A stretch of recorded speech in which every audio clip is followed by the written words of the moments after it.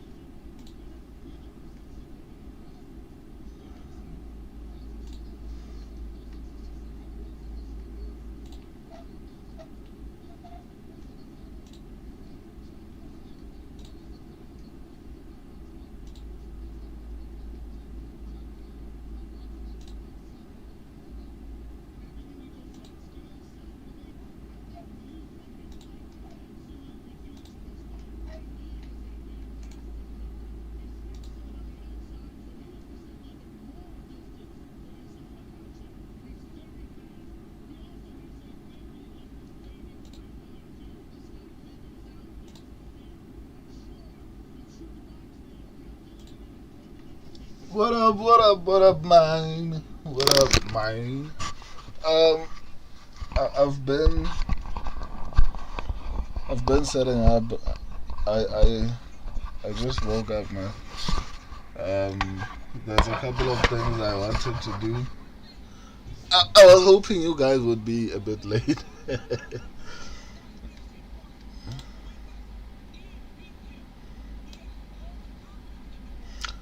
UFC refuses to be on time.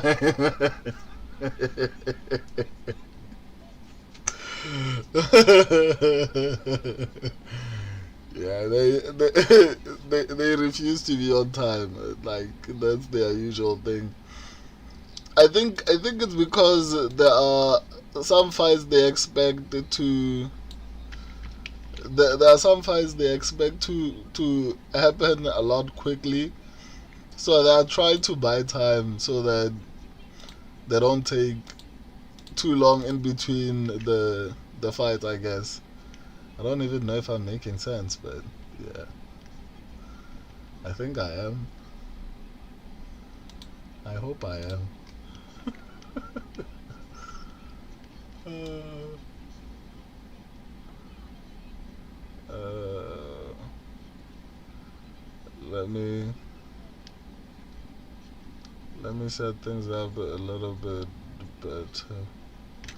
But I think they're fine for viewing experience.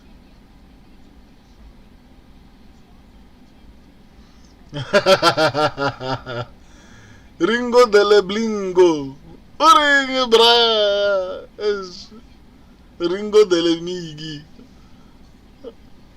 Wena o tswile lata ya mara wena o le gamera wena. E sure o busy wa gamella. O busy wa gamella mo le mo de. Wena. Shashalaza FC.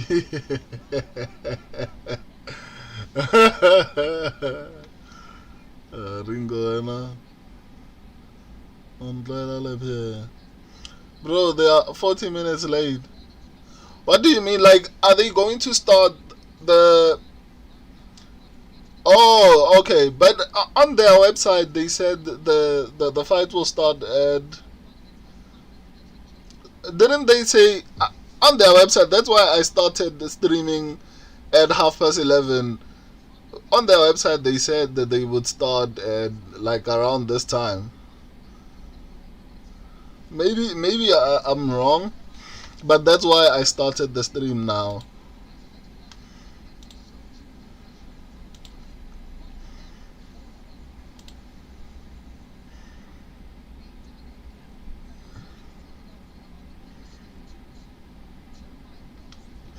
Let me share the stream on other platforms before I wanted to go do other things, but I don't think I'll be able to. I might as well just start streaming. Uh, let me post this on Twitter. The Twitter fingers. The Twitter fingers.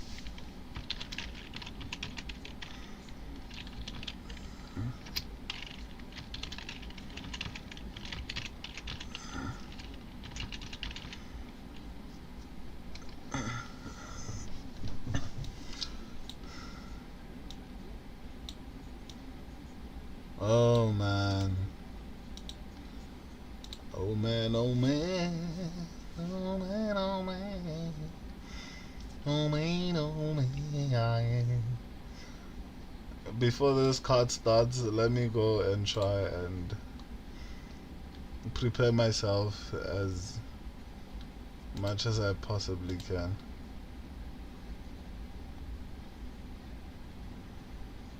Ladies and gentlemen,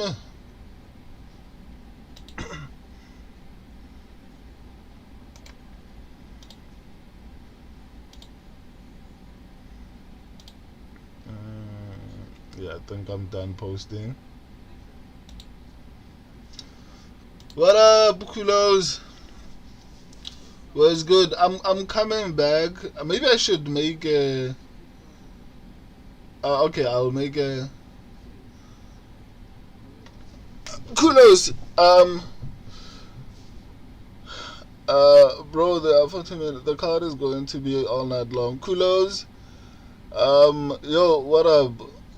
Who you got in Gore versus Luke? I went with Luke, but I don't know, man. It could go either way because I still do feel like Gore has something to offer to some extent. But Luke moved up, so maybe he is better at middleweight. Georgie, first fight started yet? No, it hasn't started. Shot McGee, no. They are late as always. I'm picking Mechanical. Oh snap! Are you sure about that?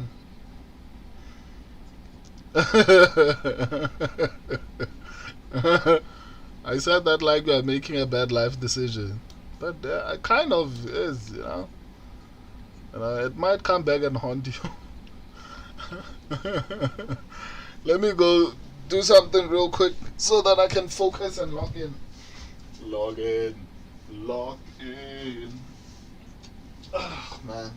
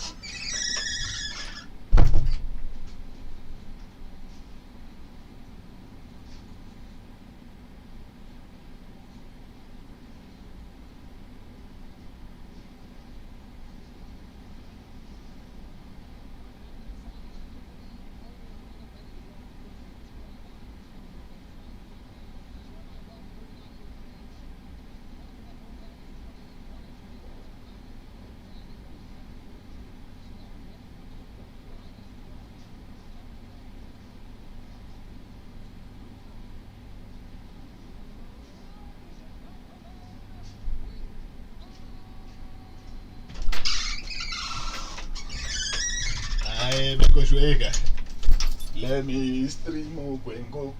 Gwengo. Gwengo. Gwengo. Gwengo. Gwengo.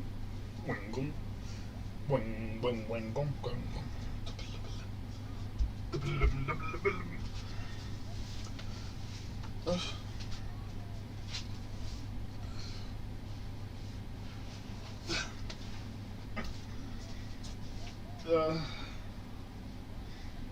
Where's my...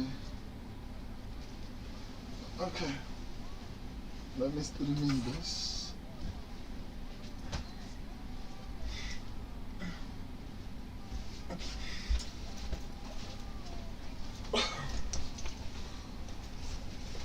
Magdeburg oral bias. Is the Magdeburg oral bias?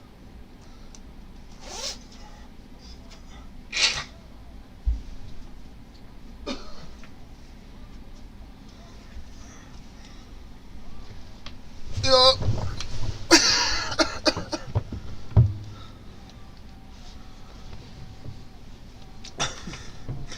The Jeremiah Wilson.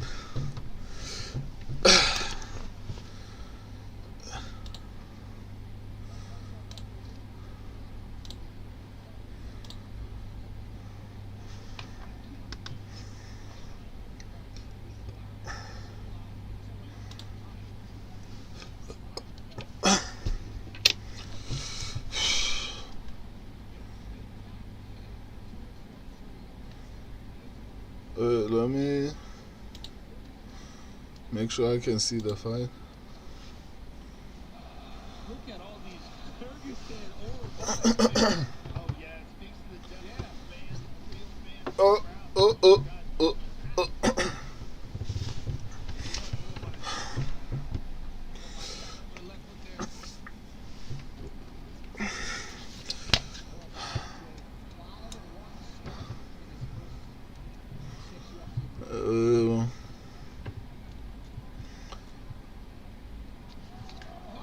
Oh! Oh! No. No.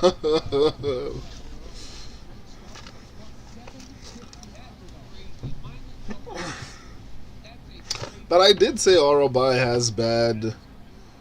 I don't know. Someone help him in the comments. I don't have it.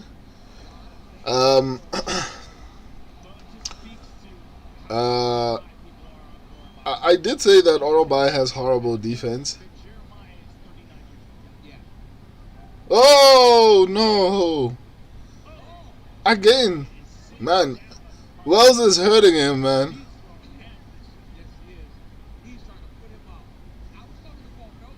Legit, I want to watch Ramiz Brahimaj versus Newman. Yeah. The fight hasn't started. Like the fight card has already just started. Bro, they make it as cheap as it gets. Maybe he's not in the United States. I get it. Paramount only exists in, or rather, you can only watch it in the United States. Obviously, I'm not sure about South Africa because they have a deal with a sports channel. So obviously they can't make it available on Paramount and then also have a sports deal. But again, a streaming deal with a sports platform in South Africa. So maybe he's not from the United States. Watch it on Paramount. If you can access Paramount, check if it's accessible on Paramount Plus. It's not that expensive if you can find it there.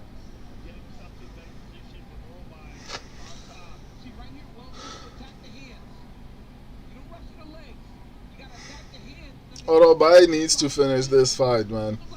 It didn't look good for him early in the fight.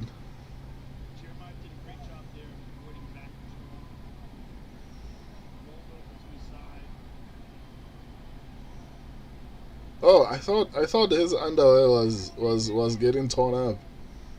I was like, shit. These boys are fighting. Yeah, I think a lot of times whenever you got a good wrestler behind you like that, all that scrambling and fucking, it's hard, right? You saw Orobai just let him work. He didn't chase him, he didn't try to roll with him, beat him to the next position. And now Wells is on the bottom, he's getting beat up, and he had a great start to this fight.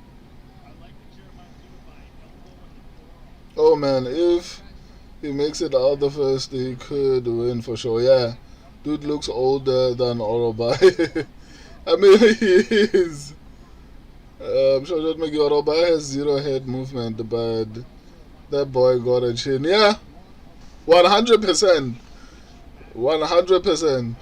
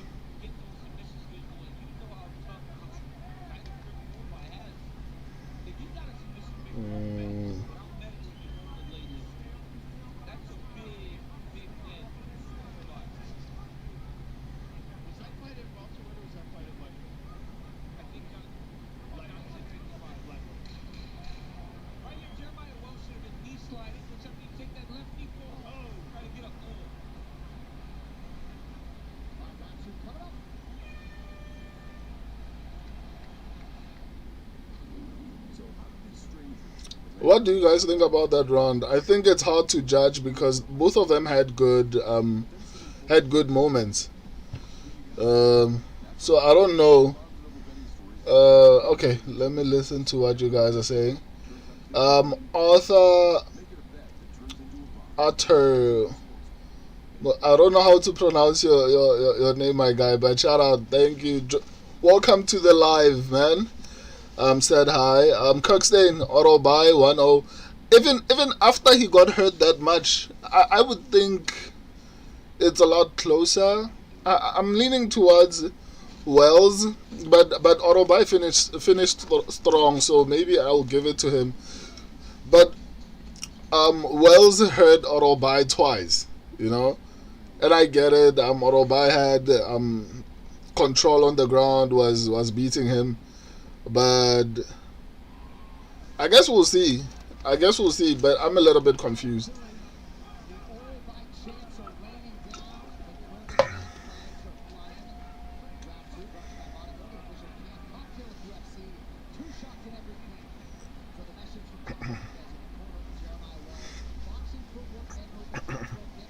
Um, Orobai but got rocked. Yeah, Kirkstein got a bit dicey early. Yeah, I agree. Shoshot McGill literally plots forward like a caveman.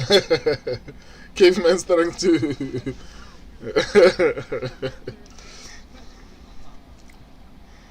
uh, Take him down, my guy, because on the feed I foresee problems. But I guess Wells is not gonna be as dangerous as the fight goes on. Dude, dude fakes a shot and then woo, then just leans back with his chin up in the pocket. Man, Wells is putting everything into that shot, man. Big fence grab. Damn.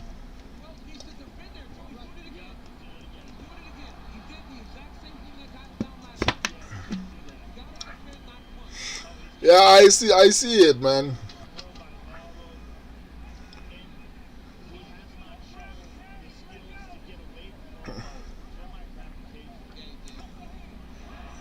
But like they said, if you ain't cheating, you ain't trying.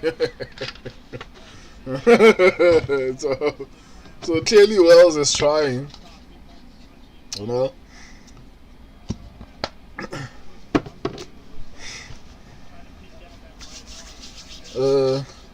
Kimura attempt here. Yeah, yeah.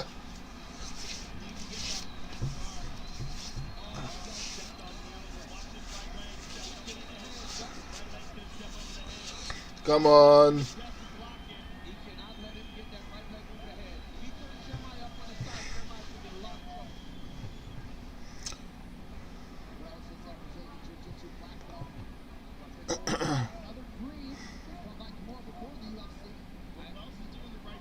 Good defense by Wells. Yeah, I anticipated that it wouldn't be as easy for Orobai to finish on the ground because Wells might be old, but he is still somewhat decent when it comes to wrestling.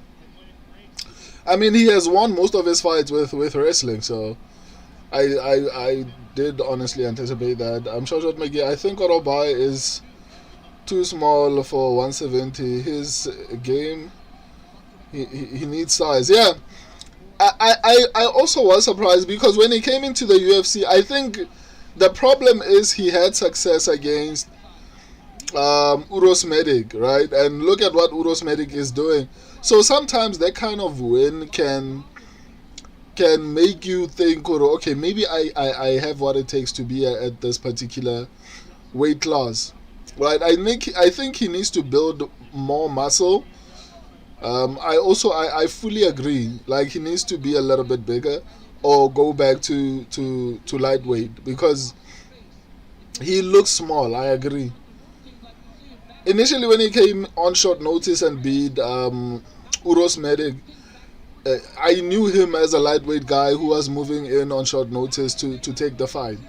So I remember he went back down. I think he lost. So he was like, well, I had success at welterweight. Let me go back there. But now welterweight is the new lightweight. Like there are killers here, and obviously the size difference is massive. But the fact that he can do this to Jeremiah Wells is honestly impressive. But I don't know if this is going to work against bigger guys.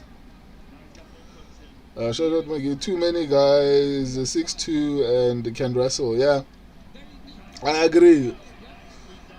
Oh snap!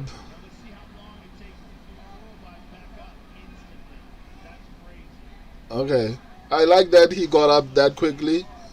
Now that's an auto buy round. The only way Wells can take it is if he, I don't know.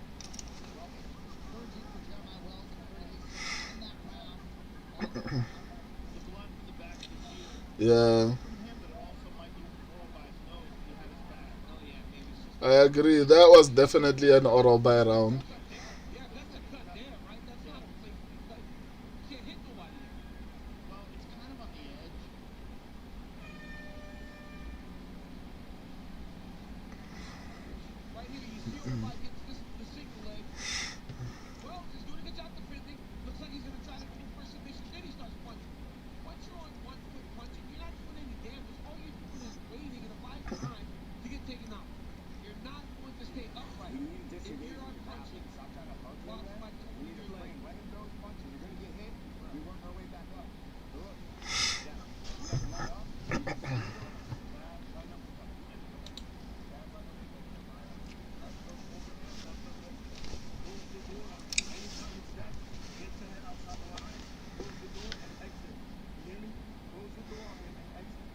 Yeah, it's possible. 1-1 is possible because Wells did hurt him twice in the first round. So obviously I'm biased because I picked Orobai to win. So obviously I would want him to also be.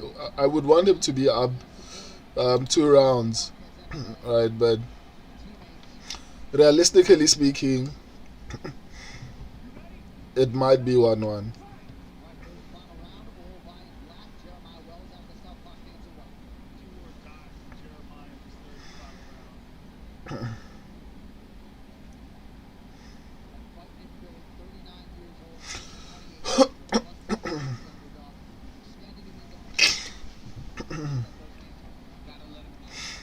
Mm.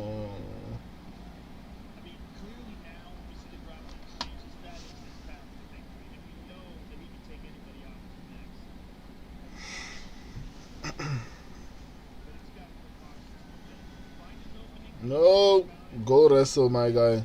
Do not even try to strike with this guy.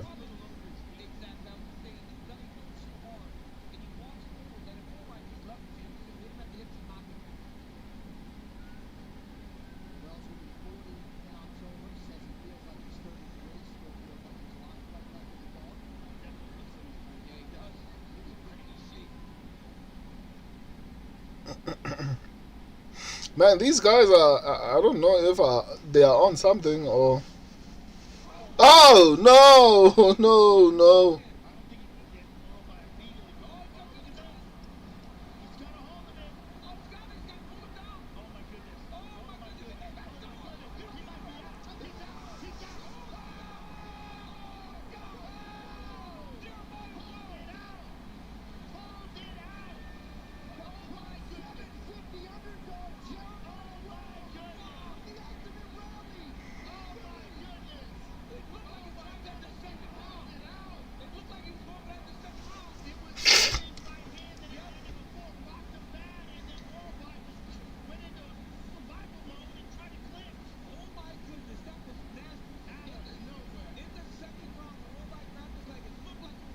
I don't even know.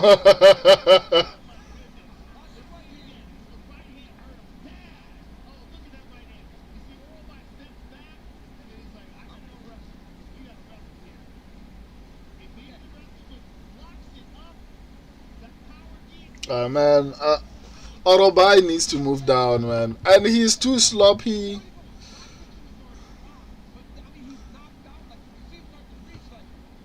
And I also did say in my breakdown that Wells has some type of wrestling that might make it difficult, but I genuinely thought Orobai might actually win this one, man.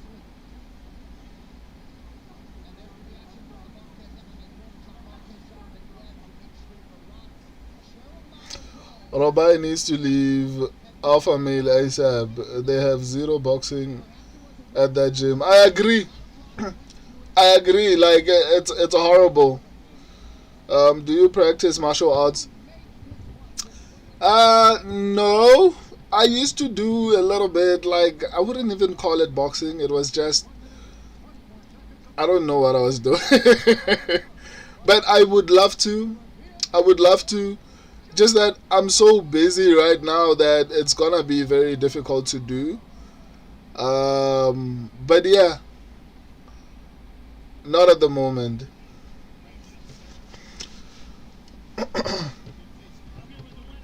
I agree. Alpha male has absolutely no boxing. They can teach you how to wrestle, and I think alpha male is good for strikers who need to do well against wrestlers. If you're a striker, you can go to alpha male, but if you're a wrestler, I don't feel like they will do anything for you there. I fully agree with that.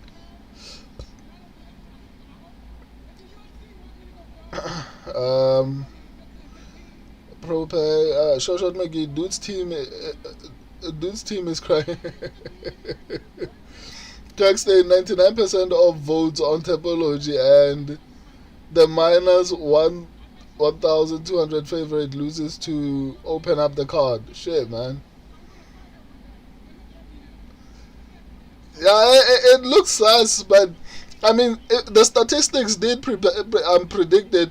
Like my old strategy, it has been really good in the past at predicting upsets. So, I mean, it did call it.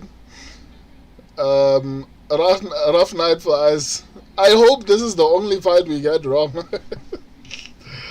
Ooh, otherwise, it's gonna be bad. Prog, then Blue. Feels good looking or by getting KO. Nah, why, dude? Like, you picked the Jeremiah Wells. Um, wrestling is the most important martial art for self defense. No, that's true. That's true.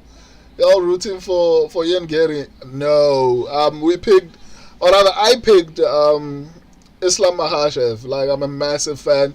I'm an advocate for him to actually get to 20-0. I mean, obviously, 25 win streak. He has one loss, but still, that would, without a shadow of the doubt, make him the greatest of all time. Kulos, thank God I was away from this fight. Shot McGee, USA, and got booed. America is cooked. The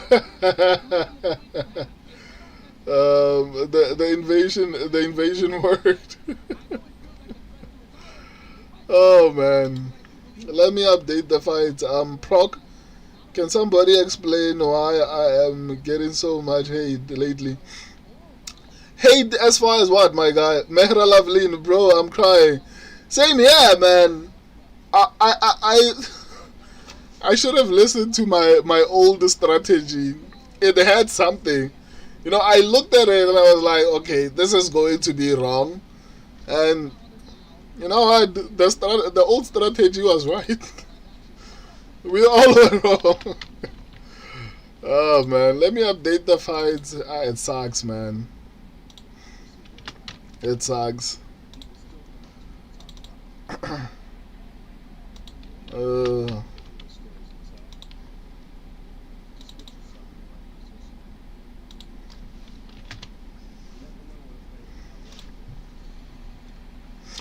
um,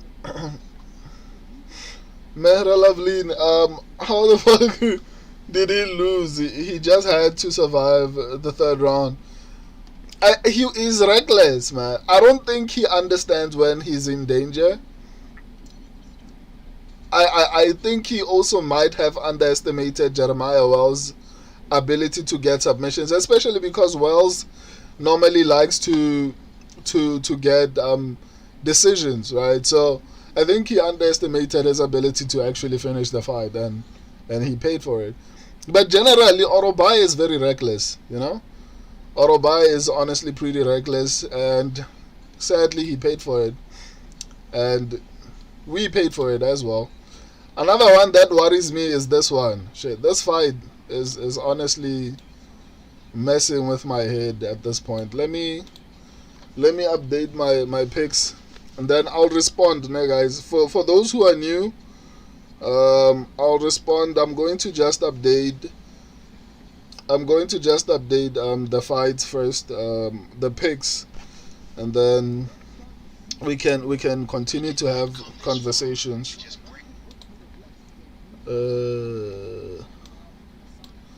Let me see. Okay, yeah, no, I think no. Let me push it up a little bit, just a little. Yeah, I think this is perfect. What are the picks? What are the picks? I hope this is the only fight we get wrong, because otherwise it's gonna be a rough night. It's gonna be a very rough night. Um, Sheesh. So another wild card. Who picked Neil Magny? I initially picked Neil Magny, and then I changed my pick. I hope I'm not wrong on this one, man. I'm going to be so mad at myself if I am.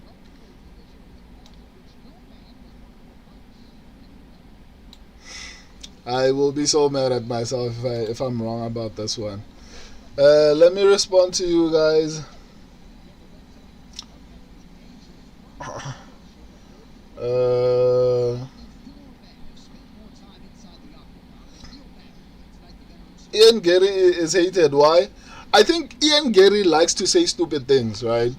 Um, I think a lot of people, and this will make the MMA community look misogynistic, but that's not the case. Like, I think Ian Gary is under the control of someone else. I don't think Ian Gary has original thoughts, right? So, and I think it comes out um, in how he behaves and how he speaks, right? For example, when he was being, I don't know, I wouldn't say attacked, but let's call it that. Let's say he was being attacked at the height of people finding out, um, what do you call it? Finding out that his wife wrote a book on how to be a wag. I don't know if that's the correct term, but she basically wrote the book on how to get a young guy who's an athlete and basically get them to marry you, right? I don't know if that's actually the book, but she wrote a book some to in that particular realm or something like that. And not just that, there are a couple of other things, that, like, for example, saying, okay, let me not go to that one, because for me to explain it, it's going to take a long time, and there's another fight coming. But essentially, I think the problem with Ian Gate is that it feels like he's being puppeted. You know, he doesn't say his words are not his own. It doesn't feel like he has a backbone. He's a great fighter, but that's just it. Right? Everything else seems like it doesn't work, or rather, they tell him how to use it. But he will grow up at some point, right? I think he will realize everything that people have been saying was correct when he's like 40 years old. Dragon, Ramos wins by KO. Ramos or Ramiz, Proc then, they say 30% of the crowd on an average knows how to fight. That's scary. I mean, that's actually important. I think if you're an MMA fan, at some point, it's either you desire to train martial arts, or you have trained martial arts, or you are currently training martial arts. I think that's a fair analysis, on average, at the very least. Um, Dragon, Ramiz. Okay, I hope he does, man. I'm honestly scared about my pick. I'm Kulos Magni. Uh, I picked Magni initially, and then I changed my pick. Hopefully, I don't regret it.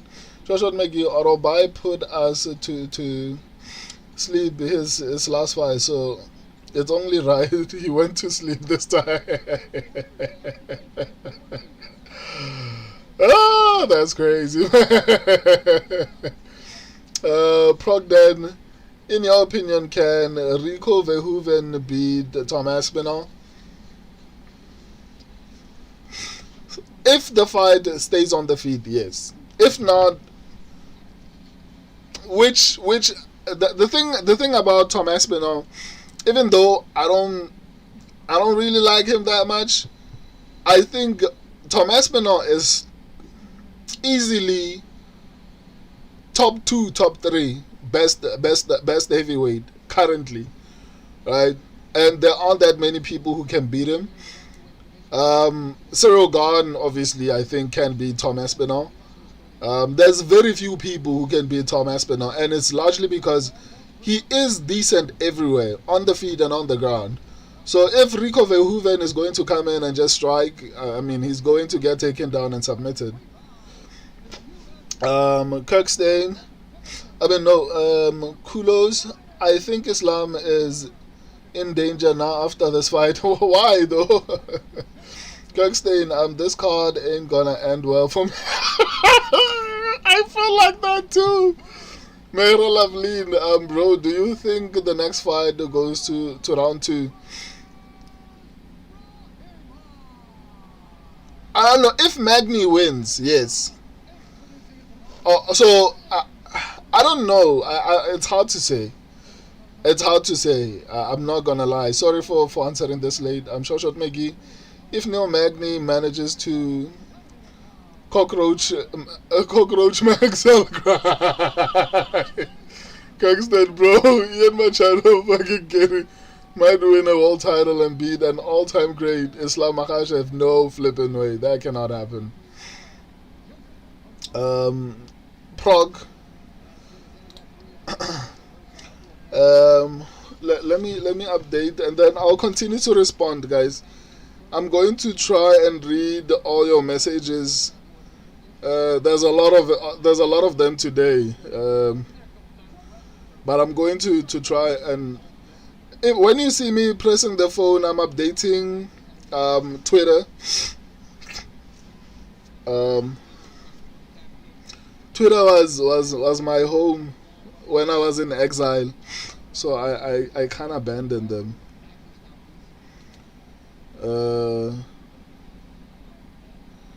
Let me do this. Let me update some few things, and then I will continue.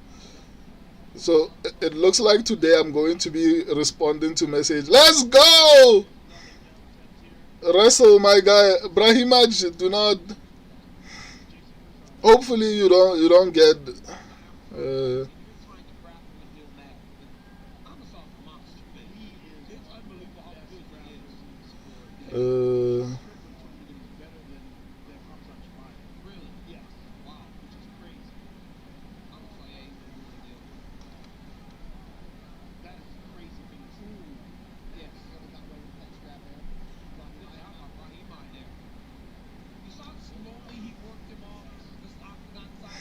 Let's go, Brahimaj. Bring it home for us, man.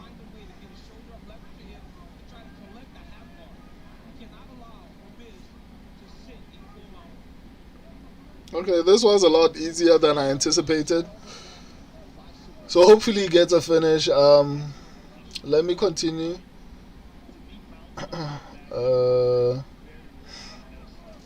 Why why people been calling Makhachev to be the best fighter in UFC history?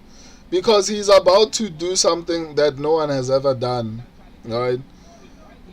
Right now he has matched Anderson Silva in I don't know how many years. He's about to surpass him. That has never been done before. He will hold the longest win streak in UFC history. And he is about to separate himself from a lot of people if he can get to 20, because not only will he have an insane amount of title defenses, that his win streak will nearly never ever be broken, because 20 fights straight inside the UFC is honestly insane. And look at the people who managed to get to close to that. It's Kamaru Usman, Alexander Volkanovski, I don't know, I think Bilal Muhammad, who else? There aren't that many people. Obviously John Jones technically is undefeated to some extent, but he the streak was broken when he had that disqualification. Um, Short McGee, the media run Ian will go on to make a grown man cry if he wins the title. We are going to regret ever trashing him. Short McGee, we did it, Layla. We did it, Layla. Machado Garry, the first corporation Ian Garry ever opened. She happens to own 50% of it. The UFC does not write a check to. They write a check to his corporation. This lady's making. This lady's making path is fight money. Yeah, that's what people have a problem with. Proc then. Max can beat Ilya in striking if he doesn't make some stupid mistakes. It's possible, but maybe at lightweight, right? And that's something I did say. Ilya is very reckless when he strikes, but he compensates for it with the power.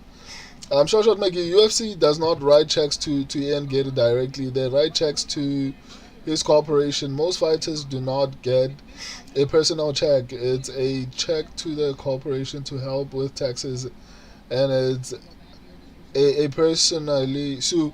But still, the fact that the lady owns 50% of it is still honestly messed up.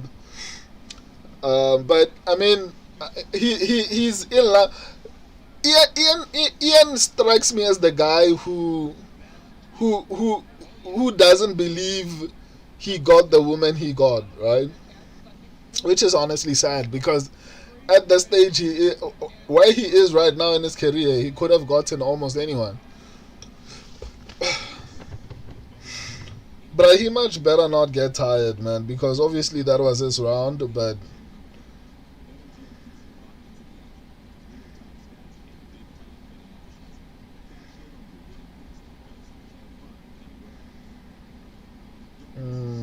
let me post.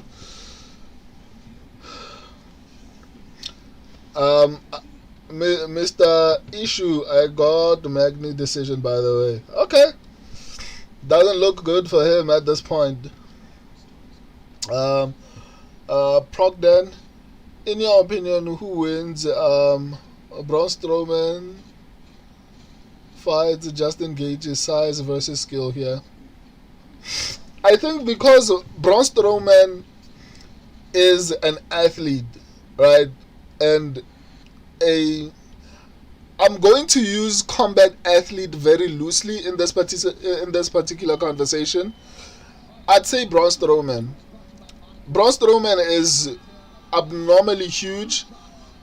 He's a pro wrestler, so there is some level of understanding of body weight, like how to move his weight and all these type of things. So I think Justin Gage is going to lose that one.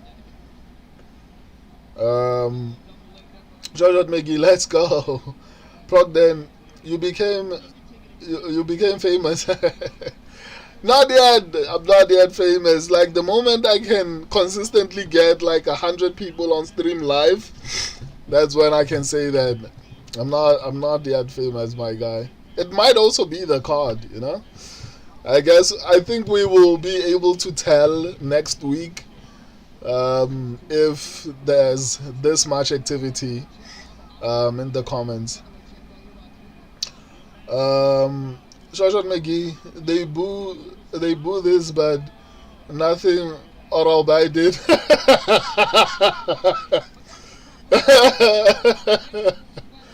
I mean, clearly a lot of people wanted Orobai to win. That's why. Then, are you Brazilian? No, I'm South African, my guy. Shoshan McGee blasphemy.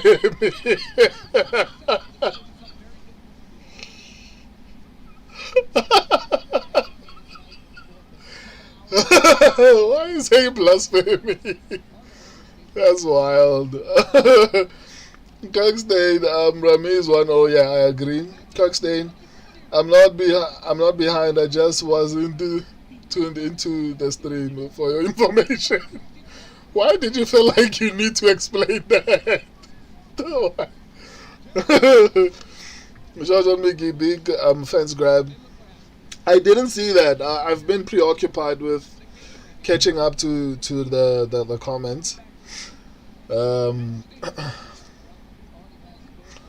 So yeah, I think a lot of the people came from other social media platforms, specifically Twitter and Facebook, I think. Progden, what's your native language, brother? Could you say a sentence? I'm just curious. Don't get me wrong. No, there's nothing wrong about asking, my guy. There's nothing wrong. Plus, you are kind of new. I haven't seen you on the live stream, so you are getting to know me. There's nothing wrong with that, my guy. No! Neil Magny is good at reversing. No. I will answer you, Progden. I will answer you. No. Why does Neil Magny keep doing this, man?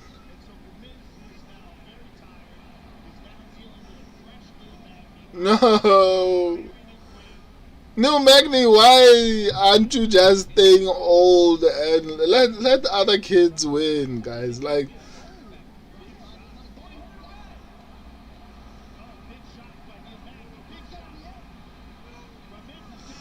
move, dude.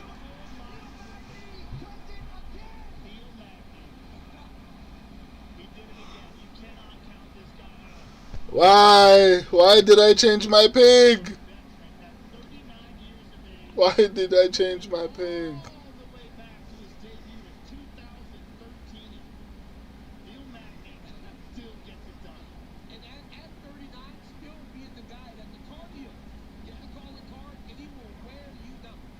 Why did I change my pig, man?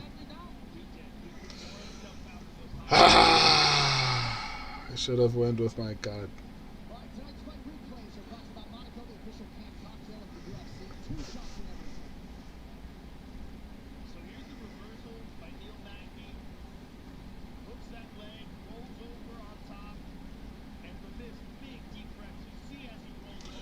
Oh man, this is gonna be a bad night.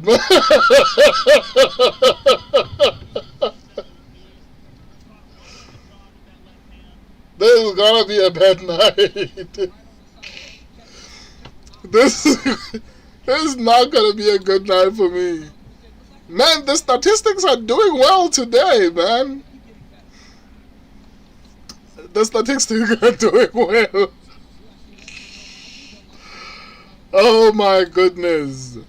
I've been on a roll for a long time and sheesh. Progden, I'm going to respond to you. Obviously, I just found out that my picks are kind of trash today and it's not a good feeling.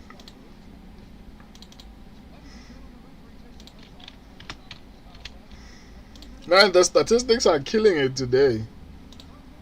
The statistics is my old prediction, so I'm going to give myself a little bit of credit for that.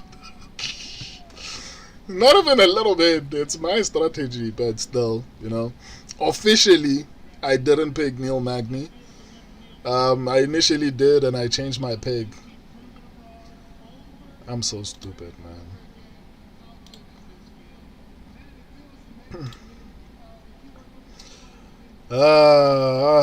I need a win. Come on, Fernando. Come on.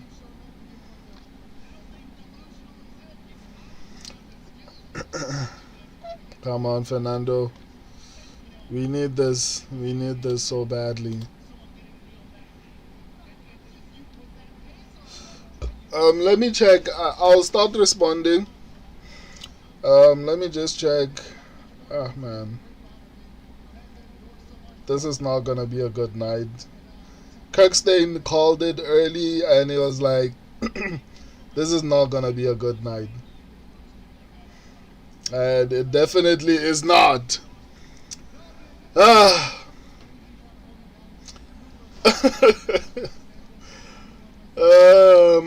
You know what? I'm glad I put up my old prediction strategy up. It's been doing decently well so far, but I kind of feel trashy for changing my pick late.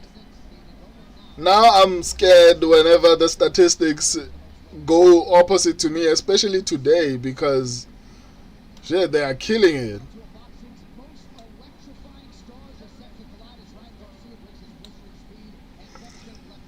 So I think we have a reason to be worried now because the statistics are saying Tobias might win, and we are all saying, well, he's not.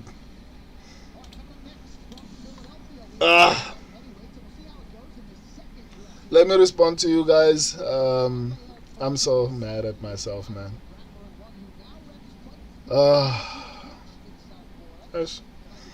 Okay, Progden.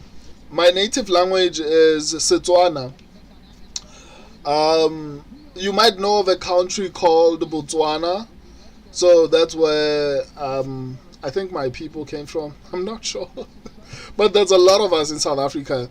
And our Setswana forms part of the 12 official languages in South Africa.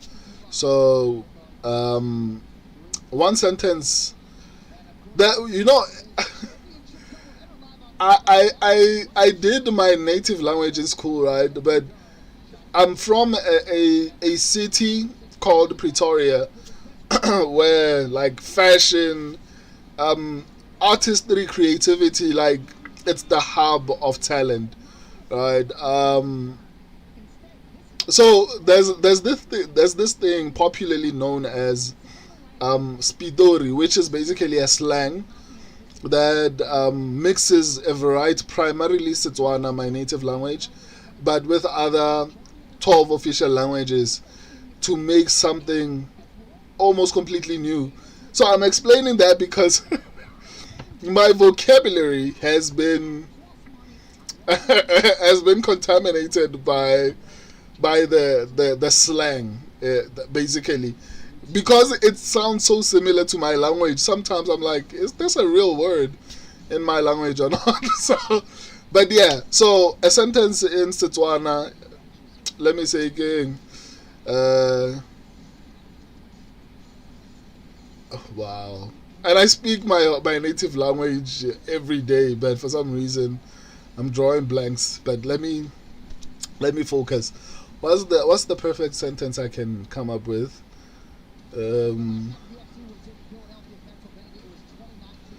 If I say it the right way, it's ke a leboga gore le tlile mo ho ntebella, in a sense. Yeah. I said it like it's not my own language. And if I say slang, if I use slang, I'd say danki ho tlo lebella stream sa. I think maybe that sounds weird. But yeah, I think maybe I tried, which is not helpful. But yeah, I'll figure something out as time progresses. My bad. But yeah, it's Setswana. It's one of the most popular languages. in South Africa after isiZulu. Obviously, English is international. Then Afrikaans was forced down people, and it's still being forced down people's throats because some companies will require you to know Afrikaans in order to get to work for their particular company. So it's institutionalized. It's not necessarily a language that people use. It's basically still being forced on people. So I'd say the most widely spoken languages in South Africa would be number one isiZulu, and then isiXhosa. I think my language is maybe number three most popular, outside of being forced down people's throats. But if we're talking about languages that are being like forced down, maybe I'll exclude English. Afrikaans would be the second, but I mean, why it's not widely spoken. It's just a language that people force you to know in order to work in certain places. Shoshot McGee, are you Brazilian? Nah, bro. I know how to tie wrestling shoes. Proc then. Like, don't mind Shoshot McGee. Like, the Brazilian thing is like something that has been happening for a while. So it's not referring to you. Like, there's something else that that has been happening on the channel for a while. By the way, Shoshot, I started using Honey, and it's honestly working. I used to use Honey, and then I stopped for some reason. And ever since I started using Honey, it has gotten better. You know. Shoshot McGee, Magni is Magni. Shoshot McGee, this card is so bad, man. Like, it's not going good for us, man. Ian is gonna be champ. There's absolutely no way. I'd be mad, man. There's absolutely no way. Proc then, is Magni really championship material? Nah. He's a good gatekeeper. Kirkstein, see Unc gets it done. And he did get it done, my guy. Damn. Shoshot McGee, no, bro, not at all. Mehra Lovelin, no, he's not. Dude, Proc then, why is why Ian been bragging about the beating Magni? Ian, that's why I said Ian is not necessarily using his words, so don't take anything he says too seriously. Kirkstein, Magni only loses to elite or top 10 fighters, yeah. Shoshot McGee, we owe two of the ref.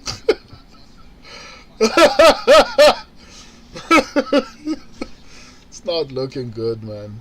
It's not. Kulos, Kirkstein, 202 underdogs. This card is gonna be hectic. I agree, it's not gonna be fun. Mehra Lovelin, I put this fight to go to round 2. I had a feeling Magni might win. Yeah, you felt correctly. I feel like, oh man, this is not gonna be a good night for me, man. Mr. Eshu, I'm gonna watch from prelims. Luque versus Gore. What happened in the Neil Magny fight? I had a nil by decision. Neil Magny actually finished the fight, my guy. But I guess we'll see you in the prelims. Looking for, I don't know if you're still live, but yeah, looking forward to seeing you then. Guys, Shoshot McGee, Kirkstein, Agiti, you are the residents here. So if someone maybe is not understanding why I haven't read their message, explain it to them, please. Kirkstein, plus 750 cashed right off the bat. Bro, that's insane, man. Proc then, y'all think Grossmeric beats Morales? No. I think before he gets to Morales, he needs to go through. But again, Sean Brady. Uh, Before we even talk about Morales, because Morales can defend takedowns and is an exceptional striker, but we don't. I don't think so. Morales is good, man. Like Morales is good. I don't think Uros Medic can beat Morales. Matthew, who won the fight? Magni, my guy.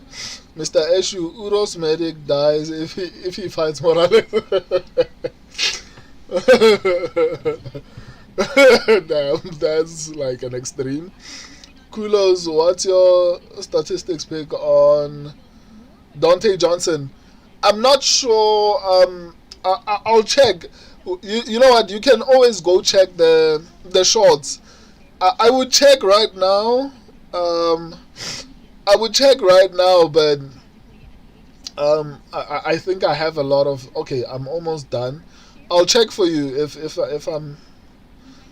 if I'm done responding to comments. It feels like today I'm going to be reading comments a lot, so I'd much rather be all caught up before they get too much. Mr.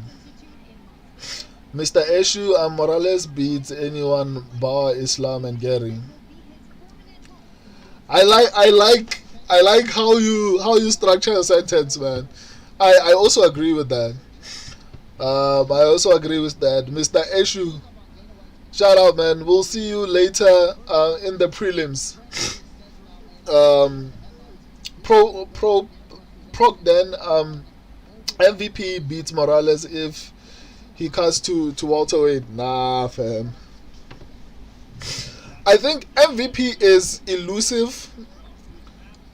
Maybe when MVP was younger, potentially. Morales is fast, man. Morales is fast. And Morales has power. MVP doesn't have power. Maybe he can finish some fights, but I also think maybe, I don't know. Ian Gary had to wrestle against the MVP, so a younger MVP might have been able to beat Prates, maybe even Morales, but nah, not now. I think this one might be a flip too. It's not gonna be good for me, that's for sure. Especially because the statistics are going the other guy. At this point, I'm honestly worried about my picks. I'm not gonna lie to you. Mehra Lavleen, same. I think he can get this done, bro. What do you mean? Who can get it done? Are you agreeing that MVP can beat Morales? Kak saying this might be the night of Machado. Dude, stop saying that. Dude, stop saying that. Mehra Lavleen, nah, bro. Islam submission. Let's go. Shawshat McGee, Layla third round, manipulation for the belt.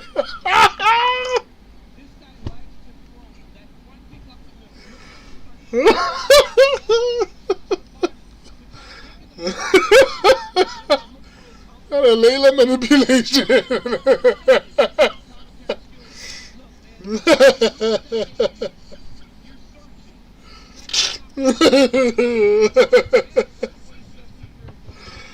Oh, that's hilarious.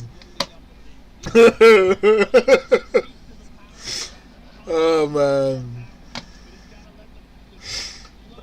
Shout out McGee. Honey is the best. Cod dairy next, brother. Or only raw milk. I hardly eat a lot of dairy except chocolate. I'm trying to cut down on sweets, so what I've done is I'm going to only be anything sweet that when I'm craving something sweet, I'm going to eat a chocolate. Right? And the only other dairy that I eat, I like to eat the cornflakes in the morning, but not always. So maybe once or twice a week. So I don't drink a lot of milk. The only dairy that I consume frequently is cheese. Right?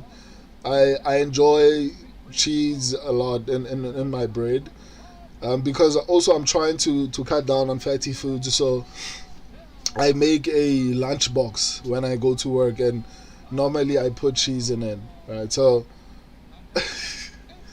eating bread without cheese is gonna be very difficult. But I don't consume a lot of dairy outside of chocolate, which is occasional, maybe once or twice a week.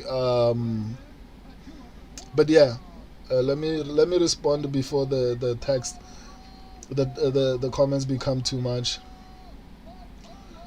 Uh, Kirkstein, Tobias by sub incoming.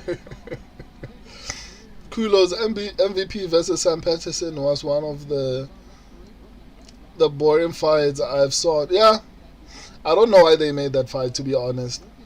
Kirkstein, favorites are cooked tonight. I hope not, man. I haven't had a bad night in a very long time. It can't start now. Um, might switch my pick to Fernandez to beat Turner.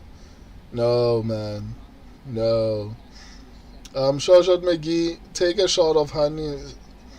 So deserve. That's what I do. Sugar will also inflate your sinuses, and everything else avoid it like the plague. Yeah, I'm honestly trying to avoid it. I've effectively replaced the sugar with honey. I'm going to continue doing that for the foreseeable future. Let's go, Fernando. Fernando, finish the fight, my guy, please. We need this one. If Fernando loses this one, man, I'm gonna cry, man. The statistics cannot be that accurate. Hell to the flipping no.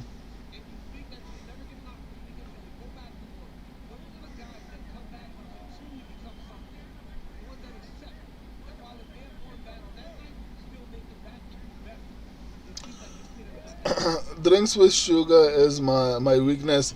I same here, man. But I try to drink zero sugar drinks, and then normally fizzy drinks. I try to make sure that it lasts a week, right? So 1 2 liter bottle. In the past, I used to abuse it, but now I've gotten to a point whereby I make sure it can last over a week. Like a 2 liter bottle, it can last over a week, right? So that's what I'm trying to do. Like, and I put a lot of ice into my cup so that it feels like it's full, but also when it melts down, the water dilutes the drink, and I get what I want, but at the same time, I don't know. It does some work for me at the very least. So I'm the same way. It's also my weakness. Shoshat McGee, Fernando has the cleanest striking at the 205. What a great addition to the UFC. Yeah, I'm just hoping there's no upset here, man. Tonight has not been good. Imagine being wrong 3 fights in a row. That would be very depressing. And I can't claim the statistics picks, even though it's my strategy, it's my old one. I abandoned it, so I can't claim anything it does. At this point, it's its own entity and being. Like, I can't really claim anything it does. So let's go. Let's go.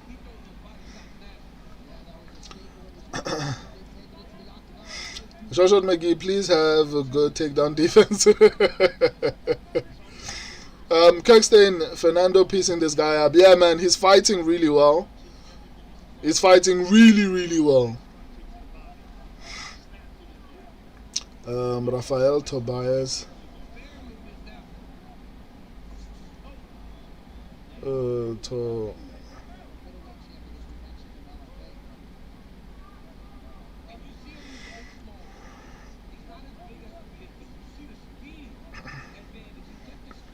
Shosha McGee, just wondering about his size with the big boys. Yeah, he looks a bit smaller. That's something I also noticed.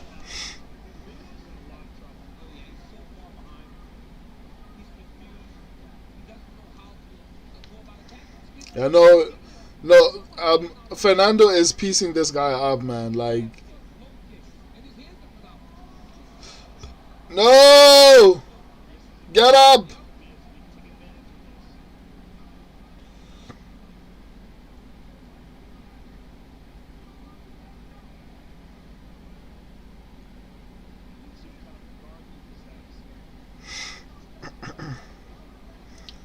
Fernando, get up.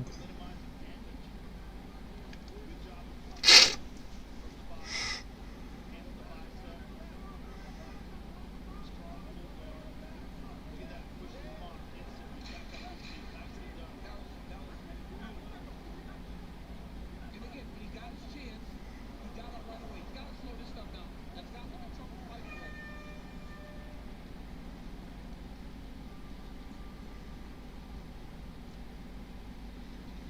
Uh,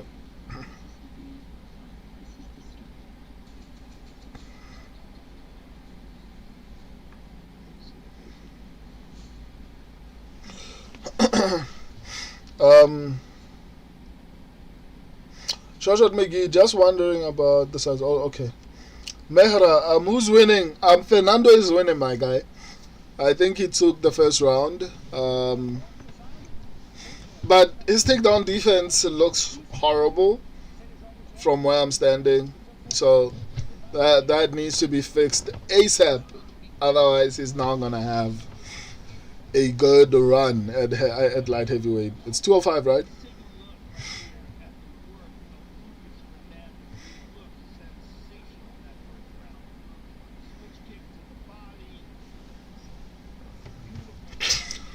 Um, Chumi, does anyone know how long till main event? Yeah, there's a couple of hours. Someone told me in about 5 hours. Potentially, potentially.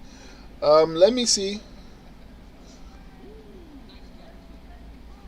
Yeah, I'd say maybe 5 hours. I think 5 hours, 4 hours, it might be correct. But yeah, so many hours have gone by. Let me not say five. Let's say 4 or 3. Between 4 and 3. Yeah, let's say 4 hours. Joshua McGee, a jab. Oh, snap!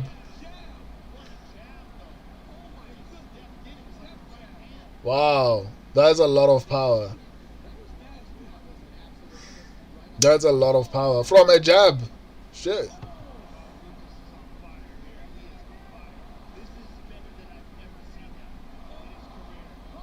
Whoa, snap! Now Fernando is good, man. Jimmy, okay, because of time zone, I want to sleep and wake up for the main. Have a good one. Set an alarm, my guy. You might miss it. Make sure you set multiple alarms. I also do that because I have to sleep a little bit. I normally set like maybe 5 or 6 or even 7 alarms prior, like every 5 minutes leading up to that point. Every 5 minutes leading up to that point, I set an alarm. So let's say if you're going to wake up at 5 o'clock, make sure you set an alarm starting at 4:30, so that your body has enough time to be like, if you didn't hear the first one, you'll hear the second one or the third one or the fourth one. Eventually, you will wake up. Just so you don't miss it. And Fernando is fighting really well, man. But he needs to work on his defense. His grappling defense looks horrible.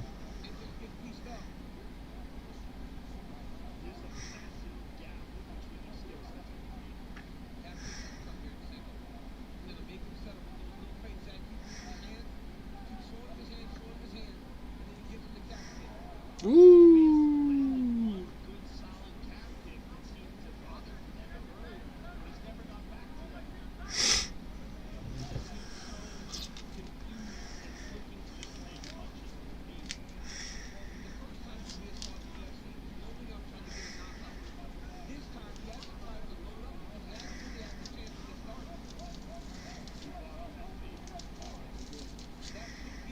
Nah, his legs are compromised. Nah. Let's give him a read on what he's doing now. And he went high.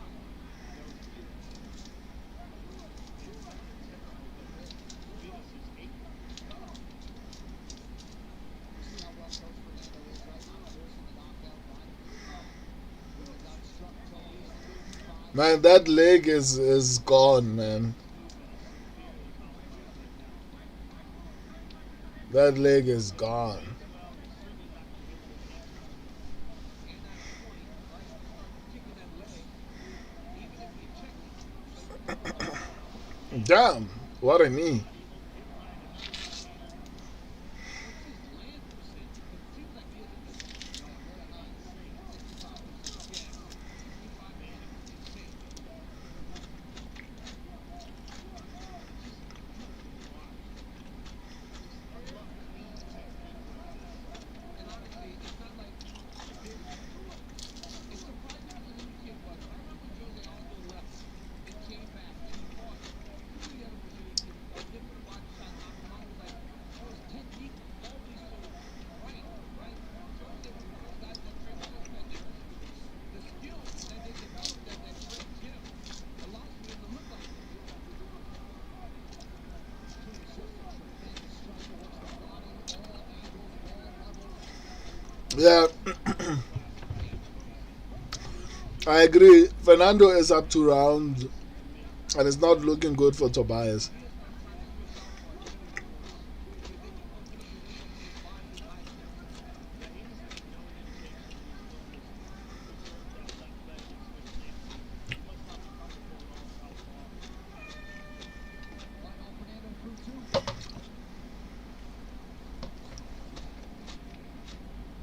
That was a big jab that put him down right there. That was so nasty. And then look at the body shot. I mean, just mix up the guard, right hand follows. But the calf kicks and the kicks. Oh, Tobias actually had his hand up there. That's why he didn't go down. He took the brunt of that kick. This kid has built a confidence.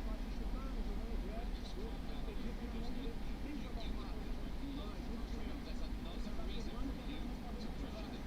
You try to respond to both. It's all or nothing. You need to pressure him. Right now, it's about both. Let's feed into the middle. You need to pressure him. You know, his hands are short in the depth of the ring. And again, maybe with more than depth, that will take your time. You need to finish it firm.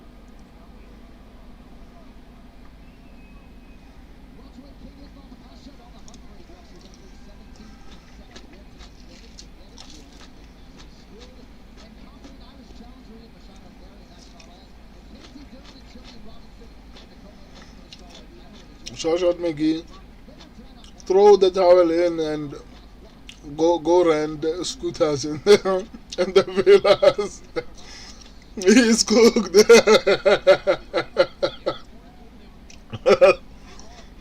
You mean Tobias?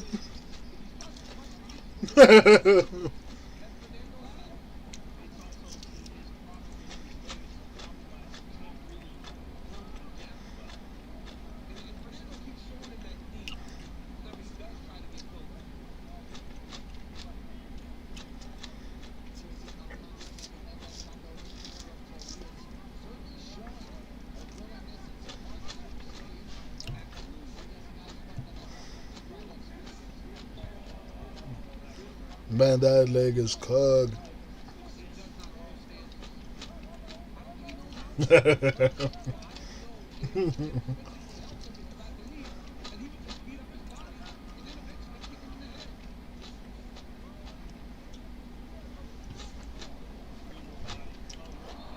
Wow. Wow. Wow.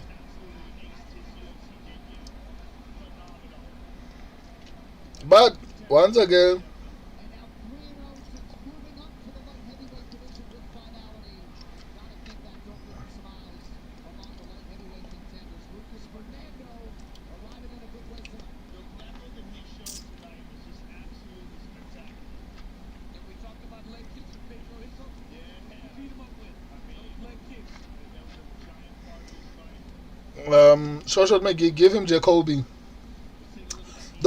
don't forget to we must see this. Yeah, don't forget to give me your next fights to make. Because once this card is done, I'm going to make that video. He showed him that knee multiple times. Eventually, when he tried to pressure like he was supposed to, he ran into that knee and it put him out. But you can see that delayed reaction. Donnie got right in the liver, delayed reaction, and he went down. But watch, go back to the knee one more time, guys. Tobias actually thinks he's okay, and then his body tells him, no, you're not, and then he goes down. But he didn't fall immediately. Unreal. What a moment for Lucas Fernando. Somewhere you can be sure his dad is proud of that second row. Joshua McGee folded that boy up like he was working up Panini's breast.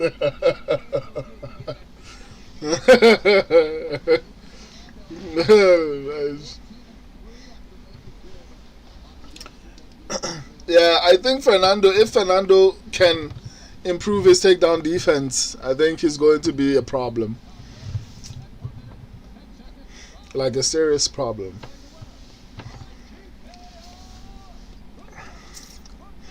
Shout out. Make sure you make that list, my guy.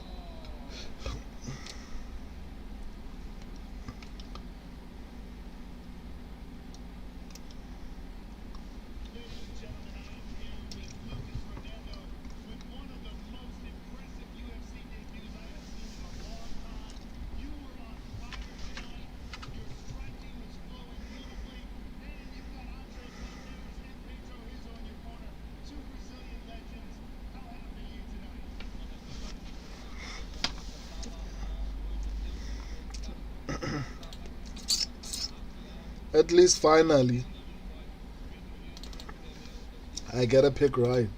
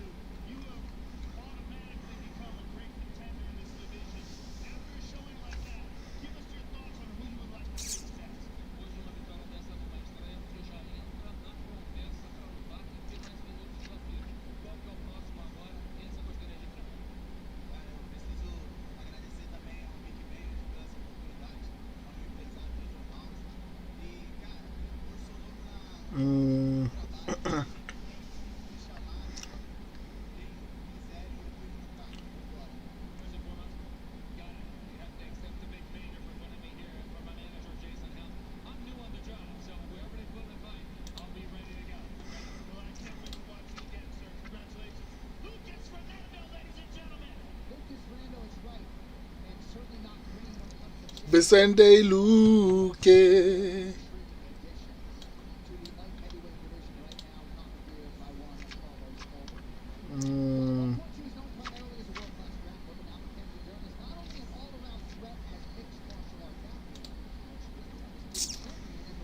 Let me see.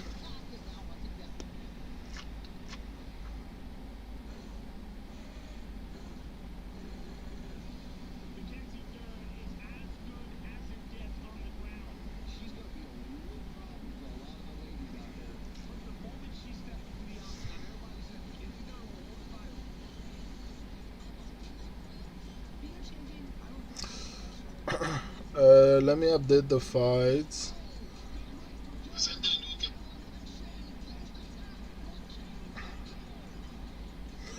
Damn, so everyone picked Luque. I mean, on one hand, that's a good thing, but on the other hand, if we're wrong, we're cooked. So no one thinks Go is going to win this fight. Shit.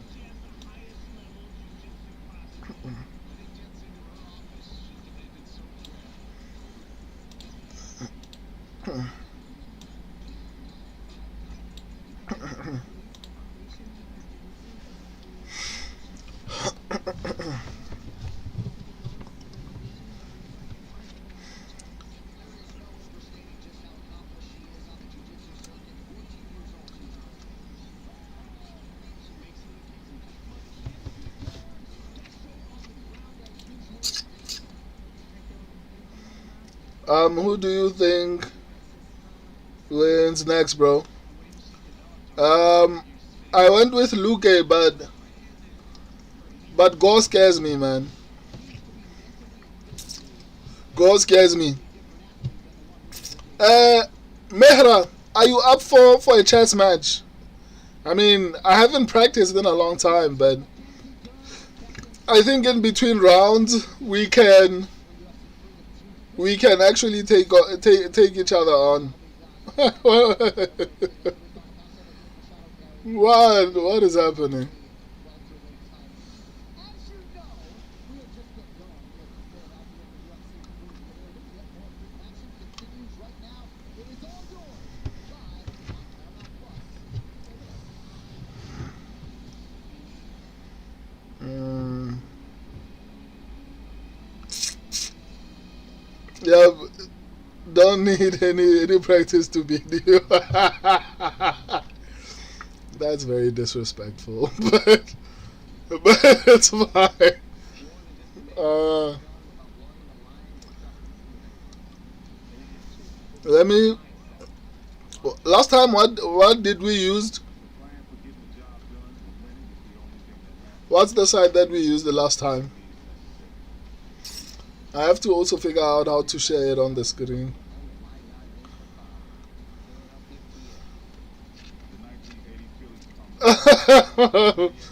There was no preparation, my guy. There was absolutely no preparation. If I win,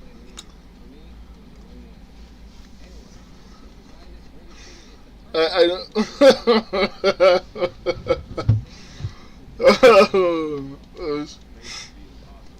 okay. Kinda last time, what platform did we use to play? Um, Whatever you say, bro.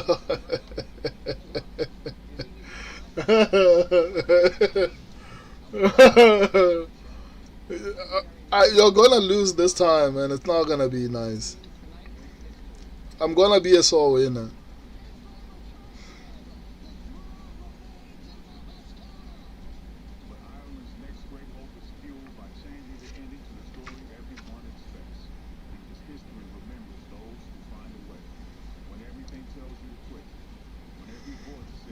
I believe you.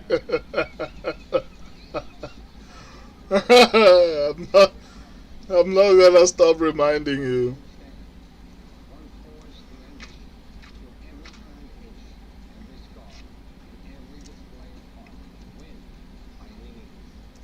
Man, the channel is picking up, man.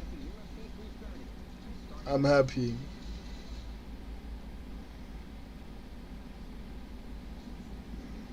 I'm really happy. Mm.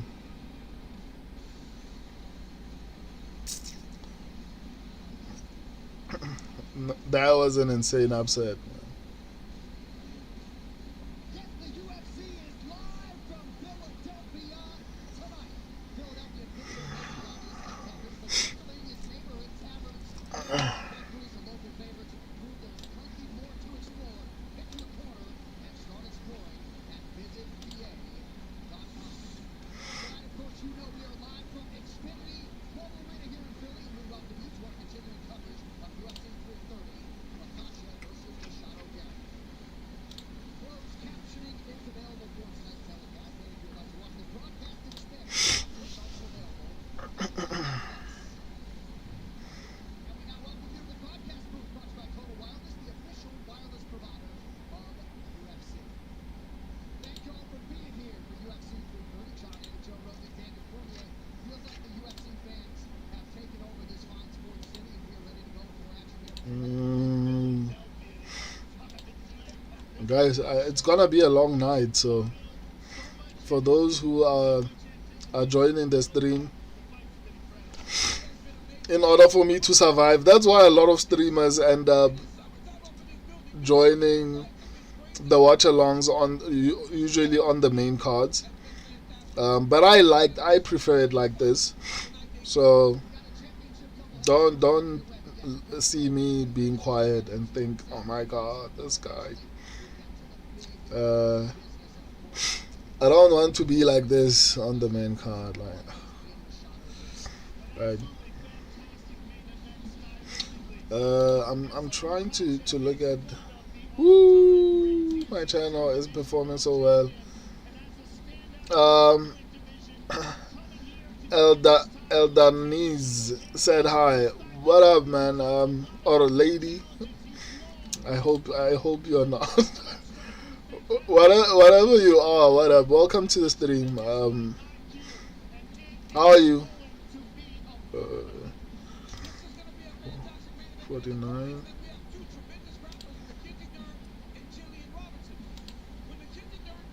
Rafael Tobias.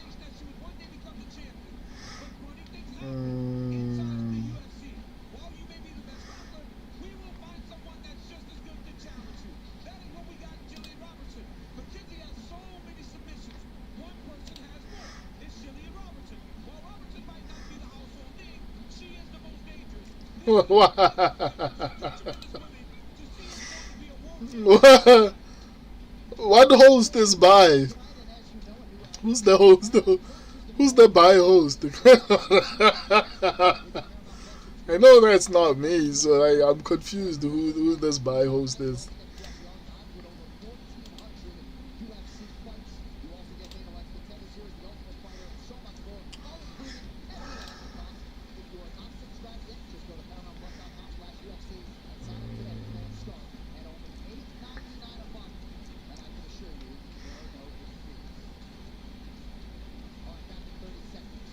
Although Bai deserves to be slapped for what he did, man.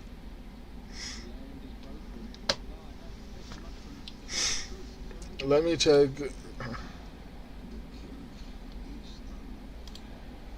I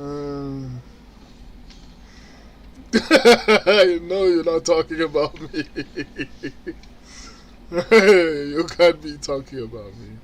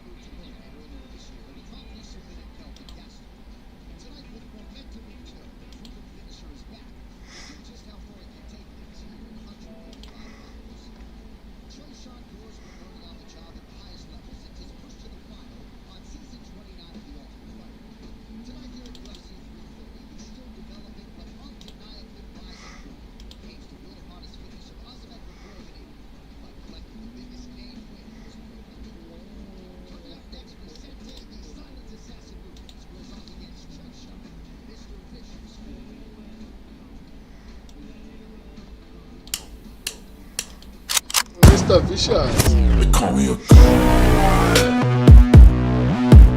They call me a god. They call me a god.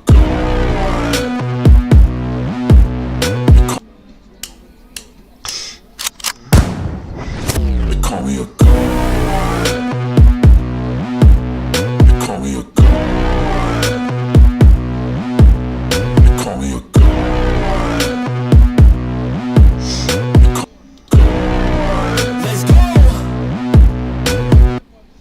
About to go off like a weapon, fuel to the top, got a filled up engine. In my thoughts, obsession, I will not stop, no, I'm never second guessing. I got a God complex, haters are lame, but I never feel pressed. Got a lot on my plate, but I never get stressed. I'll take all the pressure like I'm acing this test. It's still there, like, tear it up like I'm Jason. I see the world like it's ready for the taking. I see this place like a game I'm playing. Straight to the bank to collect my payments.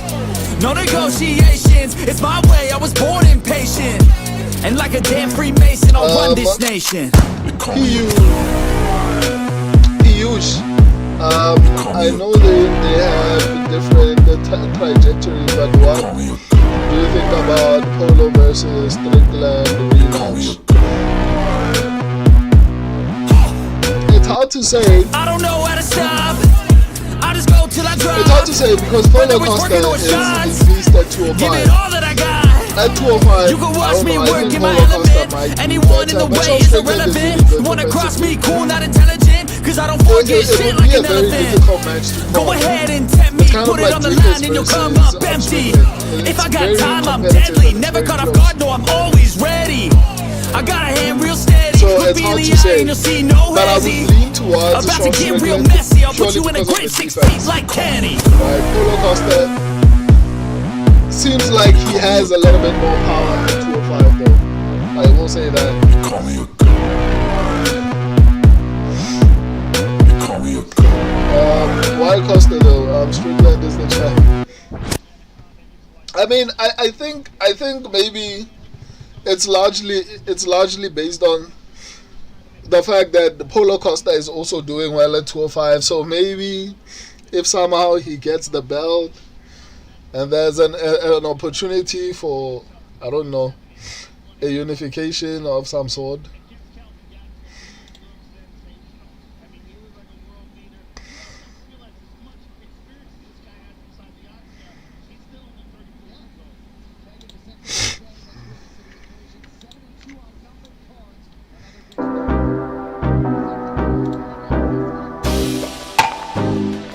You say you need your space, then pull me close. I read your silence, louder than most. One day you're warm, the next day you're cold. Got me second guessing what I already know. I give you love, but you ration yours, but you ration yours. You open up just to close the door, just to close the door. I stay up late, tryna read your mind. I can't read your mind, but your love got rules that change all the time, change all the time. Why are you always halfway in? Got me drowning when I know I could swim. If you love me, baby, say it with your chest. Yeah, tired of the maybes, I just want to yes. Don't play me like a song on spin. If you ride for me, then ride to the end. Don't wanna love us paper thin. So why you always halfway in? Halfway in. You hit me I up think they should get when the nights get slow, the same thing. Okay, but then disappear. okay. Hopefully When the that's the highs truth. get low. I ain't your maybe. Tell me what it is, 'cause I'm way too grown to be messing with a love like this. I give you love, but you ration yours, but you ration yours. You open up just to close the door. You stay closing doors. I stay up late tryna read your mind. I can't read your mind, but your love got rules that change all the time, changing all the time. Why are you always halfway in? Got me drowning when I know I could swim. If you love me, baby, say it with your chest. Yeah, tired of the maybes, I just want the yes. Don't play me like a song on spin. If you ride for me, then ride to the end. Don't wanna love this paper thin. So why you always halfway in? Halfway in. Why you always halfway in? Got me drowning when I know I could swim. If you love me, baby, say it with your chest. Yeah, tired of the maybes, I just want the yes. Don't play me like a song on spin. If you ride for me, then ride to the end. Don't wanna love this paper thin. So why you always halfway in? Halfway in.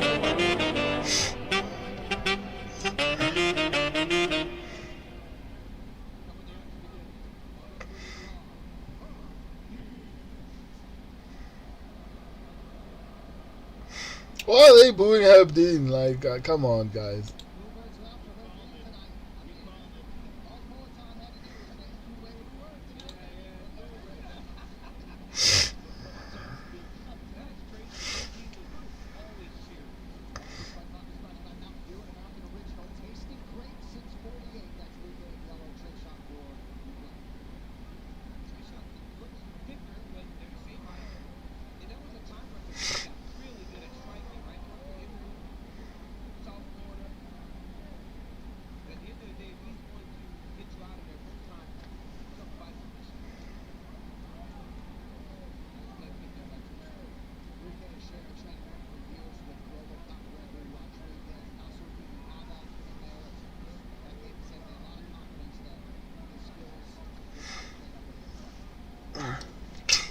Um, Mehra I hope Vicente wins. I'm with you, man.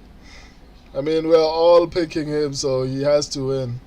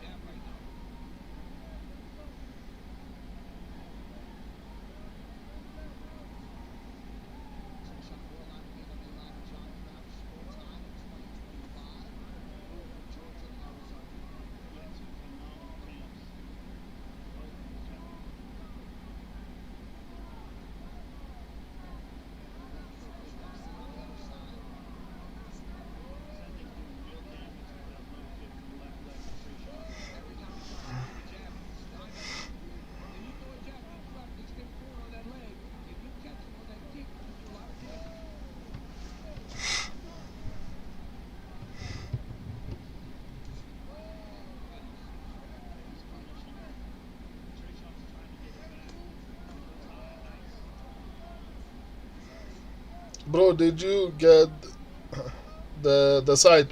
No, I forgot the old site that we used. I think that one is perfect. But I'll try to look for it once the fight ends.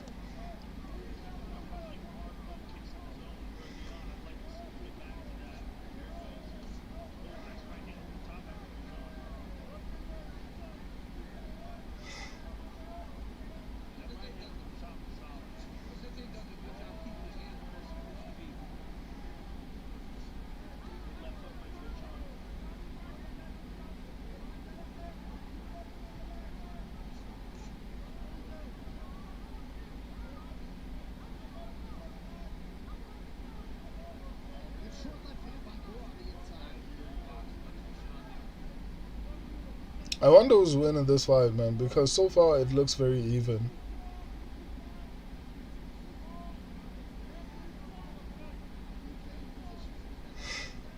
Um, Shot McGee, Vicente Barragan, looking sharp. Who's looking sharp though? Because for me, it feels like they are evenly matched. Both are landing.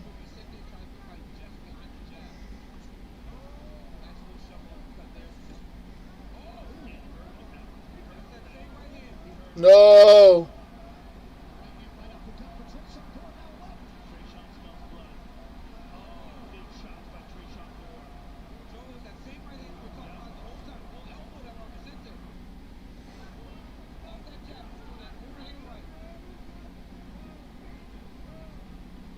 No. And Vicente is starting to slow down, man.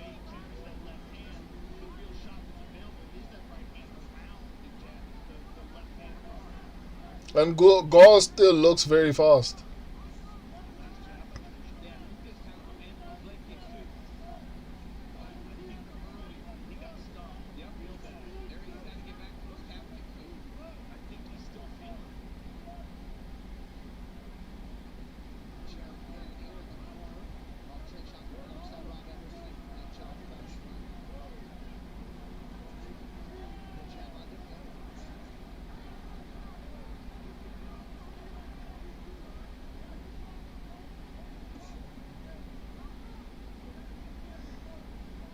No, man. I think this is Gore's round, man.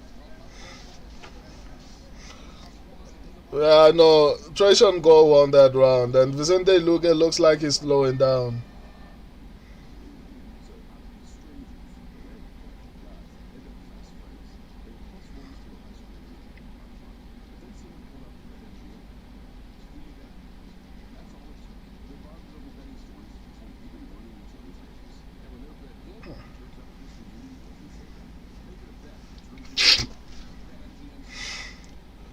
Woo! Yeah, today is not my night as far as predictions go.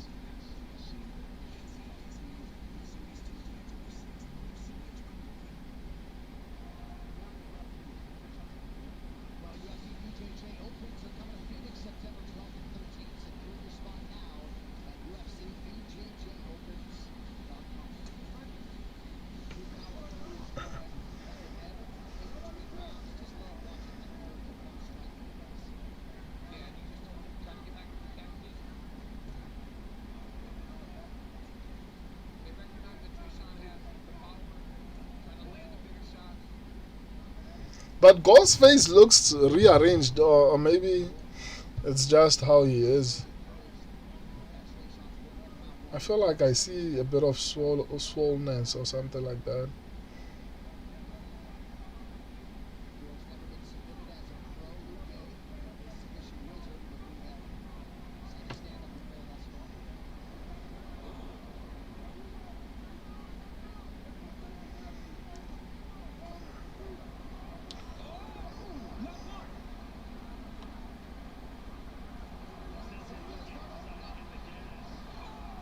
Let's go!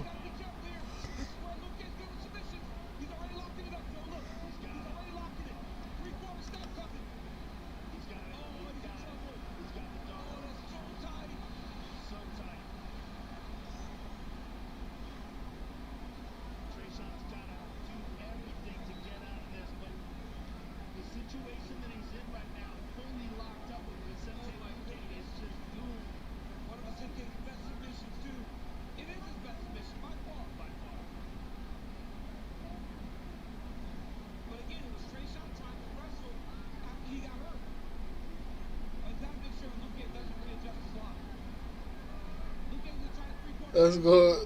The night rises. Damn it. Damn.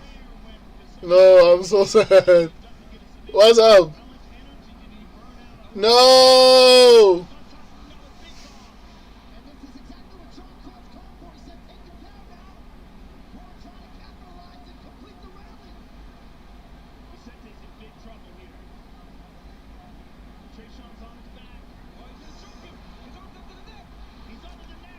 Nah, look. Man, this card is bad. Shot. Sheesh, man. Yeah, I feel like we are going to see UFC Noche numbers on this card. There are so many upsets here. Oh my goodness.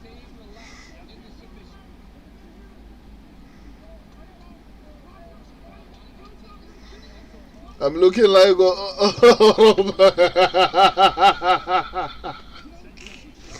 I'm looking like Oroba is gone.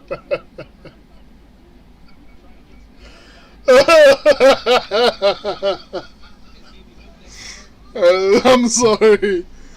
You are also crying, my guy.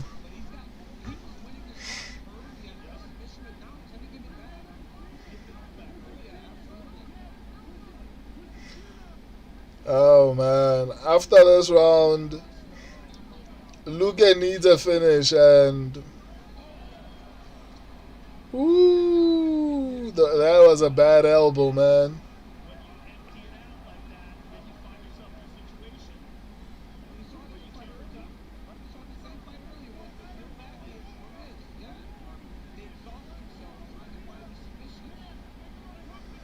The night of the underdogs.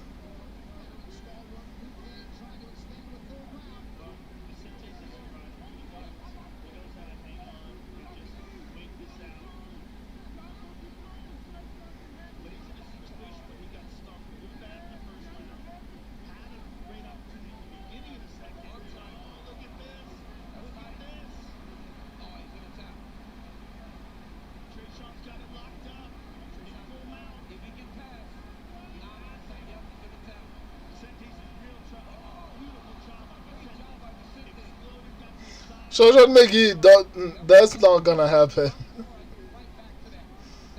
That's not. It's in stone. No, no, no, no. Absolutely not.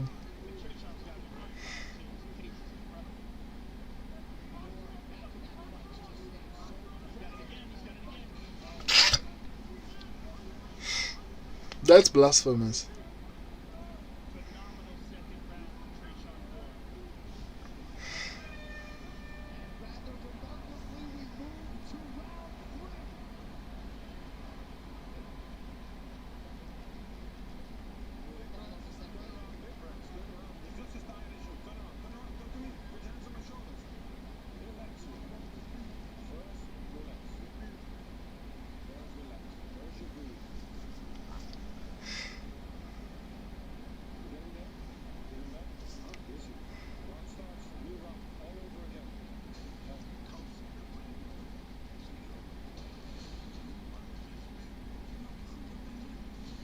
Shashat McGee, Layla is about to snatch that belt out of Khabib's hand. Layla will be wearing that belt and be like, ladies, read my book. Read my book.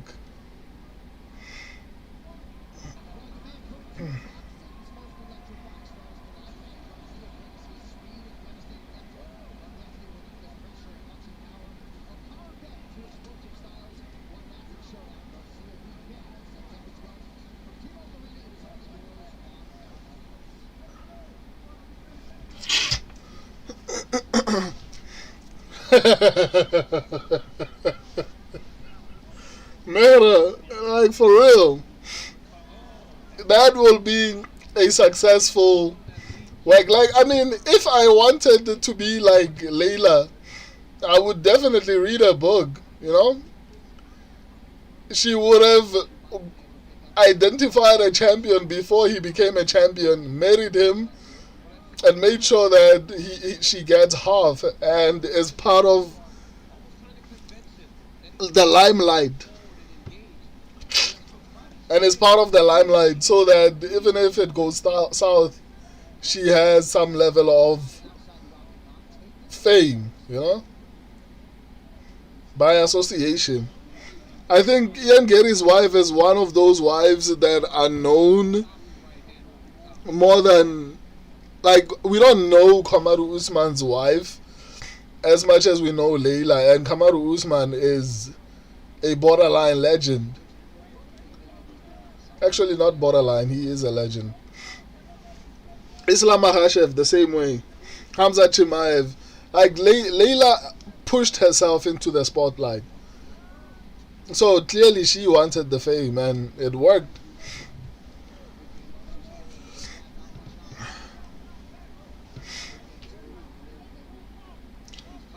That book is about to be the bestseller. Like, 100, man. If Ian Gary wins, I mean, I don't support that, but I mean, if you want to achieve what she achieved, why wouldn't you read it? I mean, she showed you practically how to do it. Like, there's no reason to doubt her at that point. You're like, I mean, love her or hate her book has produced the results, visible results. Like, she got a champion, you know, before he became a champion. So I mean, that is some skill.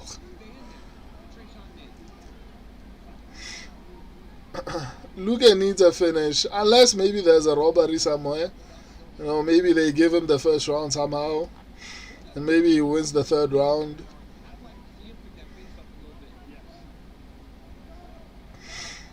I'll take a robbery at this point.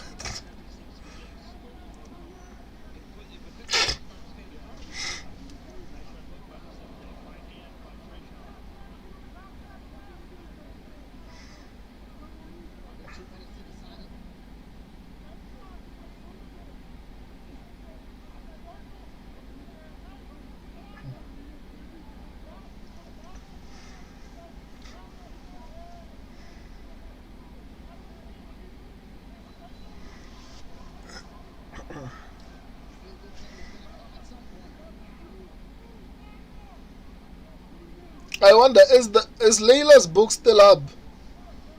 I'm curious because I'm sure it has sold a lot of copies since it was discovered.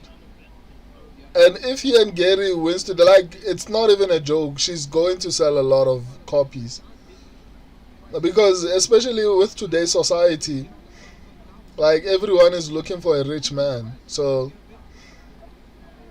I'm sure a lot of girls are going to read that. Like, shit, she did it. Let's read how you are supposed to do it.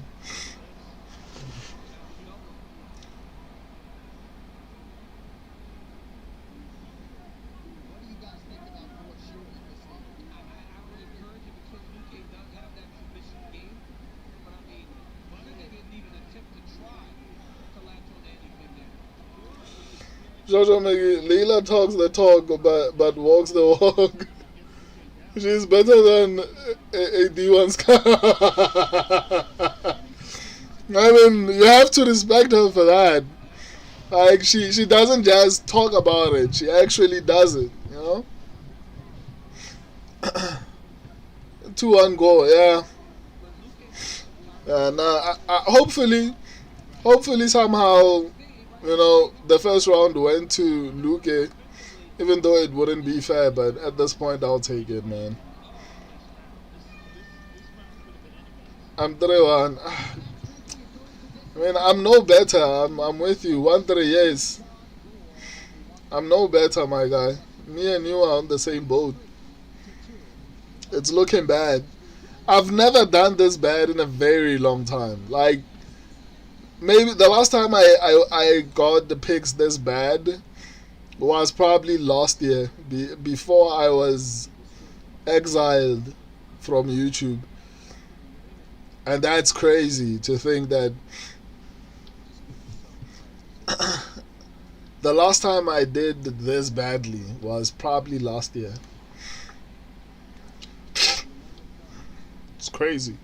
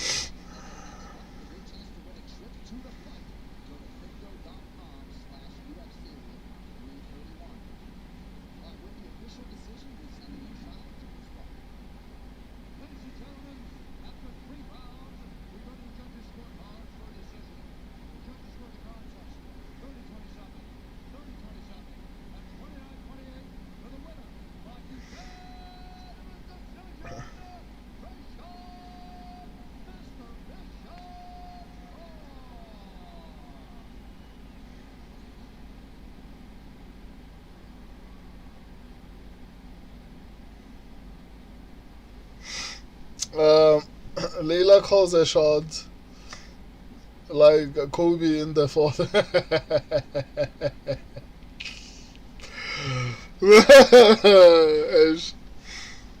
Today is gonna be a sad night. Why are they hugging each other so long, man? Like, it's getting weird now. Relax, guys.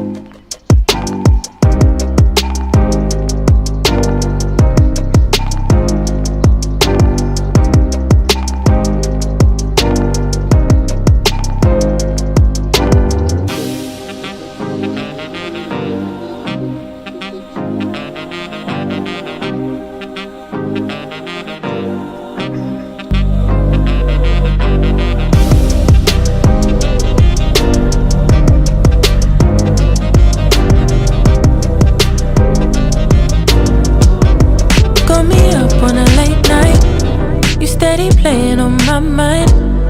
Oh, I can't get you out my head.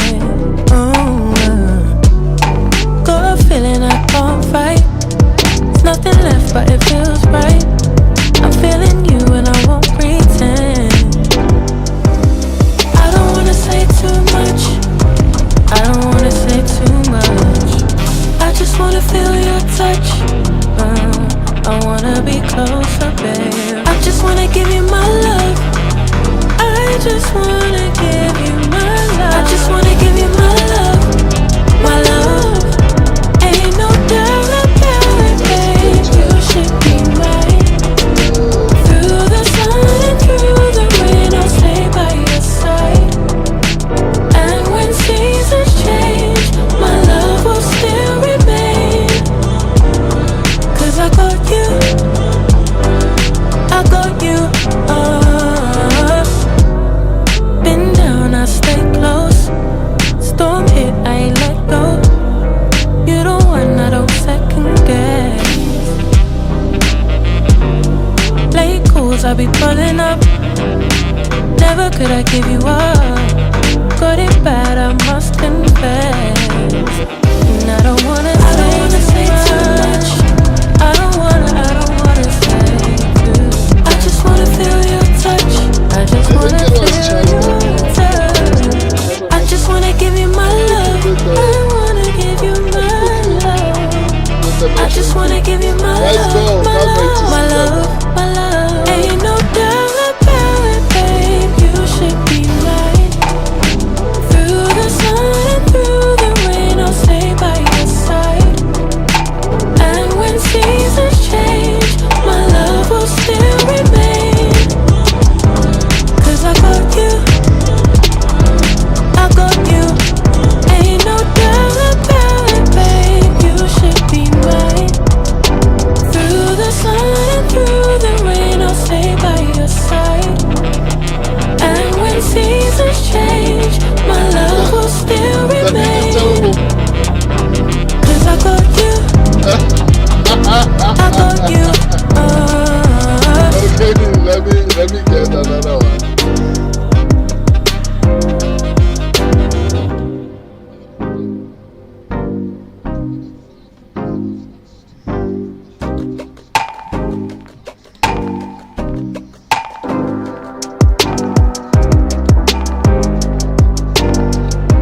You say you need your space, then pull me close.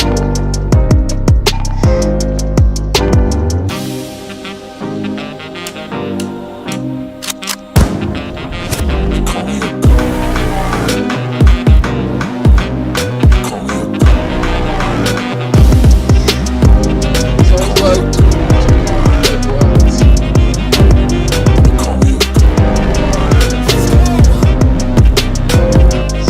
I'm about to go off like a weapon. Fuel to the top, got a filled up engine. I'll try to make In my a thoughts better obsession, playlist. I will not stop, no I'm never second guessing. I got a God complex, haters love to hate but I never feel pressed. Got a lot on my plate but I never get stressed. I'll take all the pressure like I'm acing this test. Tear it up like I'm Jason. I see the world like it's ready for the taking. I see this place like a game I'm playing. Straight to the bank to collect my payments. No negotiations, it's my way, I was born impatient. And like a damn Freemason, I'll run this nation.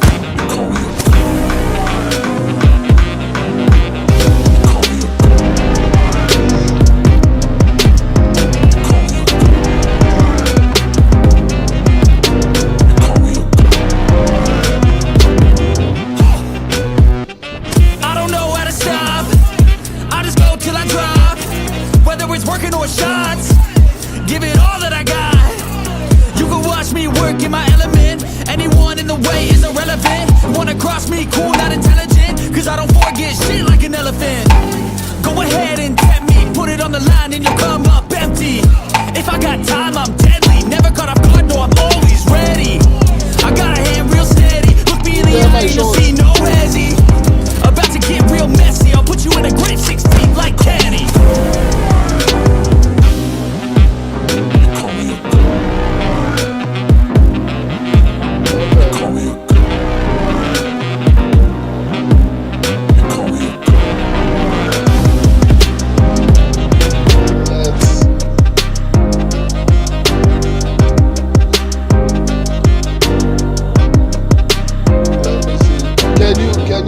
can you hear me though? Like when I speak?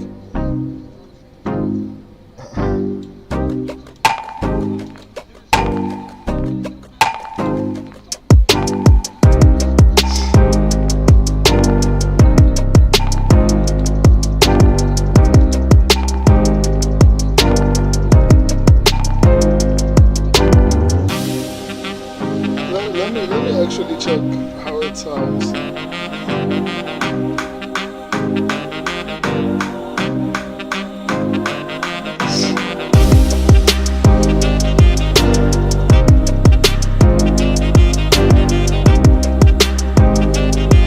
Okay. Let me just turn everything off. I'll try this I'll try this maybe some other time. For now let me just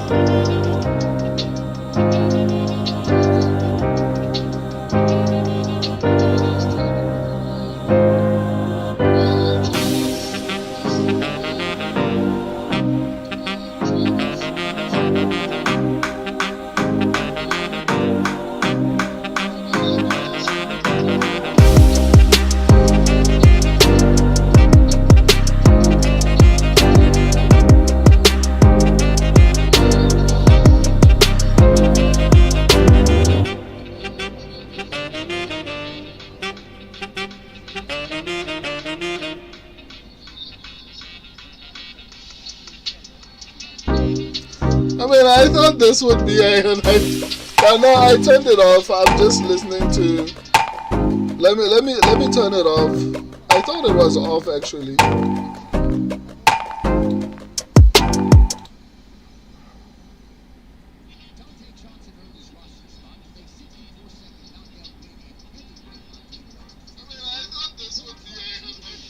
Let me turn off the music.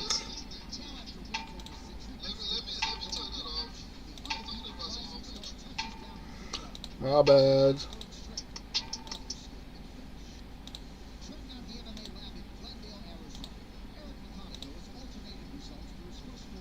My bad.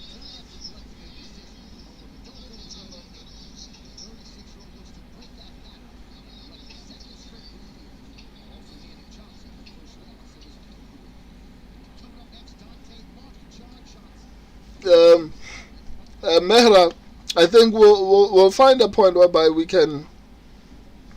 I was trying out new things; it didn't work out for me.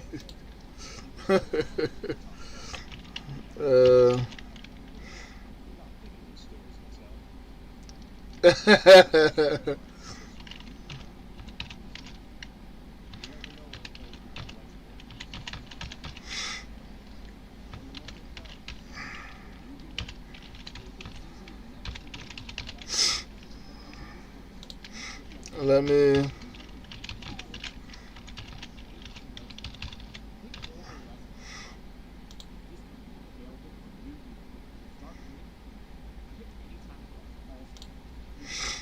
Mehra.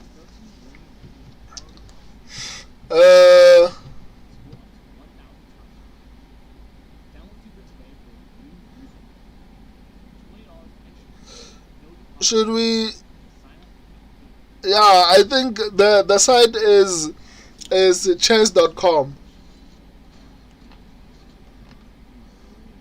Yeah, that's the. But I need to look at how I'm going to put this.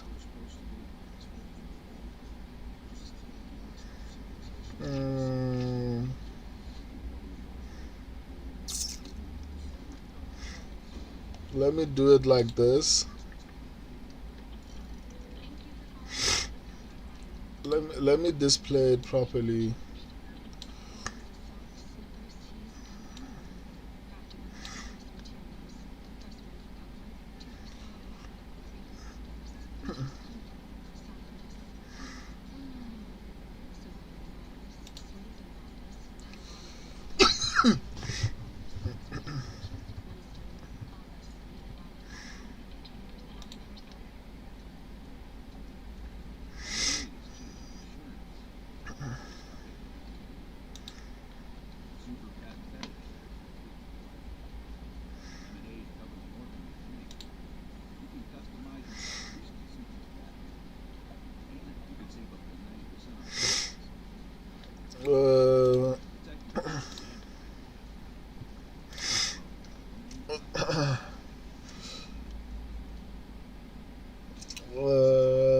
play Fortnite, Mehra? No, I haven't played it. I tried playing Genshin Impact. That was fun. I think I might go back to playing it. Then I played GTA. Obviously, we know how that went. Did you manage to get? Did you manage to get GTA on your laptop, man? Because clearly on your PlayStation we can't see each other. I also tried to play what's it called? That shooting game. I forgot the name.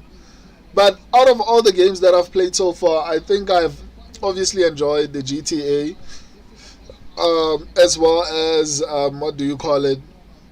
Genshin Impact.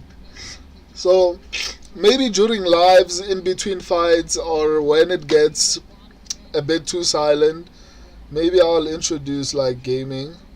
But I'd need to rearrange this setup here.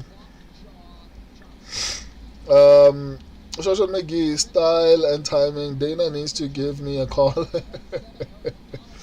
I mean, this is the first step, you know? Giving you your credit when I make videos, and as the videos get bigger, maybe you'll get recognition. But Dana doesn't like anyone who's going to outshine him. I don't know if it's gonna work. Yeah, that's it. Kulos, Dante gonna get chinned. I hope so. No. Nah, Shoshat McGee, nah, he has good chin, but could lose a decision. I hope not, man. Mehra Lavlin, no, I don't have space on my laptop. Okay, let me update the guys. I didn't update. I thought I did.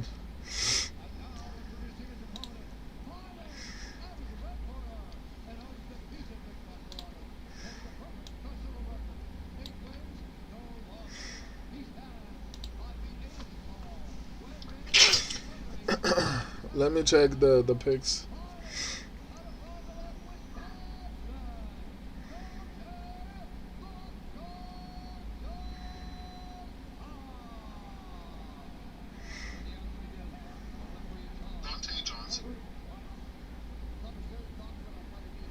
Okay, we all picked Dante Johnson like the idiots we are. If we get this one wrong, I guess we deserve it. Mehra Lavlin, I don't have enough space on my laptop. Okay, we'll find a way to. But for now, the next game for now will be chess for today, and then. Oh no! This is so wild, man.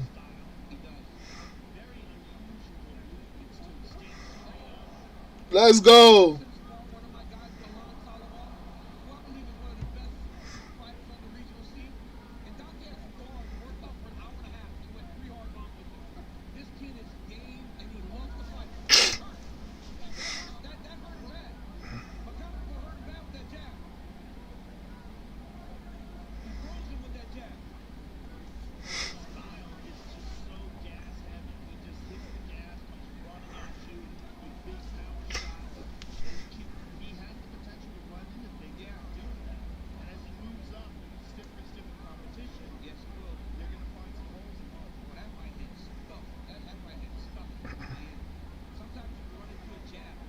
Sheesh.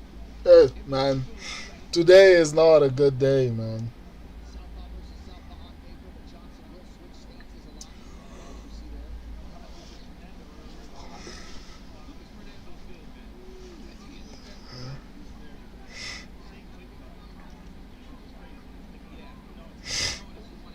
Mehra, Dante is gonna get cooked.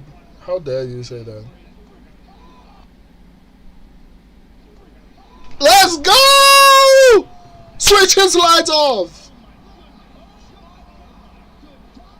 Let's go.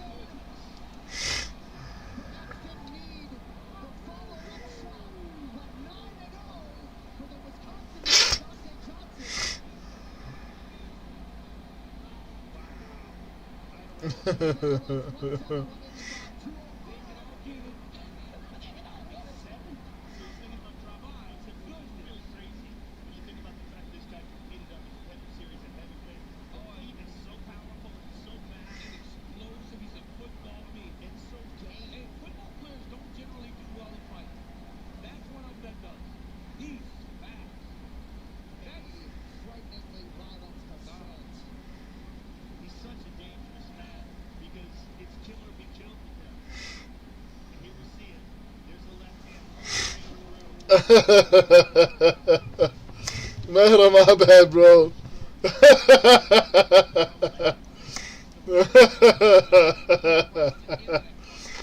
Because man, lovely, I take it back, bro. Yes, you must stop doubting the dude, man. I needed this badly. The scorecard is not looking really good for me at the moment, but hopefully we rebound.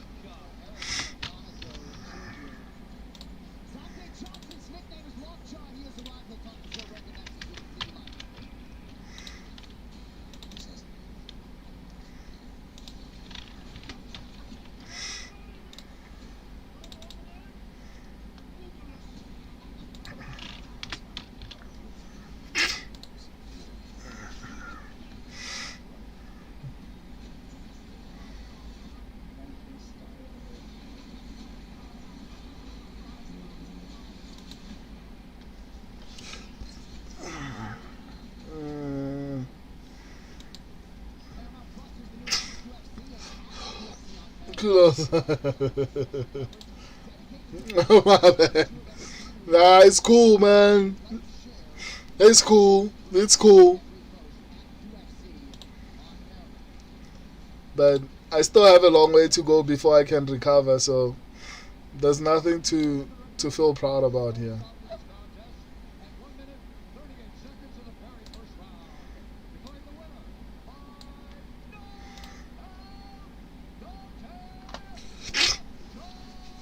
I think all of us have picked Johnson.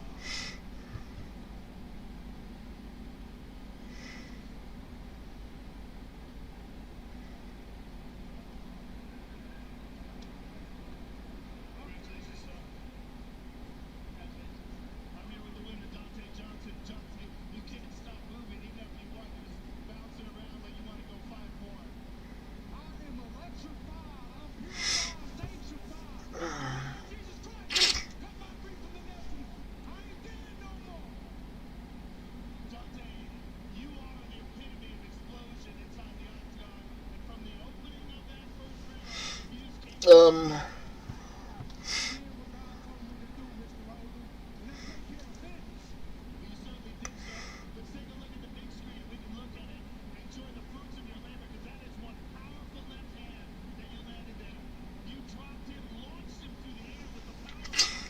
okay, let me do this.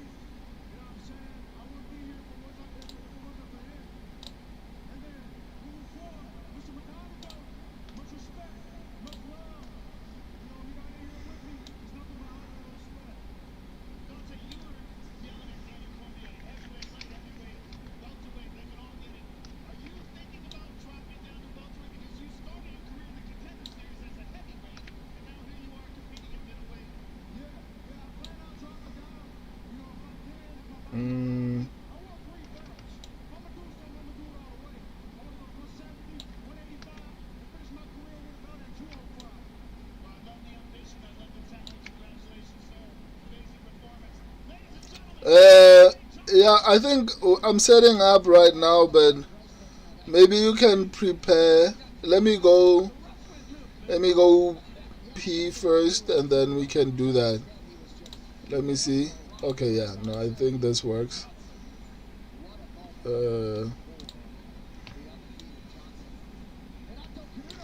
Yeah, I mean, you can set it up. It's chess.com, so you can go there, and then we can. In the meantime, we can play. Yeah, I'm coming back, but yeah, we can do that. Go to chess.com, and if you are logged in, then we will be able to play.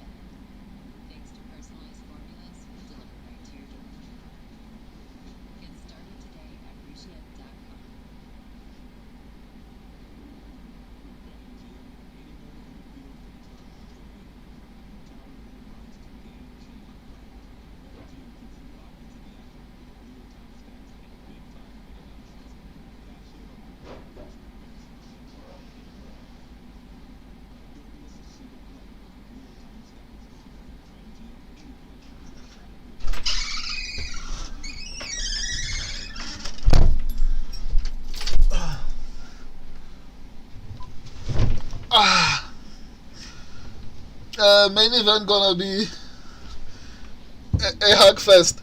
Come on, Kulos. Come on. Come on. Don't be like that, man. I love a good hug fest.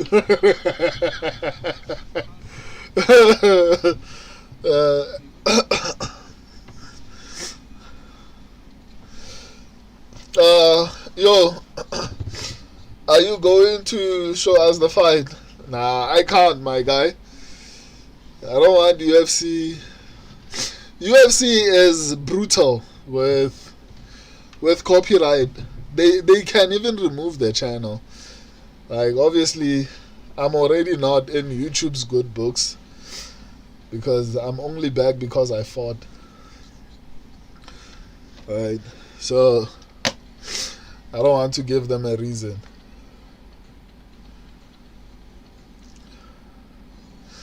Hey, yo, Mehra, what are you doing, man? Fix your stuff and come get this ass whooping. Hopefully I win because this is not gonna end. and the platform has my loss.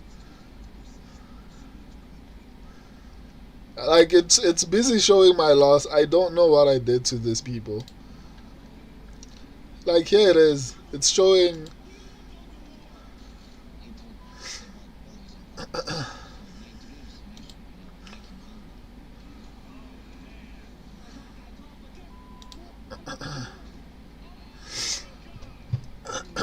Let me see.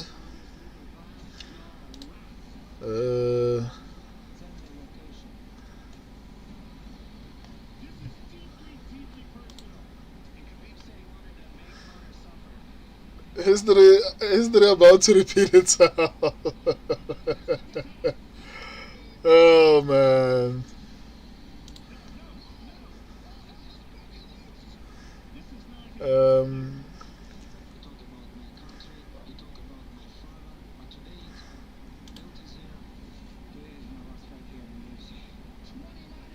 Okay, yeah. let me go back. Okay.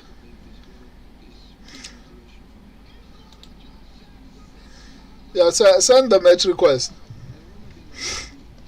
before the next fight starts. Hopefully, I can teach you a lesson, but make sure that the match is like maximum 10 minutes long. We don't want it to be 30 minutes and then take up too much time.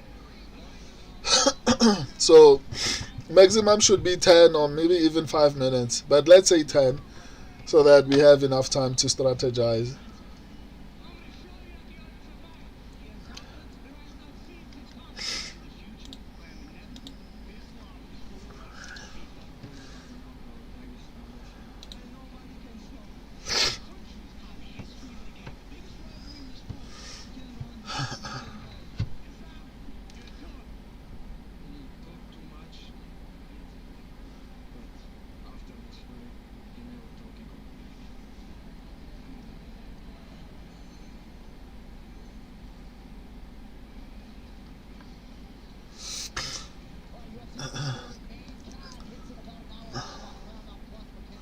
But when the option to play a friend,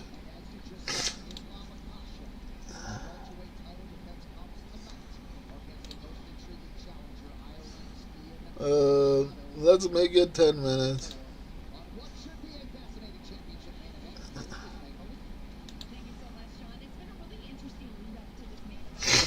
I think I invited you.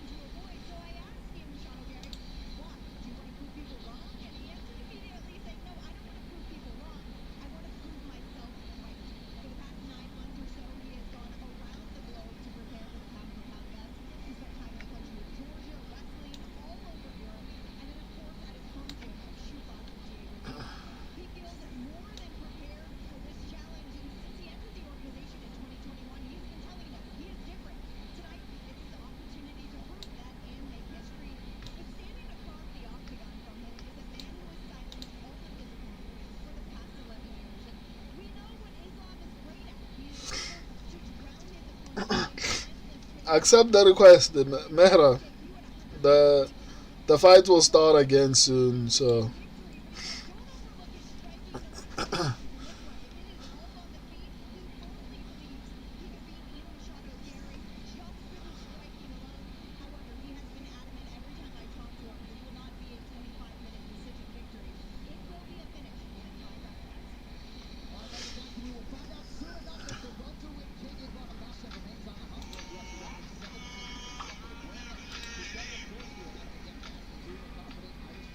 Okay. But it's 30 minutes, so it's gonna be a problem. Don't start yet, though. We have to figure out. Are we doing 30 minutes? 30 minutes too long. Like, we won't finish this fight. I mean, we won't finish the game if it's 30 minutes. I think let's cancel this one and make it 10 minutes. No, you're not sending it. Right, bro. Okay. Okay, but try to cancel it and then let's do a yeah, no, I saw it. I think let's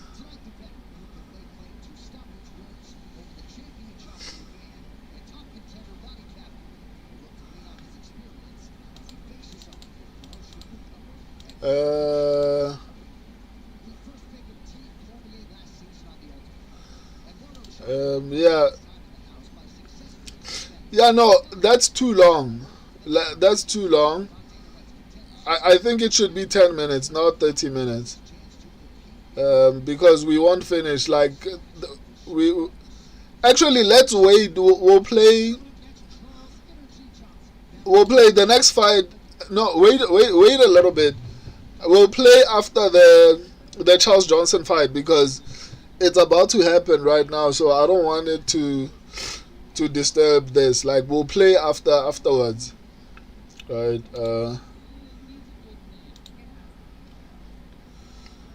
Let's wait for this fight to pass because I want to have enough time for us to actually play. So let's wait up until the Charles Johnson fight ends and then we can play.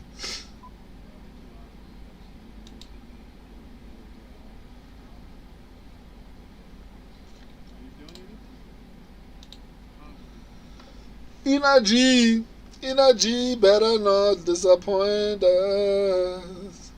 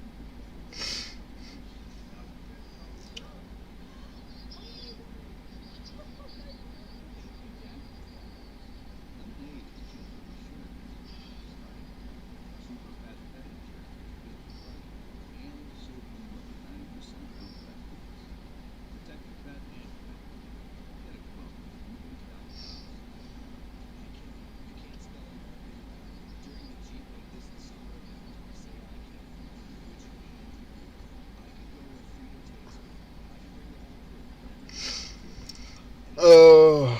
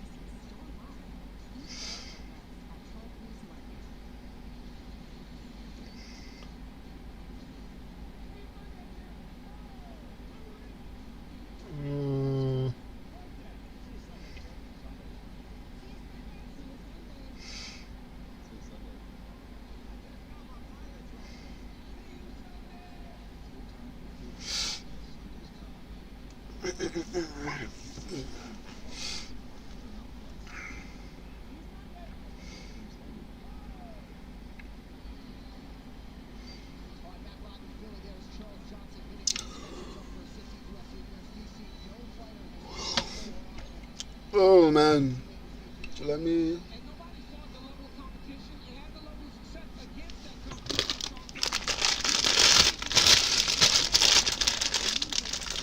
losing. He did not suffer from losing to a top-ranked opponent. He can absolutely fight with a high caliber like that, Sean. And a lot of people don't recognize his ability on the ground. He's very difficult to take down, but when he's down, he does a really good job of staying in that cage. Eduardo.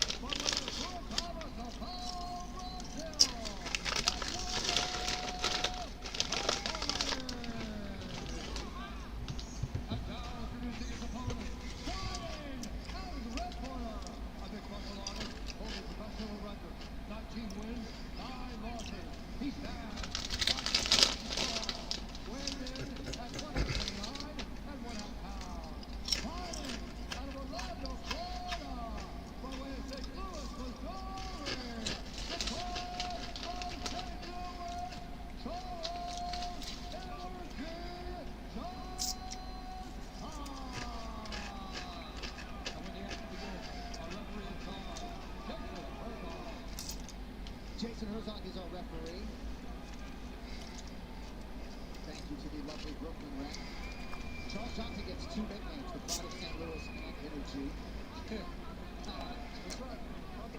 Eduardo Chapolin, representing Daniel Cormier's Academy Fight Club, making his debut tonight.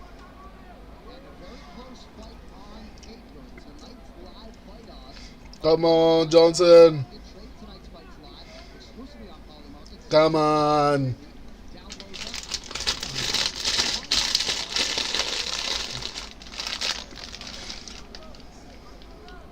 Johnson's very fast, usually moves quite a bit. Come on, Johnson. Amazing striker. Let's get it. Let's get it. I would say Charles has the power advantage. Obviously, he has the experience advantage in the UFC. The experience and power that took him to knock out the current champion Joshua Van and Lonnie Kavanaugh, who is one of the top contenders in the flyweight division. He has extreme power. No, Johnson. Charles shot very early. Did not expect him to be the one shooting this early in the fight. Nice move, a body bite. Chapolin off to a pretty good start 1 minute into his UFC career. But it speaks to his respect for the technical skills of Chapolin, who is an elite striker. And is very, very technical on his feet. Chapolin landed a right hand there.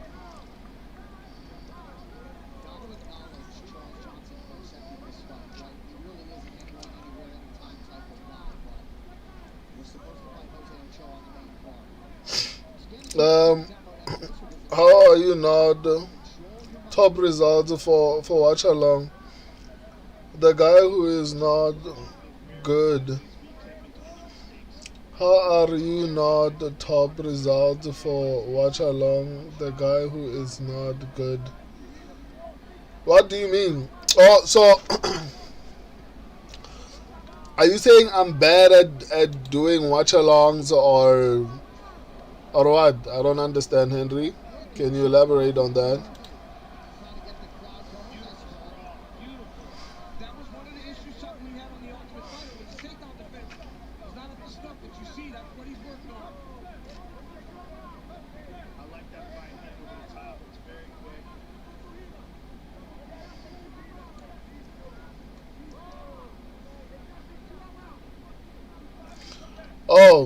the top result for watch along is KOT good. You're good. No, I appreciate that. No, I didn't understand. Oh, so maybe it's because I don't know, man. Maybe it's because to be honest, I don't know. Maybe I need to improve my amount of viewers, like the people who stay on the stream, maybe for example. But that will improve over time. I'm trying to make some changes, and the fact that you found it, maybe it's YouTube trying to actually promote it. But yeah, no, I'm trying to make it better. No worries, brother. Igbo or Yoruba? I don't think you're going to like the answer. I'm South African. I'm not Nigerian. I'm South African.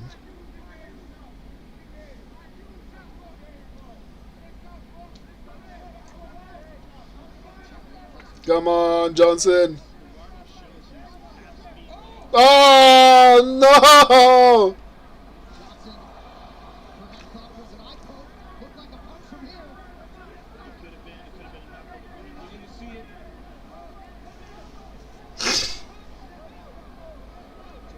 My son is half South African. Oh, I thought you wouldn't like that answer, especially with everything that's happening recently in South Africa. But shout out, man. Oh, are you based in South Africa? No, Johnson.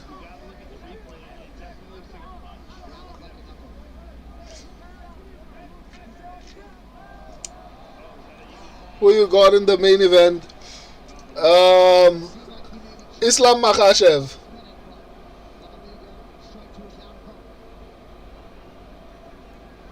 I think Islam Makhachev should win.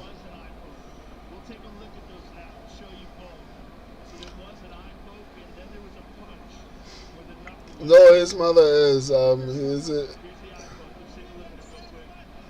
he is Cape Town. I'm UK. Oh, okay. So you don't live with oh, I was assuming maybe the both of you were together.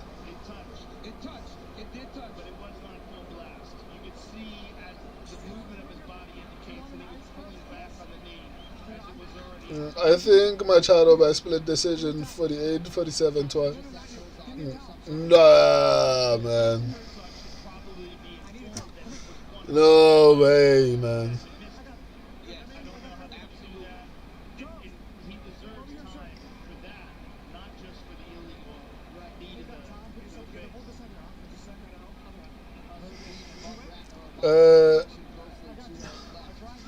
Charlion Blanco, Vas Paras Vivo. I don't know how to.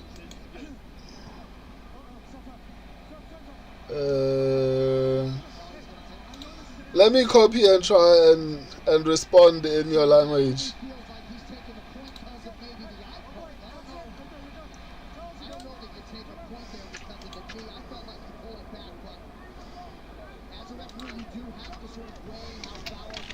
Translate. I don't know how to.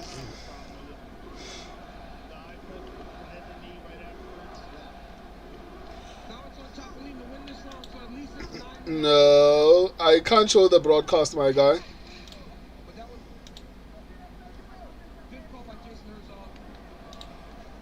I can't show the broadcast.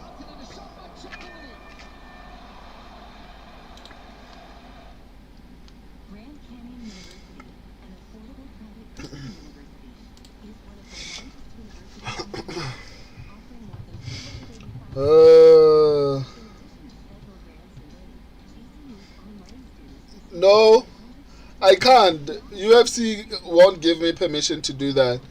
Henry, no, we were never together. I think Barboza gets it done at the long odds too.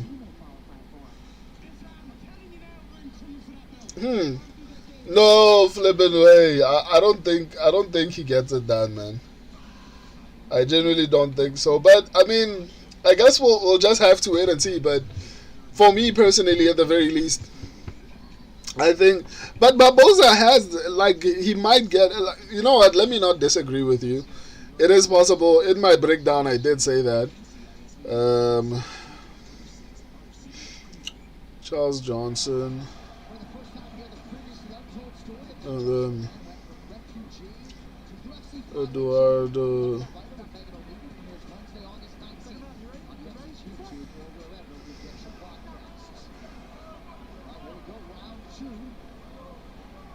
They said Herb Dean told Jackson Herzog about the eye poke, and then would be a legal shot. Absolutely the right call.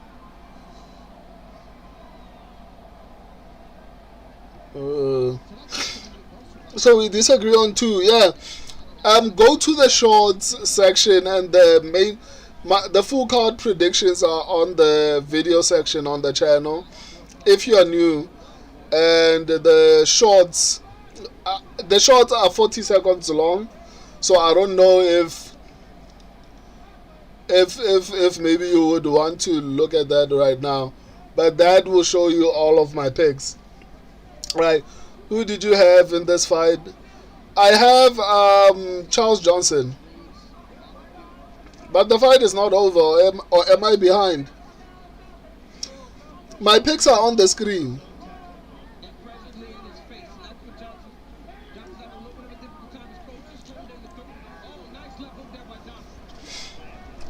Come on, Johnson.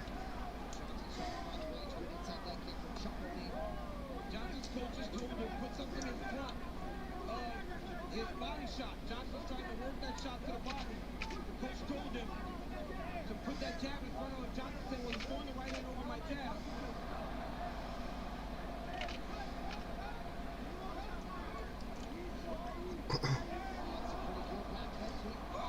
Oh! Beautiful left hook. Beautiful left hook by Chocolate. Real bad. He's not bad. Chocolate should let him stand up. He's trying, but Johnson's trying to wrestle. He should back out of there. Oh, big right hand. He's in a lot of trouble. He's in deep trouble. Oh my goodness.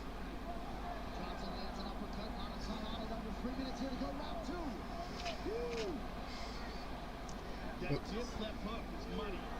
Flying knee. Man, Chapolin is good, man. Nice left hook again by Chocolate. Beautiful left hand. Nasty left hand. Man, Chapolin is good, man.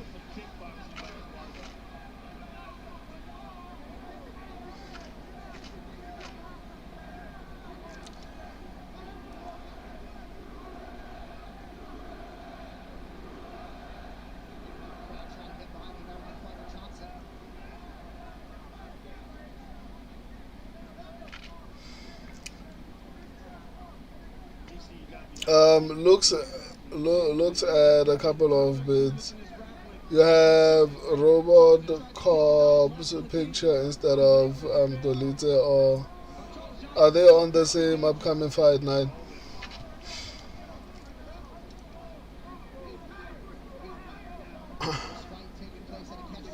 No, no. Those are for next week. Look at fights. The predictions down. Those are for the next coming fight card, not for this card. The older picks are buried behind. Go back to down like the videos, or go to the homepage. You'll see the predictions. Go to the homepage. Yes. Yeah, he's slowing down quite a bit now. You see the reaction time. His movement does not seem as efficient.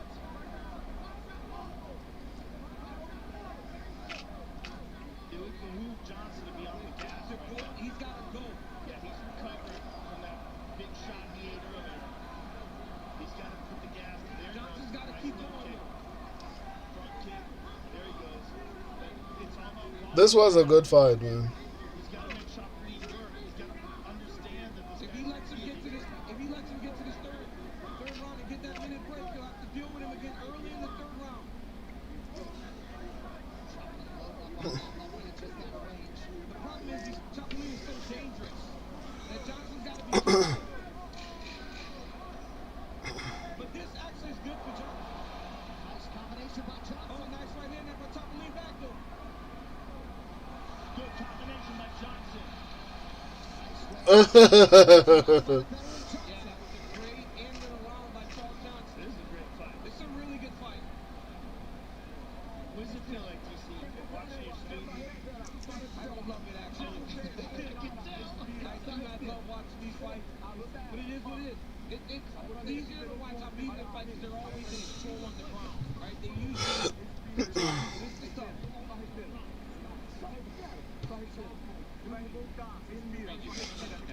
Love the Garry statement.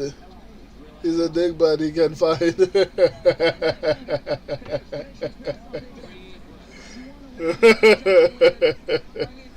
On where? On the shorts or on the standard videos? Surprised Johnson was able to work his way back to that. But that tells you how tough Charles Johnson is. Body shot to the right hand by Johnson to end the round. And for Johnson's recovery, it really speaks to his condition. Yes. Well, UFC 331 takes over Uh. Crypto.com Arena in Los Angeles next month. For your chance to win a trip to the fight, visit Crypto.com/UFC 331. If I'm Johnson's corner, I'm telling him get on the gas right now. Beautiful low kick by Chapolin. Chapolin. Couple accurate shots. Johnson is on the gas.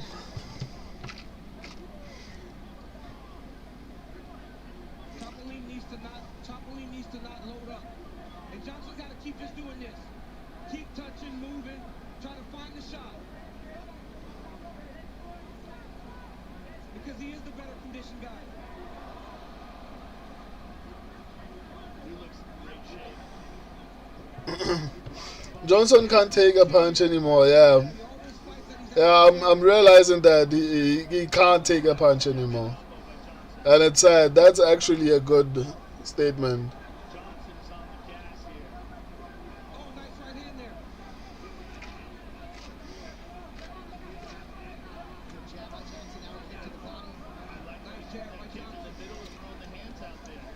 He's masking these techniques well. I love that technique. Let's go. What? He hurt him with that front kick to the body.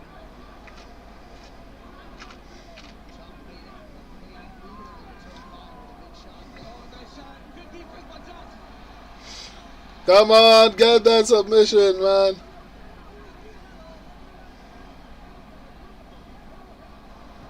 Johnson's got his back. Johnson's got the bag.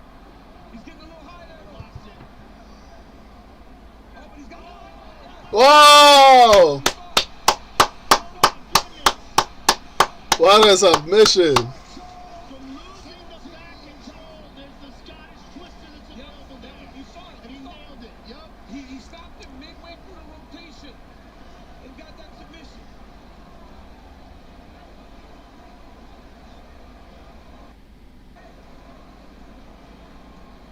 Charles Johnson came over and said to Dana Cormier, thank you for the opportunity. Chapolin did not No have time to get ready. You got no time to get ready. You know how much weight that man had to cut. I mean, they both deserve credit. Make no mistake. No excuses for him. Hey, listen. There is no great deed without taking great chances. Took a great chance, but he fought a better fighter. Johnson did a good job of picking up the pace in the third round. This kick right here. Look at that. Toes to the belly. Chapolin is a problem, man. Tries to throw the right hand. Johnson Chapolin is a problem. gets here. Look at this, Joe. When he starts to turn, Scott is twisted. He thought he was getting out. There it is. This is Massive. tight. And this is a new move. We've only really seen this the last couple of years. And not in the UFC. I think this might have been the first Scottish twister inside the octagon. I believe that's the case, but it's a beautiful move. A lot of competition for bonus money tonight. We have seen a handful of twisters. Never of the Scottish variety. How about Charles Johnson rallying through adversity tonight? We'll talk to Joe Rogan after this as we continue live.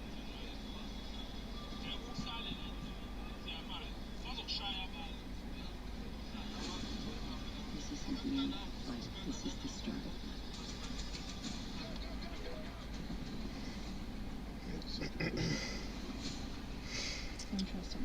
Shoshat Miggy, you've told him to retire, then he pulls off a Scottish twister. How dare you?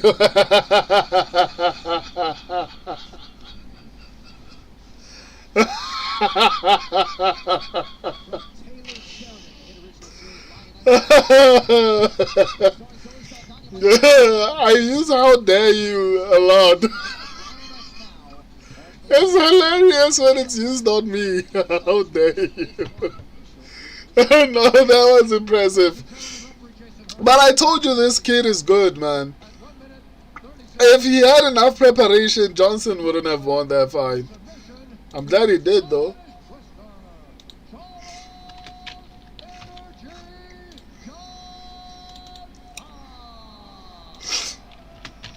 Wow, nah, Chapolin is good, man. Hopefully it's not substance, because these guys come in on juice.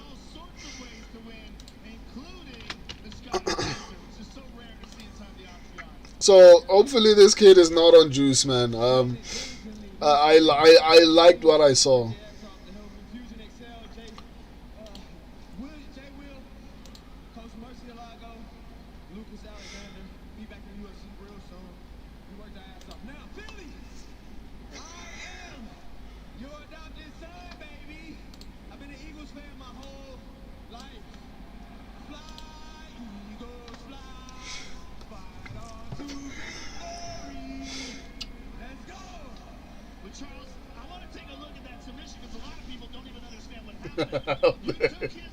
How dare you? I can't believe he won. Same here, man. Same here, Henry. I honestly can't believe he won.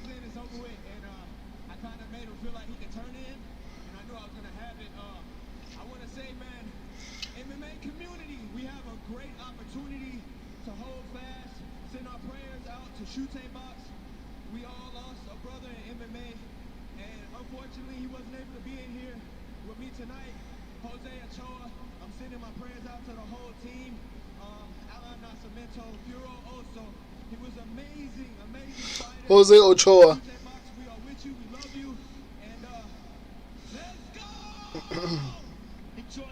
Henry is the best. Have a great show, pal. I must leave. Shout out, man. Good night. Have a good one. So you're now going to watch the main event. Shoshat McGee, he's good, just old. I hear you, but you're right. I mean, but the thing about Johnson is he's hit or miss, right? And that's the sucky part about it. He's hit or miss, but you are right. He has beaten a lot of talented prospects.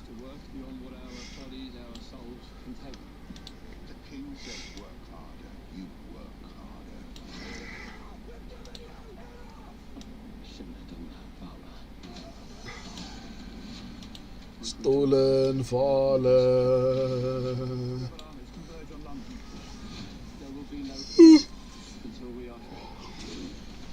Oh,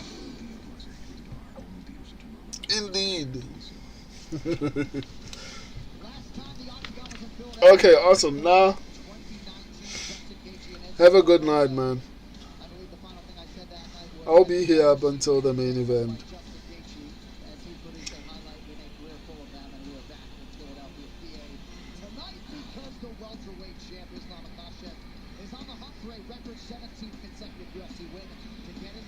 Inner G. The Inner G has unlocked his energy and has a lot more energy. Coming up shortly on Paramount Plus.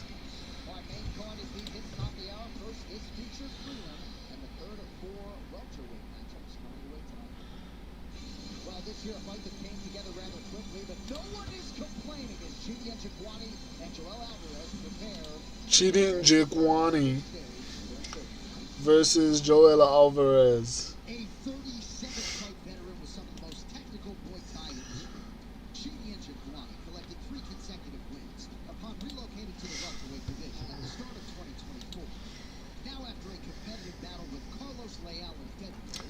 Chitty bang bang, niggas gonna die today. possibility of stepping in on short notice was never an option for Joel Alvarez during his days as a promising lightweight. But tonight is a bona fide 100. Sheesh. The Spanish standout The views are going crazy. and brings his diverse arsenal of skills into what should be an all-action clash with Andrew Kawani. Coming up next, bang bang into Kawani clashes with Joel Alvarez. Chitty bang bang Jokwani. Muzugwana, Muzugwana, Muzugwana, Muzugwana. Chitty bang bang.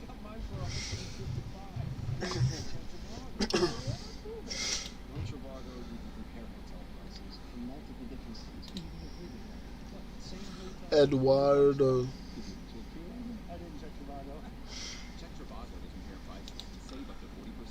Check Trivago.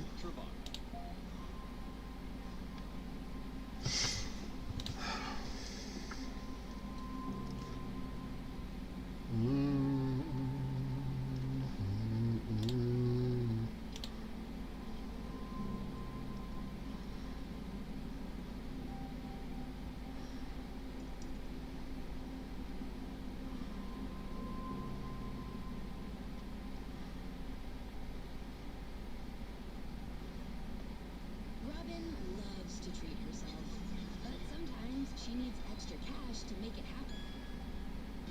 That's why she uses vintage to buy clothes she doesn't wear. And with no selling or shipping fees, she earns more. Vintage magical apple. Hey girls, are you ready for your pedicure?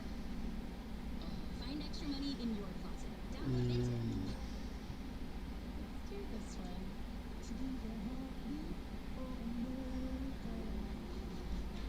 Chevy SUVs are made with everything you need to bring out your best. Value you can count on. And tech that has your back. Hey Google, text the block party cooler almost there. Enjoy summer in a new Chevy. Right now, get 3.9%. See more at Chicagoland in Northwest Indiana Chevy dealer. This is Zach. He's a social media influencer. There's a lot young homeowners don't understand about the internet. People just watch you watching videos? Yeah, it's a reaction video. You must be good at reacting to videos. No. What are you doing? Oh, this is me trying on hats. So you sell hats? No. So you work for Thriftle? I was just trying them on, film myself. Why'd you do that? Progressive can't save you from becoming your difference, but we can save you money when you buy others. This is just you opening a box of sneakers. Comic City is pretty weird.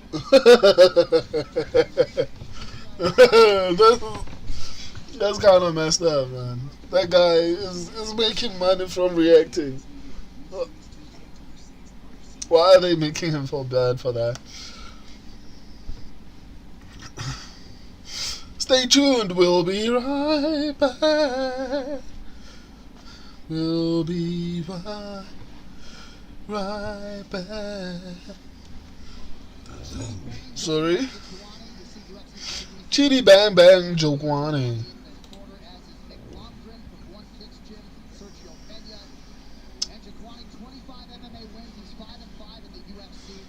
Oh,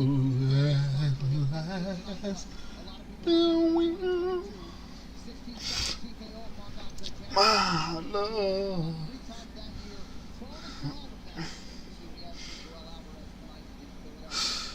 As come along, my days are over.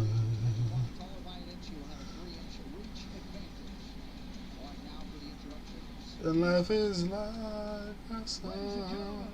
This battle is brought to you by The Uprising, only in theaters September 11th. And now, despite the 3 rounds in the UFC welterweight division, introducing first, fighting out of the blue corner, a striker holding the best ever record, 23 wins, 4 losses. He stands 62 inches tall, weighing in at 171 pounds, fighting out of Asturias, Spain, Joel Alvarez.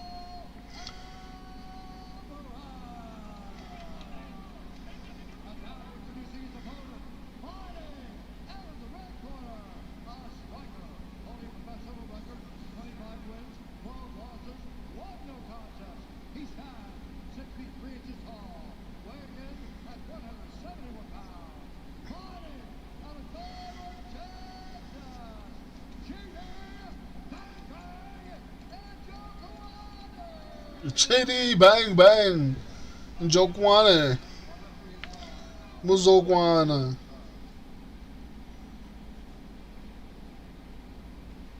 The beautiful red Santa Cruz getting started here. Chitty chitty bang bang. Niggas gonna die. Chidi and Chikwani wants to face Jeff Neal tonight, but Joel Alvarez, who was a huge part of Islam Makhachev's camp, stepped in tonight on short notice, and Chikwani was in blue, Alvarez in yellow. Just to look at Joel Alvarez and think that he was fighting at 155 is crazy. Great. 6'3", 77-inch reach. And Chidi was fighting him. That's insane. Yeah. I mean, DC, if you had a 78-inch reach, you'd be the greatest of all time. I have a 72-inch reach. I had more arms. Still my goat, anyway. I got into a fight one time in college with a guy between my hands, but I punched him in the face. How about that?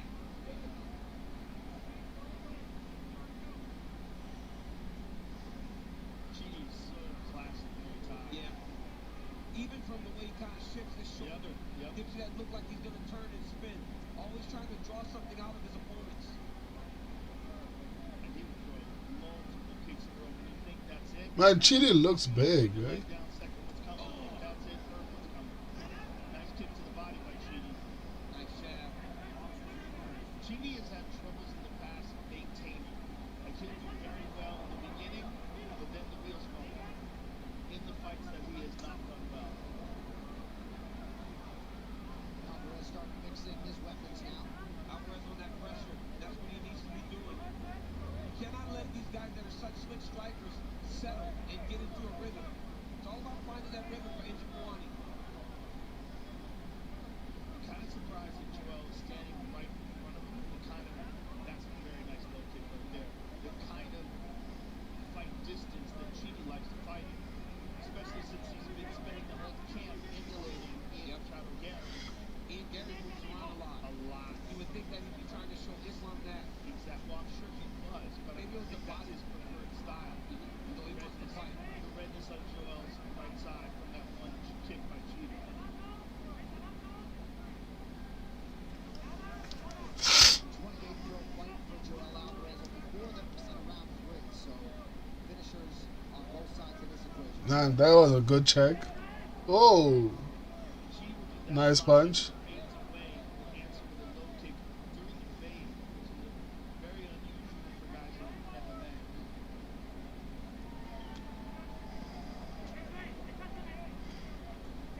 Oh, he's taking out that leg. Nice inside kick that by Njokuani. Oh! So quick. He threw that left leg 2 times. Inside and up. He just keeps going to that inside low kick, and he hides it so well. When he throws that inside low kick, he Oof. squares out back Alvarez up. Chitty is a good striker, man, and you hardly see it because he's always fighting wrestlers, but he's fighting really well here, man. Alvarez should just wrestle because he has started even bleeding. He's got to find his rhythm. Right now, Chidi's finding his. Chidi's fight is his fight. This is the fight that he wants to fight. Exactly. Super tight. Yep. This is Chidi's. They're both just standing right in front of each other Yes. and trading weapons. Chitty is piecing him up, man. Alvarez must just wrestle and stop this nonsense.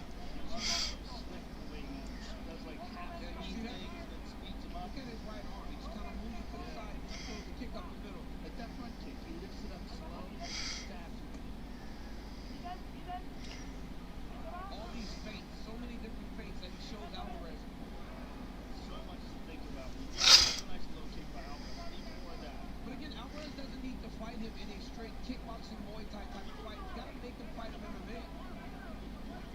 Again, you gotta think that Islam had him moving around a lot in camp to emulate the style that he was later tonight. But yet here he is standing, 3 feet from him, not even.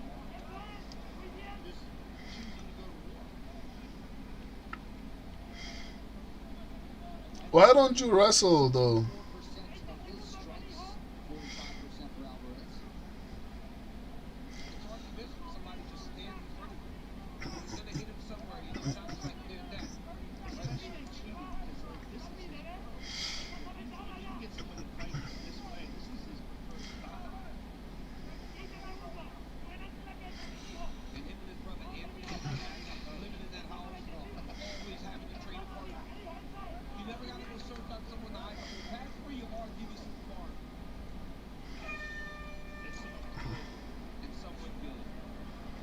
Nah, that was a bad round for Alvarez, man.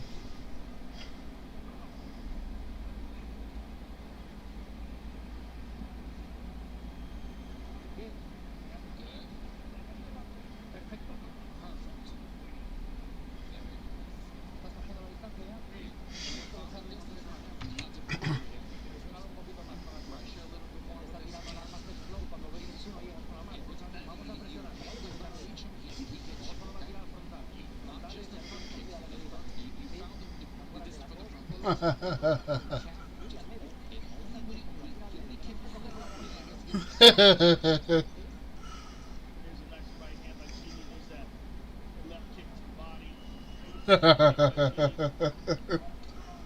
Just did a great job of using those Muay Thai skills and outpointing Alvarez in the first round. Monaco, the official canned cocktail of UFC. 2 shots in every kick. Enter Guani, Eagles voice on the roster, by the way. Alvarez, just let me know. Oh, man. It looked like he was limping when he was getting off the stool. Well, he has to be, right? Look at that. It's constant back. Chidi shows him something up top and kicks him inside the leg. And when he's not ready, he gives him an outside kick. It's just constant kicks. This is Just fight this fight. a terrible fight for Chidi because this is his style. John needs to do more of this. Like, just Come on, Alvarez. he's got to make him fight it and make it a little nastier. Because it's Come on. Chidi is very good at that.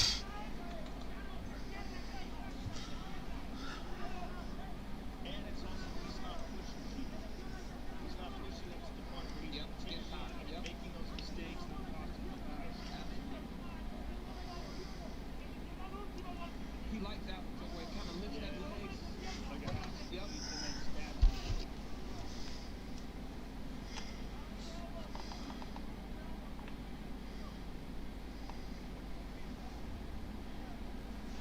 Almost at times feels like Alvarez is strong. Well, he got off that one low kick and then just kind of scooped it. You know, it's like he's got pressure.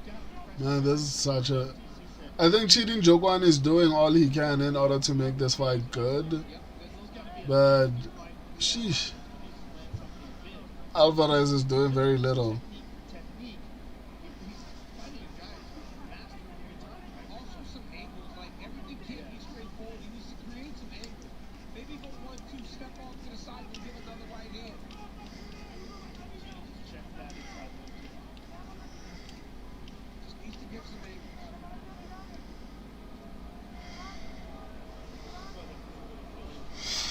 Nah, Chidi is fighting a good fight. This is not good, man.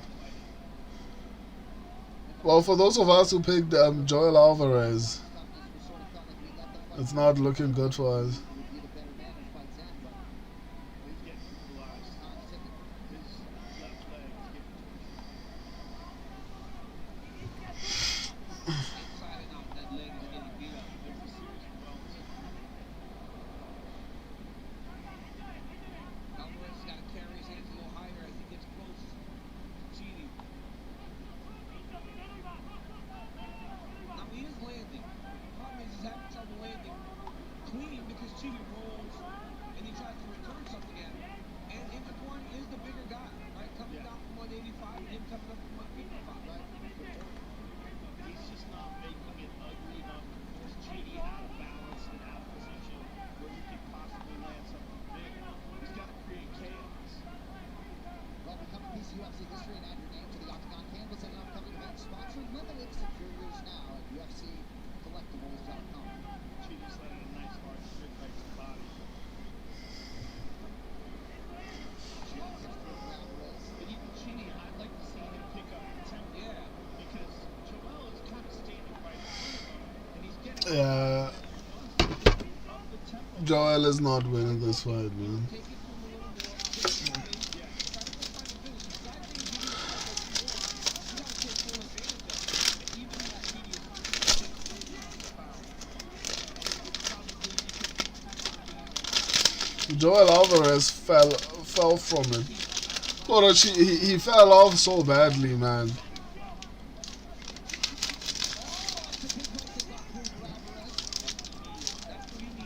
Okay, he's starting to land. May be ugly. Ingenuity does get tired Yes. if you make him work. Even if he runs and gets to the clinch. Let me tell you something about Alvarez. If you're spending a training camp in the Makhachev camp, you are working some in the clinch.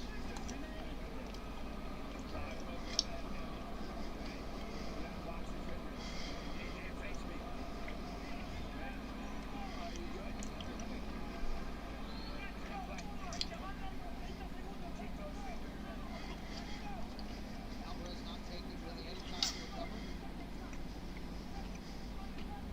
The attacks are prime and you need to take a little time to kind of recompose himself and think about what's going on here. Ingenuity. He seems to make it look that big smile on his face. I always think about BC because his nastiness was such that there was just no smiling ever. Never. Not wanting to hurt somebody. Grabbing someone and watching them die from fatigue was the best thing I ever saw. I was going to say that. When they would fall under there, their body would be slumped. I wear the caveman around their neck and choke. Well, I'll say one of the scariest guys alive that has Alvarez looks horrible, man. Carlos Project. He loves it. He loves it. How can you have, but the thing is, how can you have that much fun in there? It is the most intimidating thing ever. He's a psychopath. He's that good. Dude.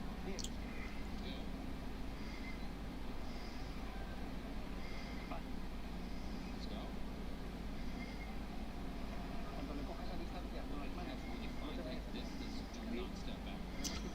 And this is the underdog card.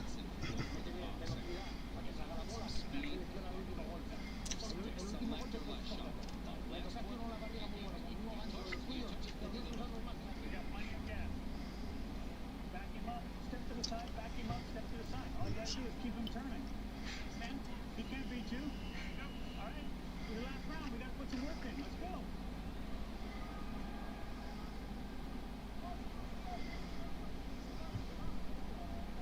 Well, return to Philadelphia in style. Shop the outstanding UFC 330 merch collection online now at UFCstore.com. Those old school Eagles color Philadelphia jackets are unbelievable. All right, here we go. Third and final round. Joel's corner urging him to get this fight up against the cage. He uses boxing. Nah, fam. This is not going well, man. Okay, set a trap, Joel. Bob is giving him a lot of tools as to how to do that. So just say you've got to do that. But I think at some point Joel Alvarez was looked at like Mauricio Rufy, and here he is getting pieced up by cheating Jokwan. Slide away, kick. The fall off is real, man. This is a this is how he likes to fight. The Alvarez corner thinks it's 1-1. They'd like him to wrestle. He has yet to attempt a takedown. How do they think it's going to go? Outstanding interpreter told me that Alvarez If Alvarez's corner truly thinks it's 1-1, they are high. There's absolutely no way they won that round. See, but this is okay now. This is better. But now look how slippery Chidi is. He's all slick, Nicely in the body. We're in the third round. But even if he gets him to fight him here with his back against the octagon side, it gives him opportunity to throw his right hand and maybe land something that can end the fight. Well, at least now you're in these training clinch positions that can take some of the movement away from Chidi and slow down the strikes. And maybe then, if Joel can while he's moving, he can have This is a boring fight, man. on the outside, allow Yeah, because even this is not mathematically able to catch the wrestling in close. He wants space where he can kick and poke at you. and he just chips away. He never gets himself out of position. He never gets himself wild and reckless. Like that slide away inside low kick is Yeah.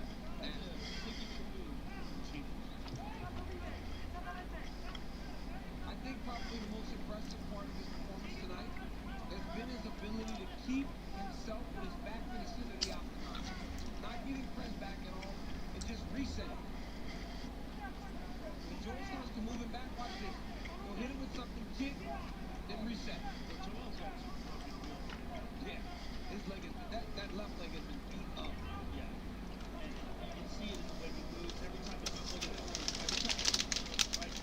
This is bad, man.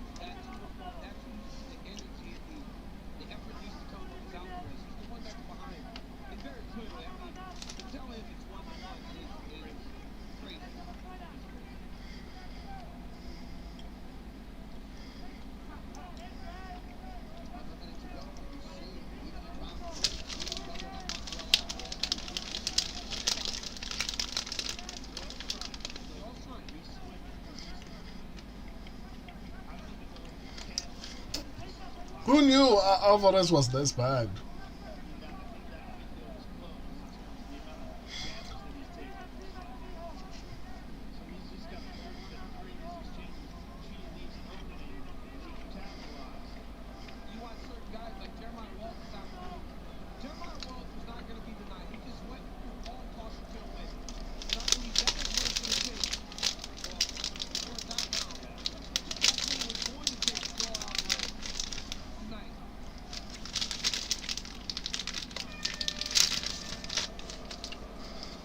Wow. This was terrible. Shout out McGee. We are cooked. This is who Islam was training with. Was it only him? Worst night of picks ever. I agree.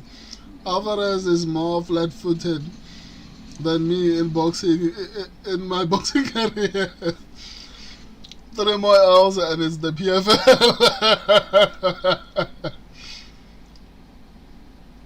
Shout out McGee. 3-0, we are cooked, yeah, man. We are cooked, man. This is who Islam brought in to imitate Ian. Maybe it's a good thing because maybe he imitated Ian so much that, and I think maybe Mysterious, what to watch for free, bro? I'm not particularly sure, but I mean, I think it's very affordable across various platforms, man.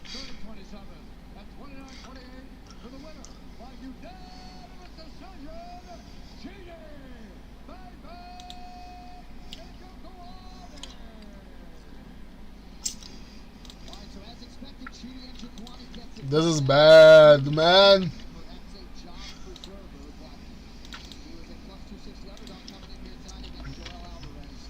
This is bad.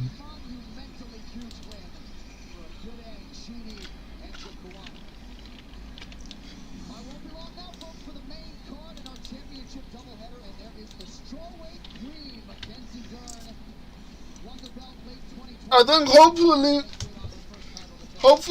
maybe. Let me post this. Hopefully, this is a reflection of how much Alvarez was focused in being a good training partner that he couldn't focus on his own training camp, or alternatively that he changed so much into he changed so much into imitating Ian Gary that when he came back into his camp, he tried to forget all of that, and maybe that offset his performance. Let's just hope for that. America than Philadelphia, PA, which is home to historic franchises in each of the four major sports. But Philly's sporting passion extends well beyond the stick and ball sports. Long-standing as a hotbed for combat sports. Boxers, both fictional and non, have shown inside the ring. From Rocky Balboa's battles to former heavyweight champ Smoking Joe Frazier and B-Hop, pugilists have always put on for Philly. Tonight, the UFC is finally back in the city of brotherly love, carrying a star-studded card topped by two dynamic championship matches.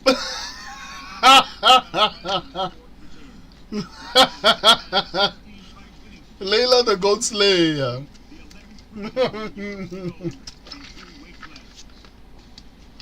Don't even put it out there, man. Exhibiting a stunning blend of striking and grappling skill unmatched by anyone in the sport today. He was to stand alone in the UFC record books. Yeah, this is a bad night of picks, man. To make history, I haven't done this bad in a very long time, like in months. across the octagon stands a confident challenger. A competitor whose nickname set expectations high.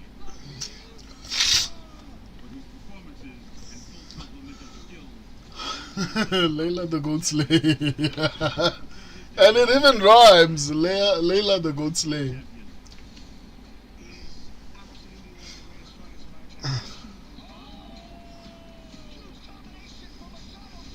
So when I beat him, there was no excuses.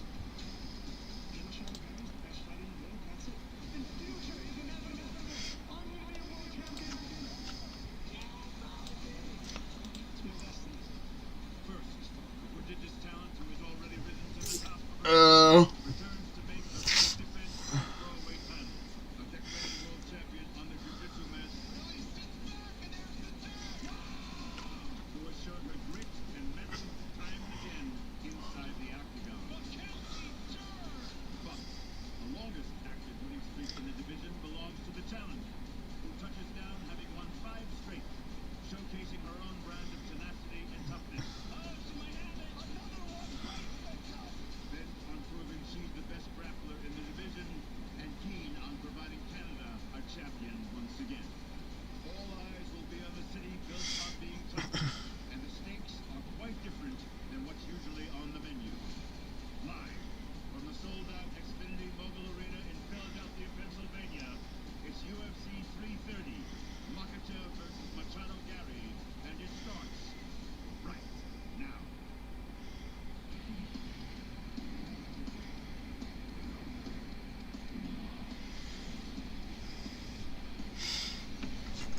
Layla the Goat Slayer.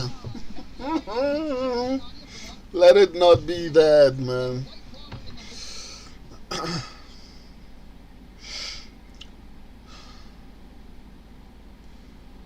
Rural highlands to mountain trails, dark skies and winding roads.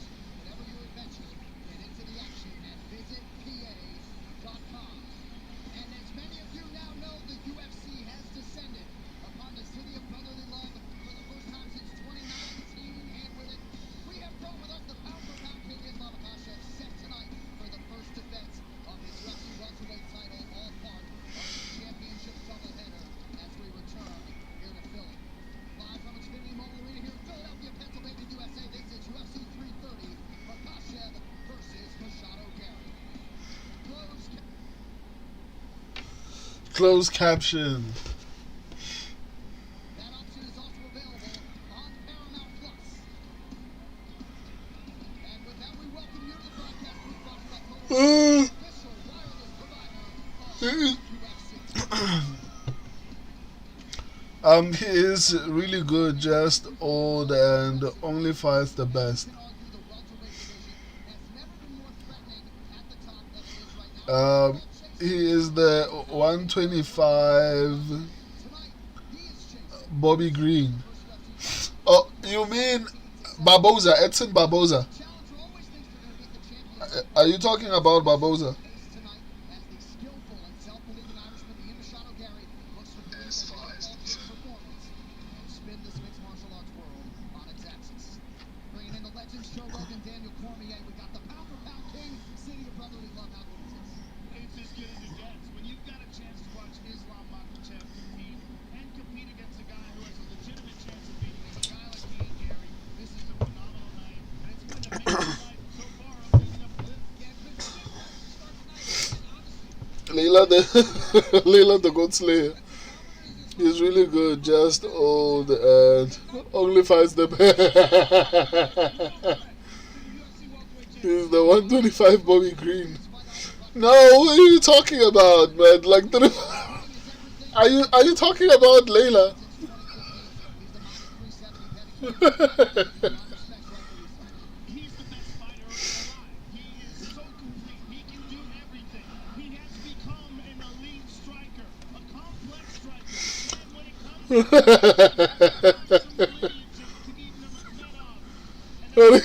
He's the 125 Bobby Green. Are you talking about Layla? That's honestly insane.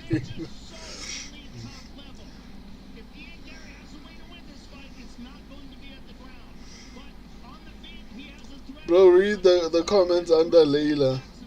Layla the Goat Slayer. No, the only comment after that is he is really good. Just old and only fights the best. That's the comment that comes after that. Maybe YouTube censored it. Holy shit, your ability to read every comment but the one with context. No. Charles Johnson,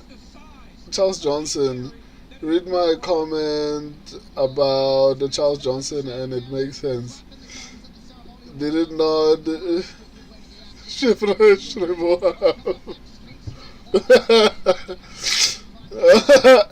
No, but you said your comment after.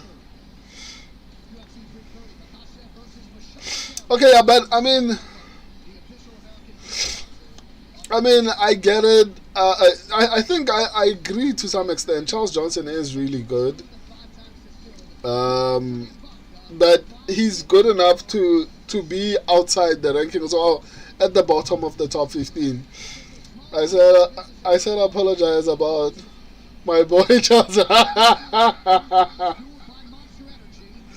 Hello, what did I say? Why are you bullying me? You rude, must not let you read it. It's on my page. You rude, must not let you read it. It's on my page.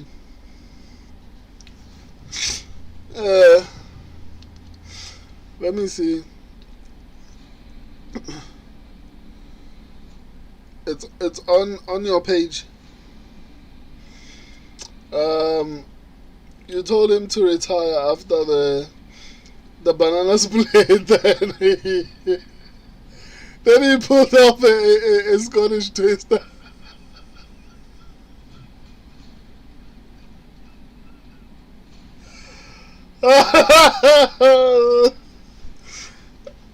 So that's a grudge.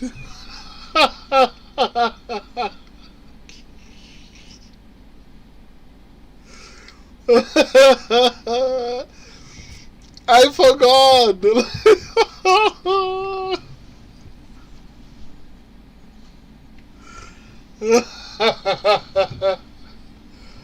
Oh man, the twister.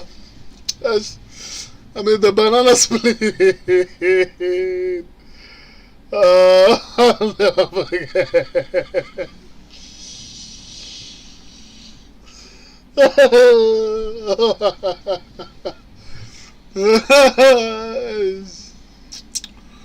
Woo! at this point, Charles Barnes played Charles.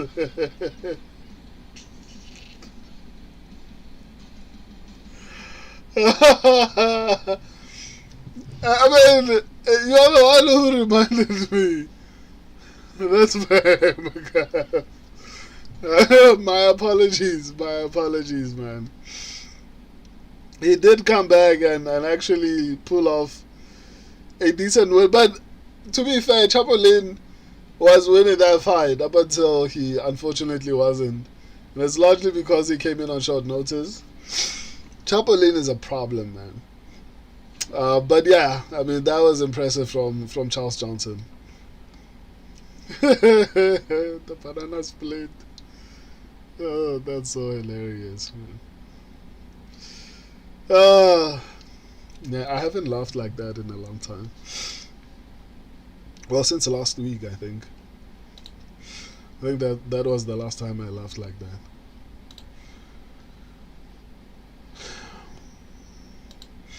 Bro, Johnson loses every fight. He wins.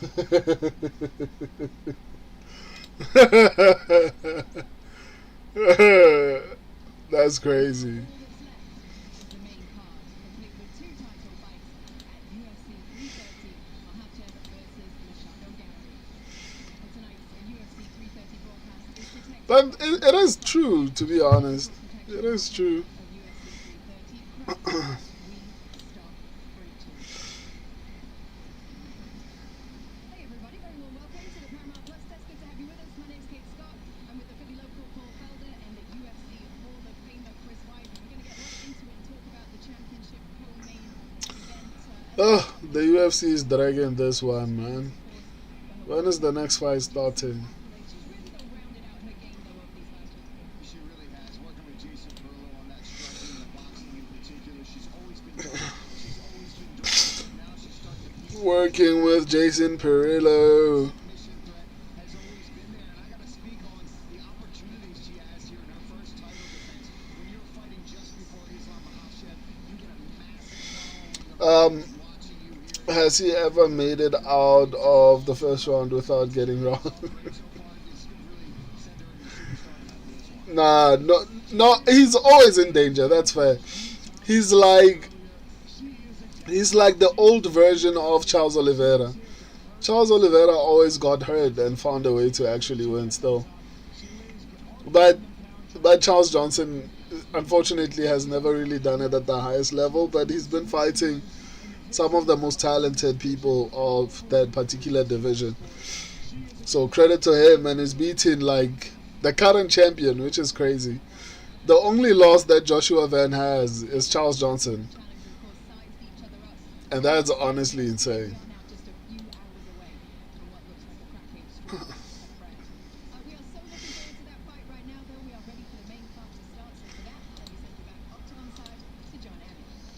All right, Kate, thank you very much. Yes, indeed, we will begin in the lightweight division.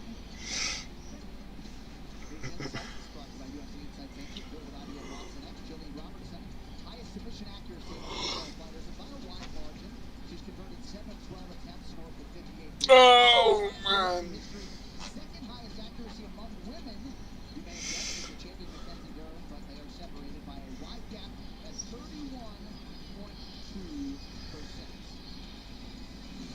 All right, these locker room shots brought to you by Thorne. Perform with Thorne, the official sports nutrition partner of UFC, and there is the ageless Edson Junior Barboza. And enjoy him now, folks. This could be the last time we see the soon-to-be 33-time UFC veteran. He, of course, has left Olympian top contenders and former champions in his wake, oftentimes with concussive results. Tonight we see if he can turn back the clock. One more time against the all-action Argentinian Esteban Ribovic. Tonight puts simply Esteban Ribovic.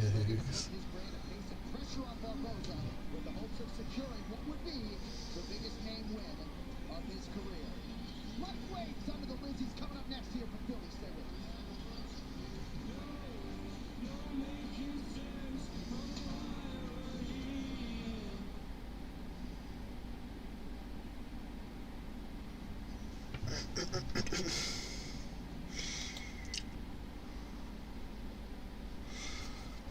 Shoshat McGee, that's the fight I told y'all Van would be champion in 2027.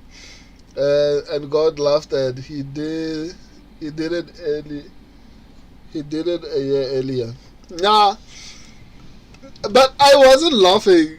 I mean, I remember it was Wamai and a couple of other people, but I wasn't laughing. I was like, okay, did I laugh after he lost? I think I did. In the moment, I think I did, but I've picked the Van almost every fight that he's been in. Okay, against Royval, I don't think I picked him. Yeah, I didn't pick him against Royval, but every other fight, I think I picked Joshua Van. Right, so clearly, yeah, but I remember you actually did call it.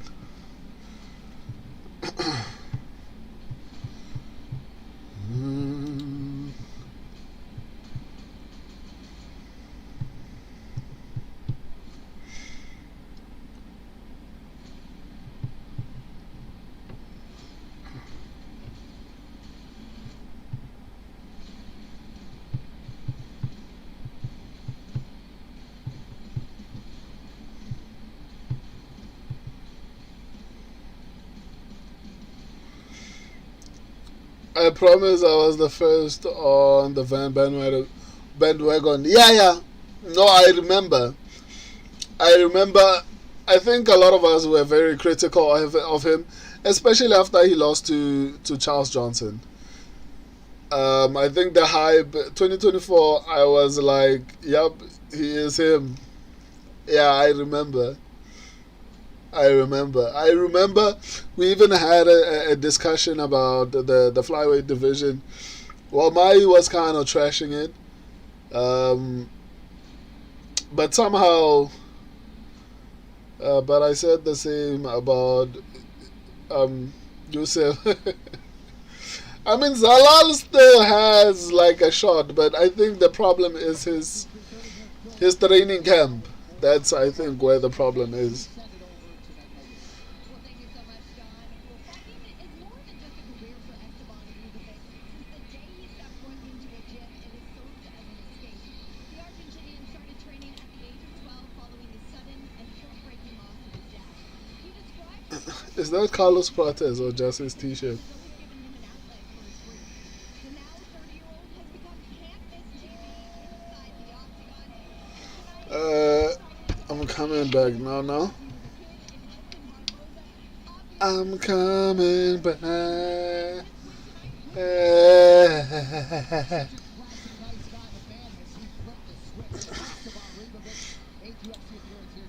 He did say in our further meeting that he didn't feel like he was as ready as he thought he was psychologically and otherwise from a couch camera.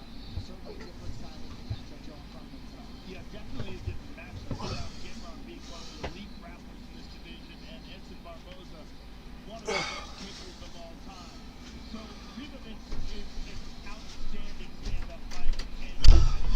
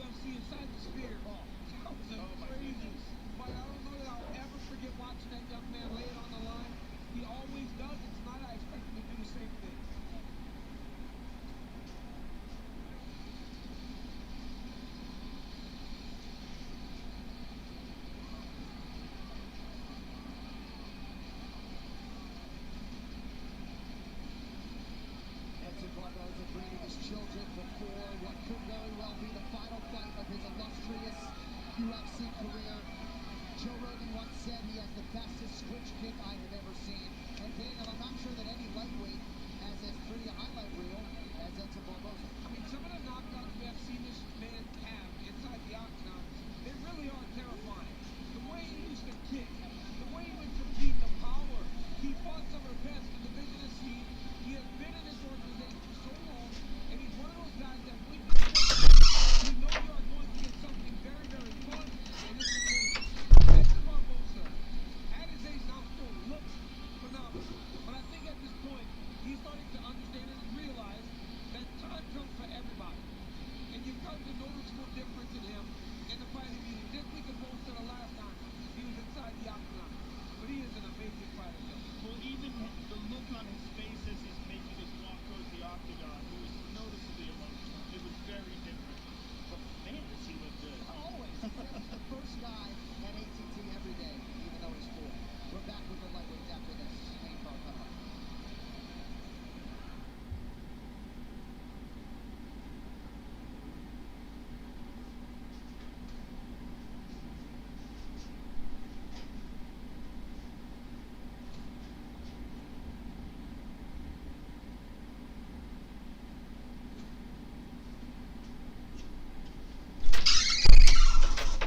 I want to make tea.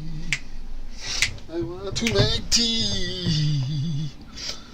I still think he could do it if he goes to AKA or with DC. He needs to offensively wrestle, not just defensively wrestle and use jiu-jitsu. Yeah, I agree. I 100% agree. I also think he can still do it. I want to go make tea, so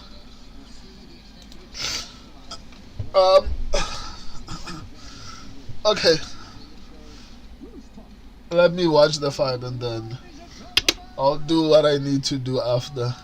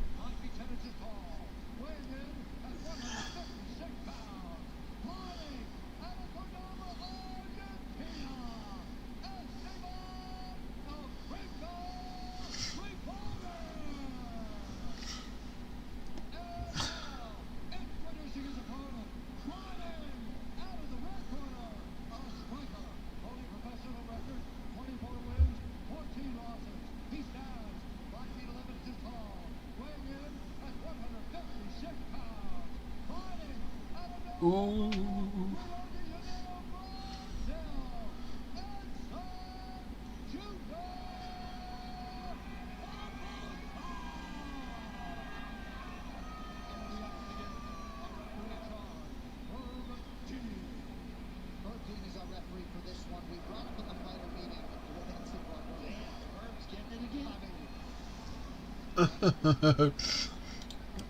Poor Herb Dean, man.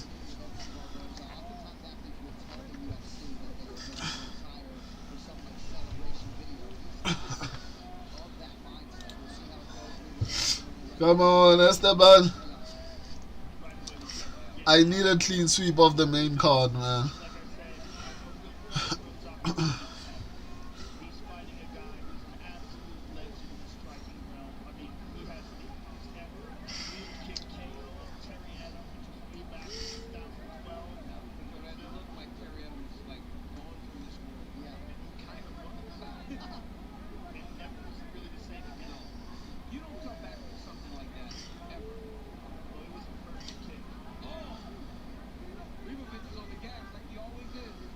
Oh!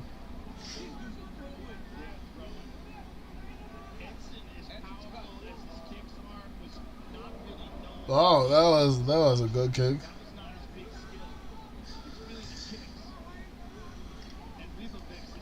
Man, they are swinging for the fences. Sheesh. And Edson looks good, man. Like he looks like he doesn't look slow. He doesn't look his age. He looks like he can still go for a couple more fights.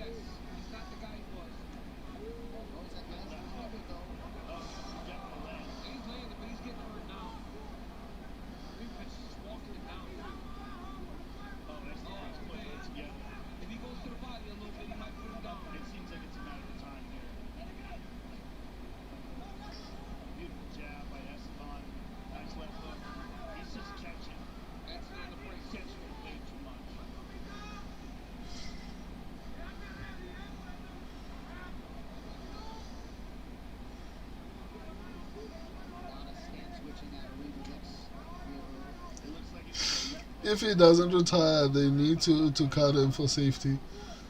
You mean Barboza? Nah, fam. I think Barboza's fighting really well, man.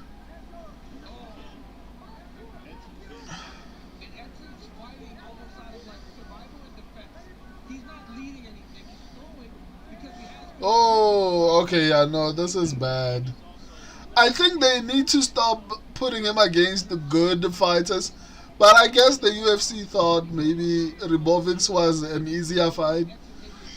But the lightweight division is full of so many killers that even the people you would assume are easy are hard fights, you know? You must be watching something else.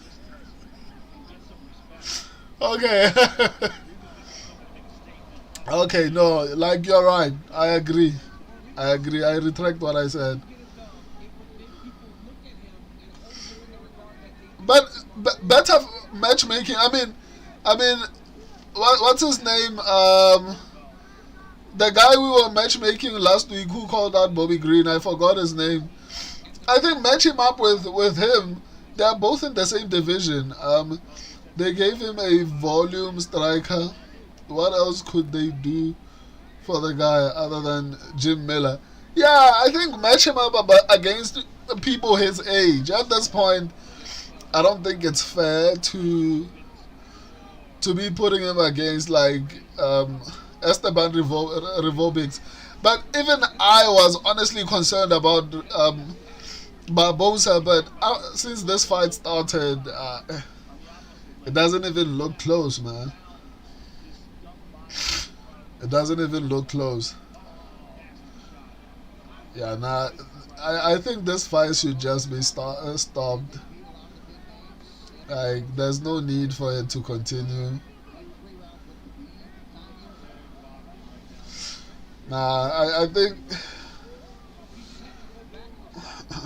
think this fight should be stopped, man.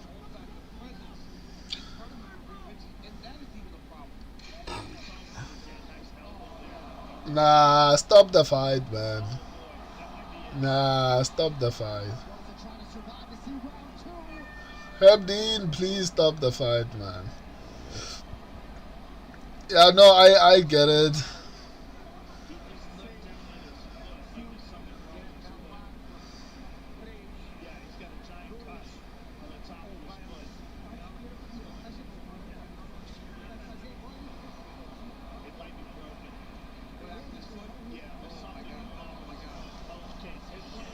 Woo!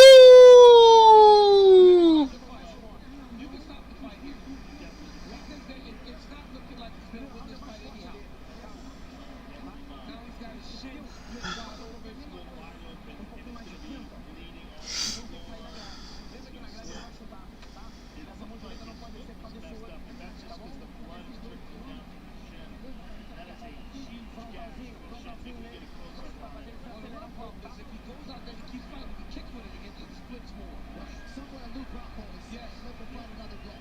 Rock struggled with that for a very long time. Once that happened to him. No, man.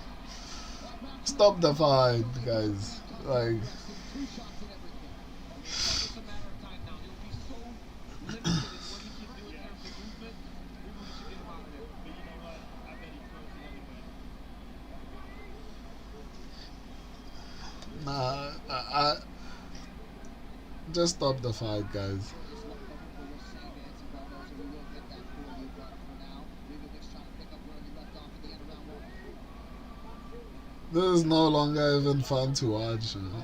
He's getting jacked right now, though. And the problem is, if they cut him, it's not like he's going to stop fighting. That's the issue. He'll just go somewhere else and continue doing it. I think they should match up against people his age, man.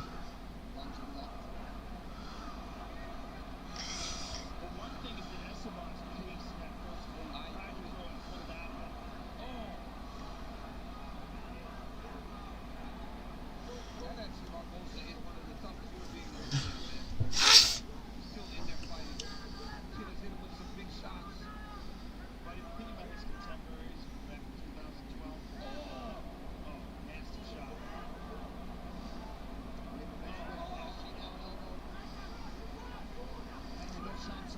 Esteban fights angry. yeah. This was, yeah. No, this is bad, man. Like, He can stop this at any time. That's it. And that will do it. Esteban Ribovics, a near 8-1 favorite, taking care of business and getting the Rod was being as nice as he could be. Yeah, yeah. That was hard to watch, man. He's now won 2 of 3, and he acknowledges he likes the Edson Jr. Barboza. He was body hunting out of respect at all times. Yeah, yeah. No, I could see that he was trying to not hurt him too much, and obviously he had a big target on his leg. I saw that he wasn't going to it a lot. But Edson absolutely did. All right, tonight's fight replay is brought to you by Monaco, the official canned cocktail of the UFC. 2 shots and everything. Rip is a class act. Yeah, I fully agree, man. Edson, Jeez, that was brutal. That was honestly hard to watch. look at this. Bam, right on the nose. Edson rocks back, wobbles. I have no He wanted the ref to come in. Yeah, and I think they should have stopped it a lot earlier, but I mean, obviously he wanted to give him all the opportunity to actually come back. Thank goodness he is retiring. Oh, so he's retiring. Okay, at least that's good. Because sheesh. What is your opinion on 5-round women's fights? AI Hakim. I don't know, man. I don't think. I mean, I'm trying to say this in the best possible way so that I don't sound misogynistic. Here's the thing, right? And I've said this before. If women's sports are left to grow by themselves, they struggle. Look at WNBA is starting to do a little bit better, but it's nowhere near where NBA is. Even women's soccer is the same situation. I can't think of any women's sports that I feel like is coming close to the men's sports, and that's why in the UFC and even in WWE they combined the two. WWE at one point tried to do a women-only event, and I think they still do, but it doesn't do the same numbers, right? It doesn't, and they are relying heavily on. They are relying heavily on building the ladies off of the guys' fame, and at least what WWE is doing, I think, has a higher probability of succeeding, because they accentuate their sexuality in a sense, right? Because there will be people who will be looking at that and be like, shit. Because if you look at how the WWE women dress, it's kind of very revealing, right? So obviously it plays into the fact that, okay, the guys might watch because of that, right? Especially because a lot of the girls are pretty, right? So when you remove that element, if for example you look at women's soccer, there's none of that, especially because a lot of the ladies in the soccer thingy are, I don't know, let me not even go there. Similar with MMA, a lot of the popular girls in MMA are those that, have a bit of a hump, and a lot of the more famous women's MMA fighters are not usually famous for their skills. Like, look at the most popular female fighters. Mackenzie Dern is one of them. She's not popular because she's an amazing fighter. She's popular because people like how she looks, especially her body. Norma Dumont is another one, right? I just saw a video of Valentina Shevchenko trading in the rain, and when you go into the comment section, you don't see, oh my god, this is one of the best fighters. You see, she's hot, right? So, and I'm not saying Valentina is talented. Is not talented, but unfortunately, there are things that women are good at that we are not good at, and vice versa. And unfortunately, the world does not allow that to even be a possibility, because anytime you say anything like that, yeah, you're stereotyping women. Women can do anything a man can do. If that was the case, then why do we have to have women's sports? Like, let's just compete with each other and see if they can actually do what we can do. There are certain strengths that we have that women don't have.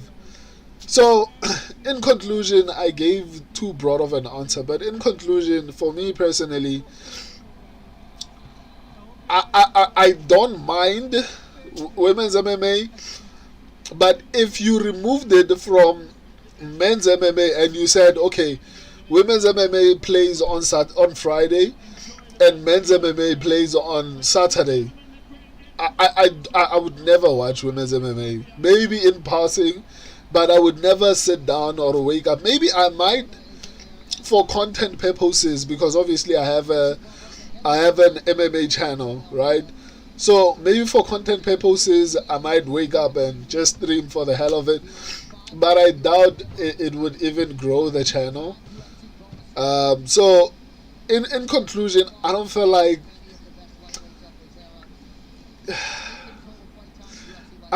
women's MMA, women's fights should even be a thing, right?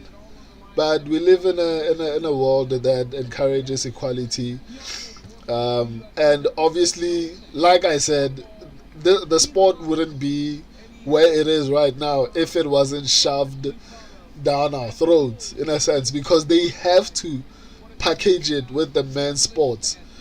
Like, for example, now Islam Makhachev is headlining, and then Mackenzie Dern is coming before. But if you build a card with Mackenzie Dern alone and you put all the women's fighters underneath and there's no male on that card, it's not gonna do well. I'm sure the promotion is going to lose money. I'm not even sure they can fill up an arena with a women's only card, right? So my answer is, in general, I don't mind women's MMA fights. They pass time. They are sometimes good. Valentina Shevchenko is a good fighter. Amanda Nunes is a good fighter. They are really, really talented fighters, but in general, they're not entertaining, right? It usually goes to a decision. It's rare to find a female fighter, who is exceptionally exciting. They are usually exciting at the bottom of the rankings, but once they get into the top 5 or top 7, let me say top 7, they start to get boring, you know. So yeah, 5 rounds is too long for me. I think it should be kept at. I think it should be kept at 3 rounds. But yeah, it's not being misogynistic. There are things that are boring. I would never watch men's netball. You know, there are certain things that for me don't make sense, and that's why men's netball is not doing well, but women's netball is doing well. Right? There are certain sports that, like I said, it goes back to what I was saying. There are things that men are good at, and there are things that women are good at.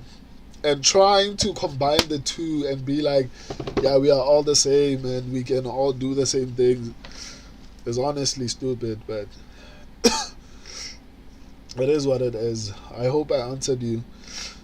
Shoshat McGee, UC needs to put him in the PI for a lifetime job. He earned it. Yeah, I agree.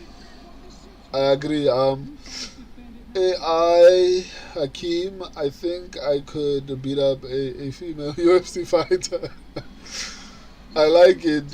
You want them to be more revealing. I agree. I'm not saying they should be more revealing. I'm just saying it works for the WWE. It works for the WWE because otherwise, even the women's pro wrestlers, a lot of them are not that entertaining. Even some of the stars, for example, Becky Lynch. I can't believe I stopped watching MMA. But even some of the stars are not as entertaining. Becky Lynch is not that great. Maybe Jade Cargill, Bianca Belair might be they are a bit more decent, but a lot of them are not that entertaining, unfortunately. But yeah, I mean, that's my 2 cents on the topic. Safe travels. Thank you. Good luck to you. Great talking with you. Sure you got another ride, dude. All right, go get it. Robin loves to treat herself, but sometimes she needs extra cash to make it happen. That's why she uses Vinted to sell clothes she doesn't wear. Selling true shipping fees, she earns more. Vinted's magical that way. Hey girl, are you ready for your pedicure? Find extra money in your closet. Download Vinted. See, that's fun. Stupid one. Philadelphia, Pennsylvania. Last time we were here, of course, the UFC Fight Night tonight, a championship doubleheader at UFC 330. To that end, these fighter rivals are brought to you by Superfile. Find your place in the future at Superfile. Let me update. Superfile.com.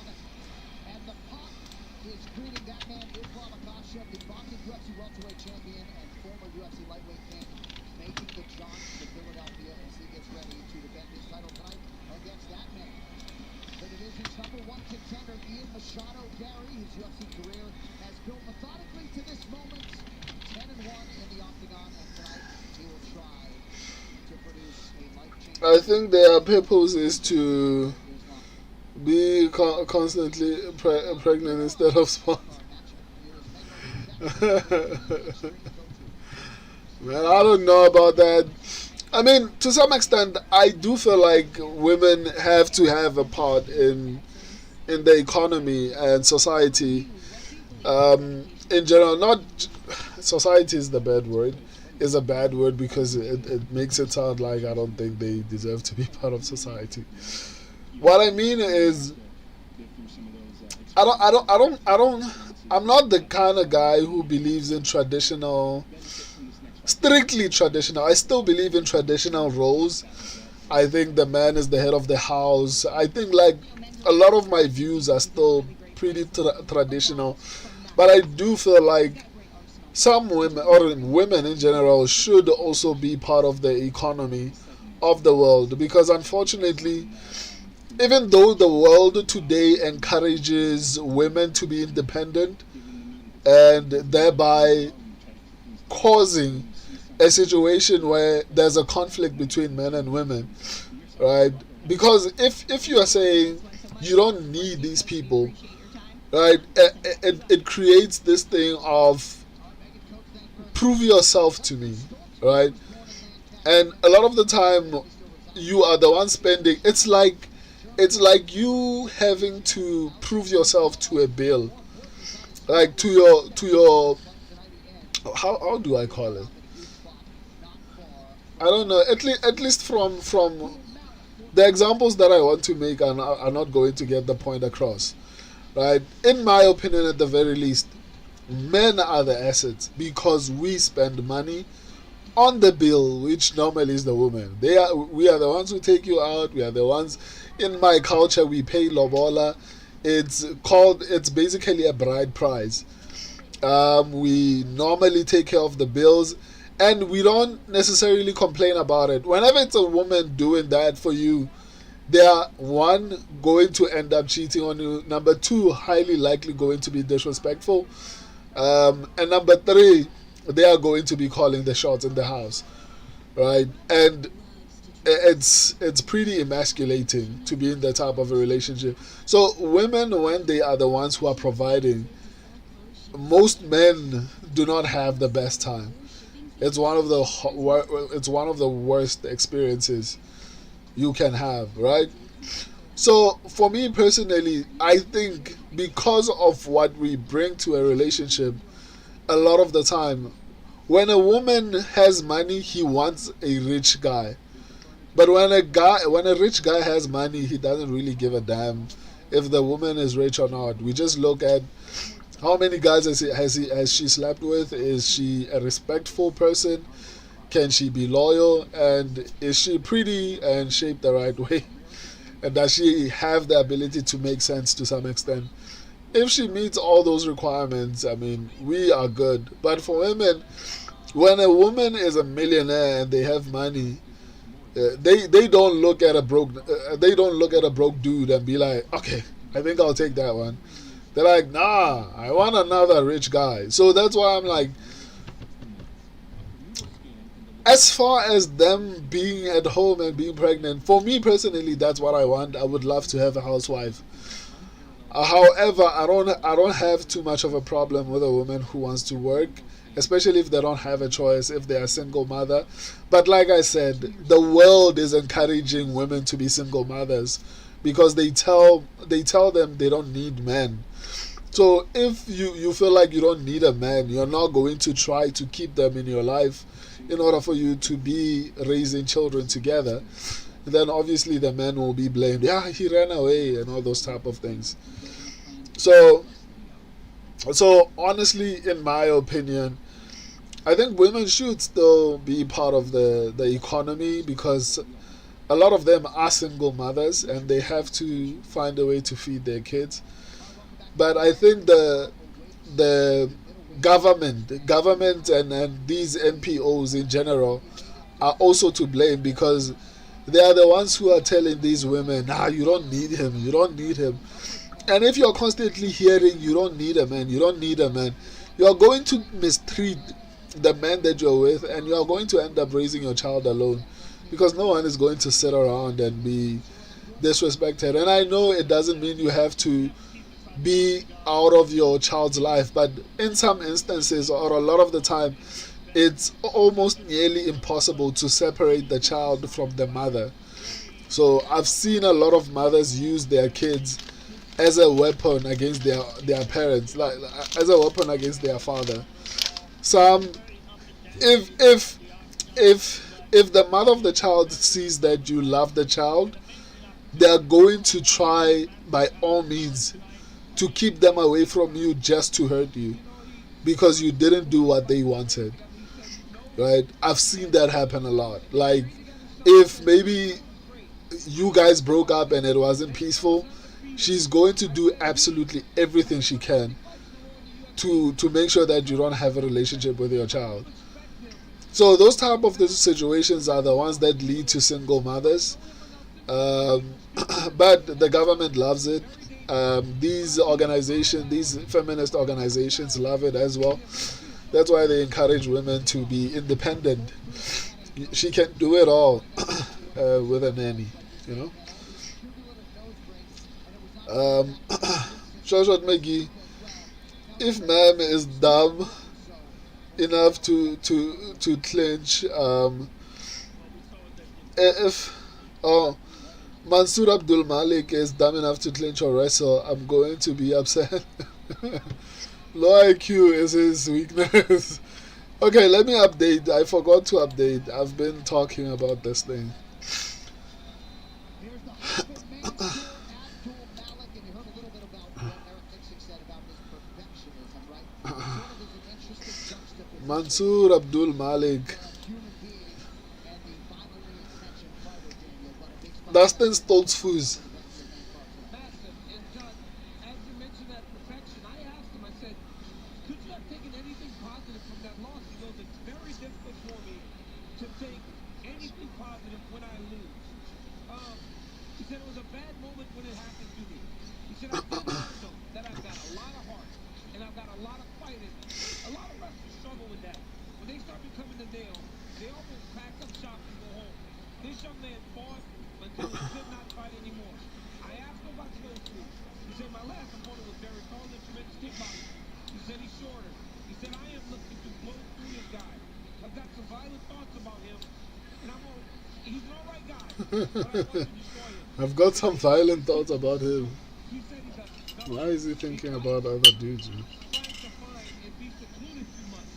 He said he's trying to be more open with people and try to gain friendships because he lives a very secluded life. He's got to recover from this last loss. We learned a lot about fighting. Five big things at middleweight here in Philadelphia. They are yours next. Take notes.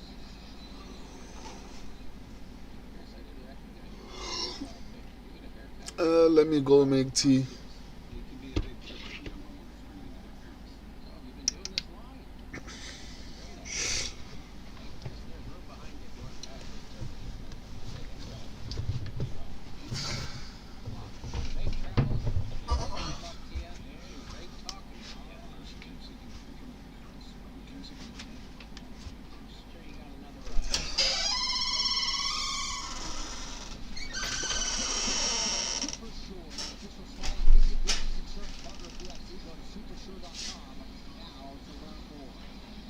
Mansoor Abdul Malik, a 7-1 favorite in your closing time. He's 28. He also penciled in the loses 34 difference in height. 4.5 inches in reach on this side. Fight out the intros. Bruce Butler. Ladies and gentlemen, this fight is 3 rounds in the UFC middleweight division. Introducing folks, fighting out of the blue corner, a mixed martial artist holding professional record, 16 wins, 8 losses. He stands 6 feet tall, weighing in at 105 and 1/2 pounds. Fighting out of Germersheim, Germany, Dustin Stoltzfus. Now, introducing his opponent, fighting out of the red corner, a mixed martial artist holding professional record, 9 wins, 1 loss, 1 draw. He stands 6 feet 2 inches tall, weighing in at 186 pounds.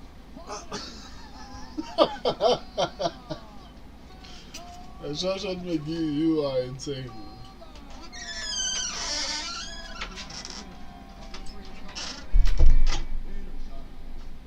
I thought maybe one of these guys would go for the cheap pop, having been born in Pennsylvania, and Buff said, by way of Lancaster, PA, or Pittsburgh, PA, but a couple of hard-nosed, no-nonsense backs here. Tonight's fight clock is brought to you by the Uprising. Only here September 11th. Abdul Malik imposing 70 off Bobby Brown. You look at his side,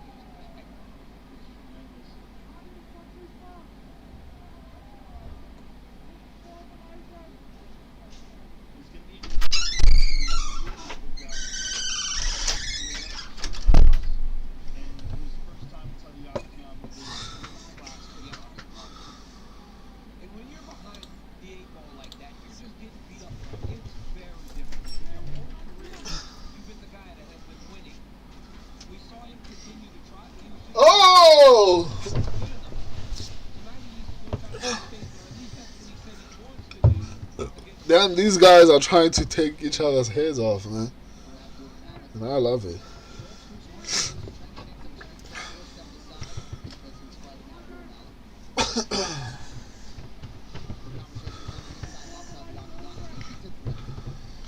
One thing to take into consideration was this fight with Joe Garry was 205 pounds. He had pounded you down. Yeah. He took in that fight. And then, I mean, go back and watch the career history. He was a creation guy. Joe Garry was fucking elite kickboxer. Yeah, Ferrari actually fought Pereira in kickboxing, which would be the most scary thing to do. Yeah.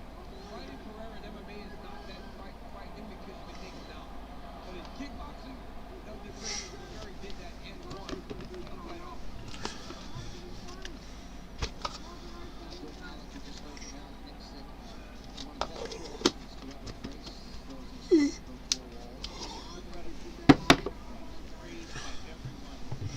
for how hard he works and how smart he is. Good job trying to back him up. You can see the difference in the speed right away. Boom out much quicker than Dustin.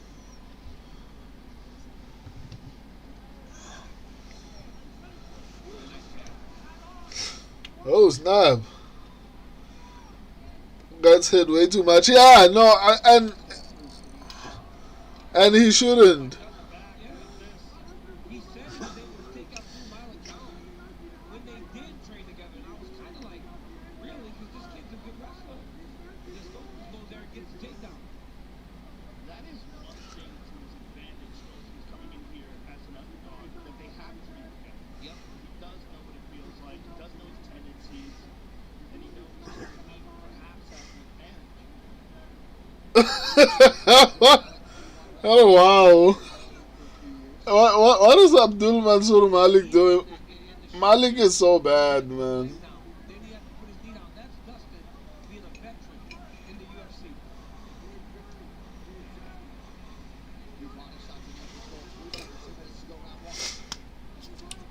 UFC. He is the oldest looking 28-year-old. looks 35 with 3 jobs. You gotta keep fighting. It doesn't matter that they don't kick you. Oh, another shot by Stoltzfus. Beautiful level change of timing there. But you talked about Dustin and you said there isn't one great skill that stands out above them all, but he can do everything. And sometimes those are the most dangerous guys to fight. So Mansour Abdul Malik is honestly struggling with Dustin Stoltzfus. That's honestly disappointing, man. So this guy came into the UFC. Oh, he got hurt.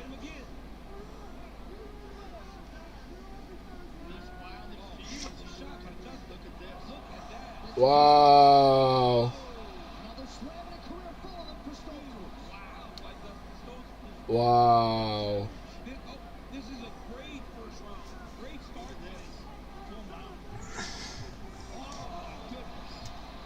this. No, but the back of the head shots, but man, Mansour Abdul Malik is terrible, man. Look at this. Incredible. Stoltzfus is putting it on him. Oh, he's got the flat. He can get both legs in. This is a great opening round for Dustin. Oh, he's gonna go He's gonna go for the Sulalam stretch. This card is making me question everything. Me too, man. Like,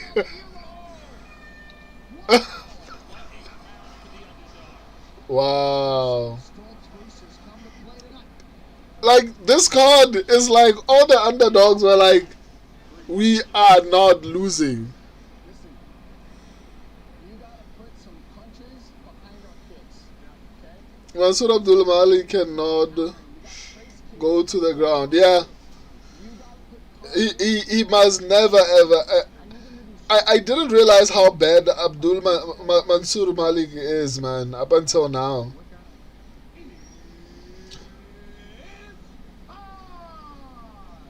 you know this call may be recorded for quality assurance purposes. Anything for Bud Light, the official beer sponsor Yeah, I honestly think he lost that round, to be honest. NCIS New York premieres this fall on CBS, and we'll see you there. NCIS New York, new series Tuesday, October 6th, part of CBS Premier League. Look at this. Stone Fools gets him up in the air and it just drives that way down. I love that. I love when you big dog under the day. Round two brought to you by Monaco, the official can cocktail of UFC. 2 shots in every can. Stone Fools outstriking Abdul Malik, also secured 2 takedowns in round 1. He had landed a couple of very clean shots. It's honestly insane that Dustin is winning this fight, man. But a corner, Eric Nixon said, I need you to get.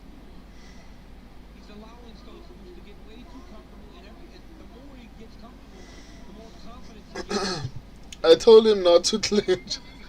I'm trying to get a takedown. He has good jab, but just one throw. And that would be the easiest way to win, and that's not what he wants. He wants to lose the hard way.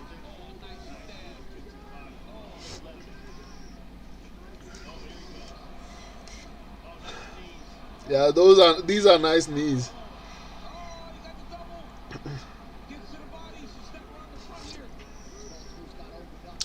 Fence grab.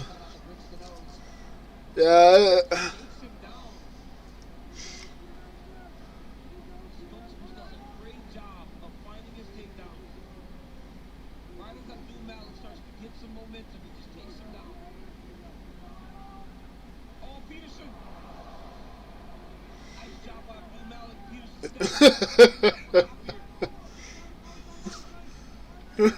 He's wrestling.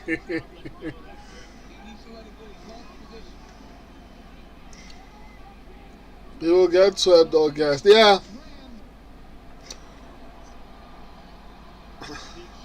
And he's missing. Like, he's throwing a lot and he's missing.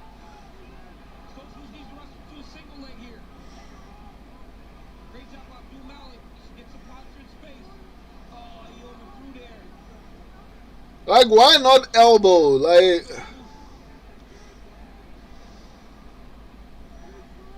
okay, Stone Fools looks like he's getting tired, so maybe that's good. Come on, Malik. We can't afford another loss, man. Like, how many picks can one person get wrong?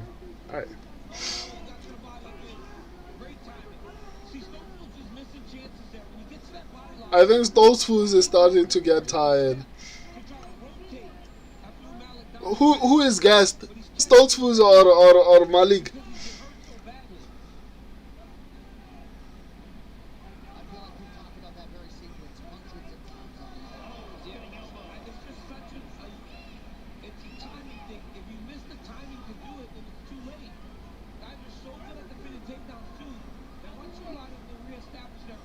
Why is he only clinch fighting? I don't know, man.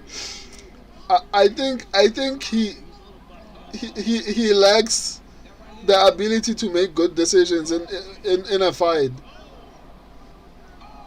Oh! 78 injuries for nothing. Like,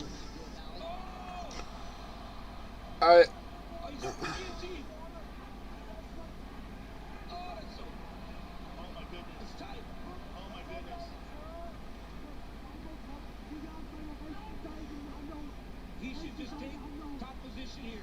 Don't worry about the sub. Take top position. Look at this. That's nasty. Oh, man. That's so hard to deal with. Oh, my goodness. Jamming that knee. Again, Joe Wright, that blue collar type of fighter that can do it all. wow. I mean, if Dustin Stone Fools is doing this to you, then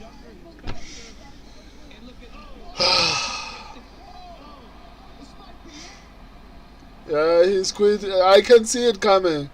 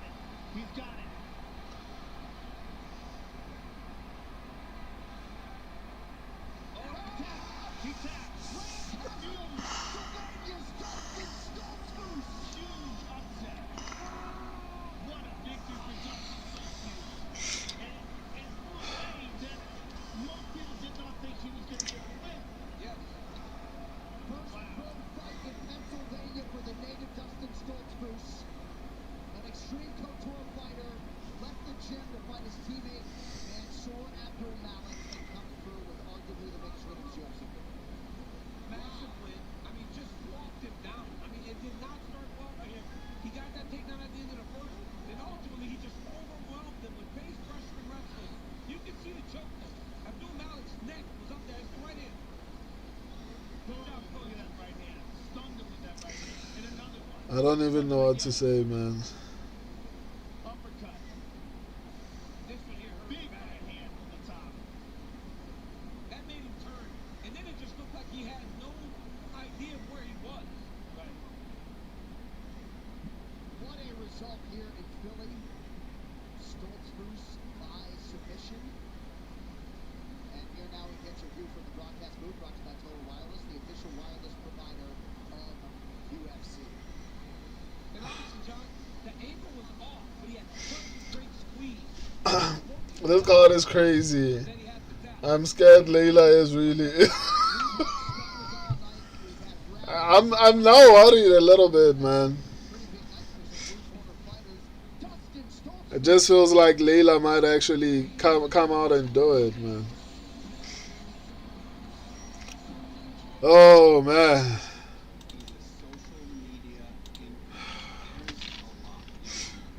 Layla might actually do it. Sure.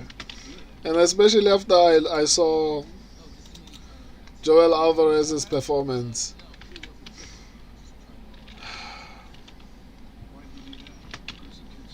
Shit, man. Like, Layla might actually do it.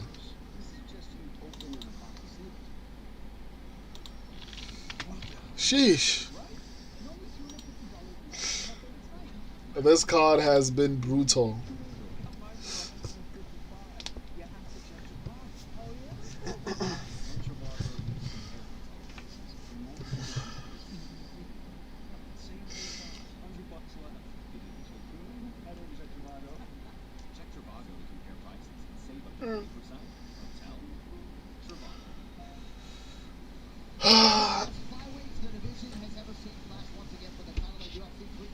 I don't even know what to say, man.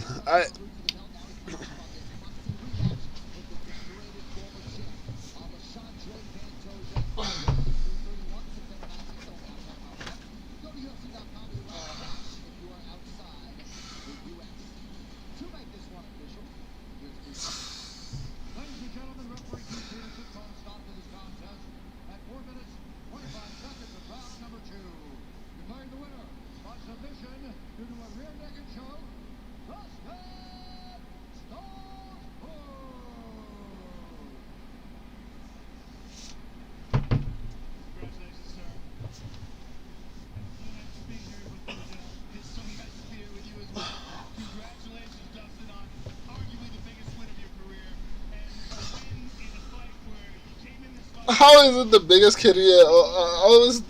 How is that the biggest win of his career, dog? Like who's Mansoor Abdul Malik? Like Joe Rogan sometimes says some stupid things. Like how can Abdul Mansoor Malik be your biggest win? Like who has he beaten? What makes it the biggest win? It's not like Abdul Malik was not even undefeated. Like I would understand maybe because he took his O. How is he?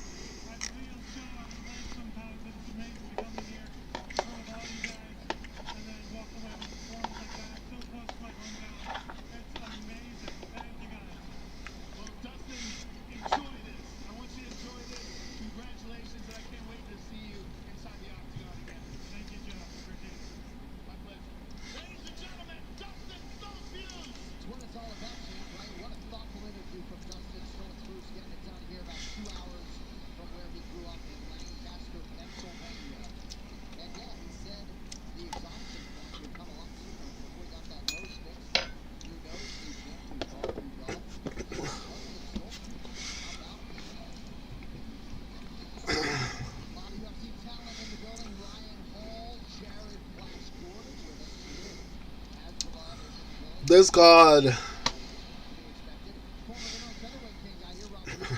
He's got a big fight coming up against John Silva. Eddie Alvarez, the underground king. And former UFC lightweight champion. Sheesh, man. Legendary Frankie Edgar alongside his boys.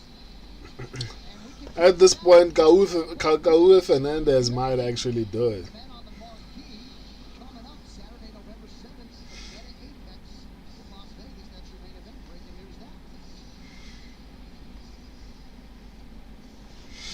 Boyo Tires, Q moved up to rank. Mackenzie Stone, Q moved up to T.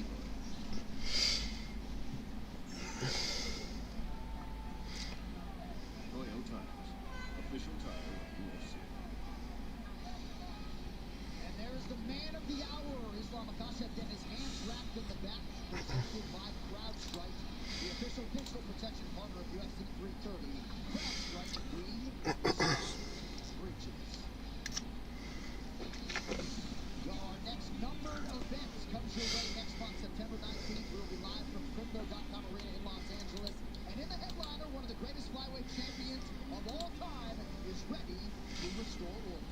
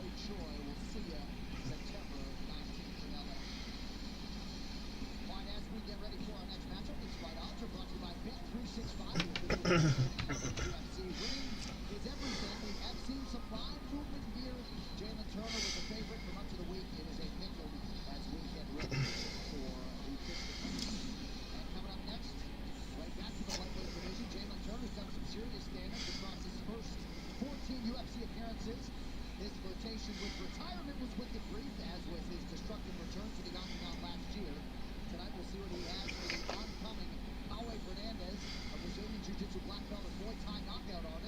who is ready to show out for Nova União and his fellow Brazilians here in the United States of America. They finished at 155 there, yours next here at UFC 350.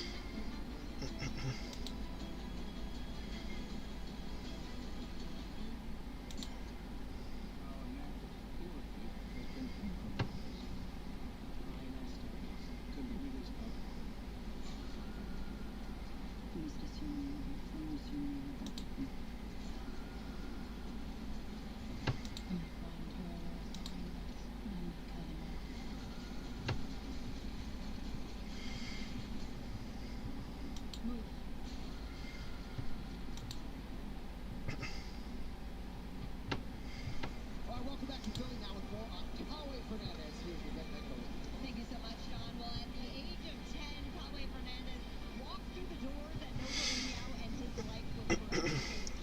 Kickboxing since the age of 5. Once he began training at the famed gym in Rio de Janeiro, he was surrounded by some of the world's best fighters, including the former champion and UFC Hall of Famer, Jose Aldo. Now, all this influence on Fernandez's fighting style is quite obvious, but according to the King of Rio, the 31-year-old Fernandez may very well be Nova União's next opportunity to have a world champion. But in order to do that tonight, he must add to his 3-fight win streak and perform on what he told me is the biggest opportunity he has had thus far. My page is still growing. My channel. Oof. Finally, we are recovering. We are in recovery right now. The page was critical.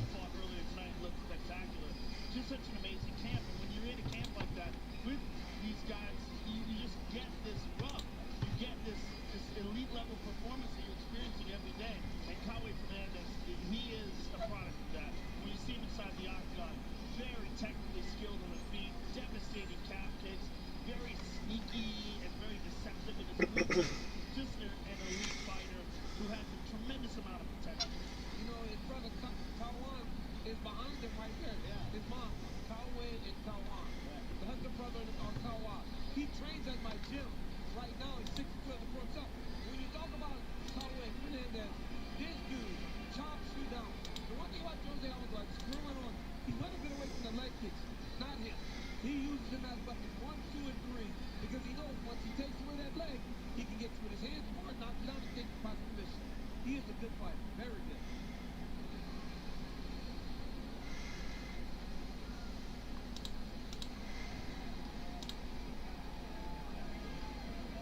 Jalen Turner briefly retired after a loss to Ignacio Barboza. Came back several months later against Edson Barboza, but he did say he didn't want to come back. He's doing it out of obedience to the Lord. So we'll see just how long Turner's here for. Trained with Ian Garry when Garry fought Carlos Cortez. That was a spark to get him back in the gym. But in terms of what he was looking to do, DC, in that performance against Barboza, couldn't have done much more with that showcase. Stiffer test in front of him tonight. No, he fought as well as you can. And my only concern is when he says he doesn't necessarily want to fight. Is what happens when you get in there with a guy like Fernandez, who's very, very tough. And he's got to do it in adversity. Last time he got into adversity. This time he will see that. But if we know anything, Jalen Turner is one of the better prospects in his division. He's so tall and big for the weight class, and he can just shut your lights out. The guy's an amazing striker, big power, and just an amazing athlete. So I'm excited to see how he handles another return to the octagon tonight in a much bigger spot.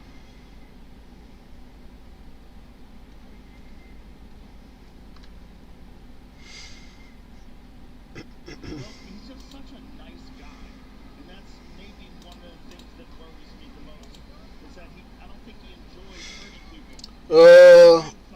Particular example of that. I think that's Shoshan McGee will be the best matchmakers on YouTube with what I'm cooking up.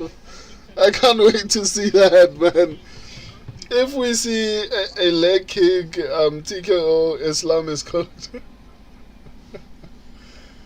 If we see a leg kick, TKO, Jalen, please don't be stupid. We need any type of W we can get. We need it, man. It's not looking good for us. Like, at this point, all I'm asking for is to have more correct predictions than wrong ones. Like, I don't want a situation where most of my picks were incorrect. You know, Shawshot McGee, Habib better go KO Layla backstage before the fight. If Ian can hear, he can't lose.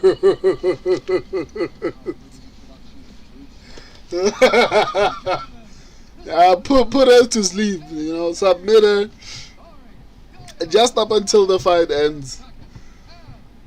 Cause yeah, nah. Plus Layla screams during fights, or maybe I'm wrong.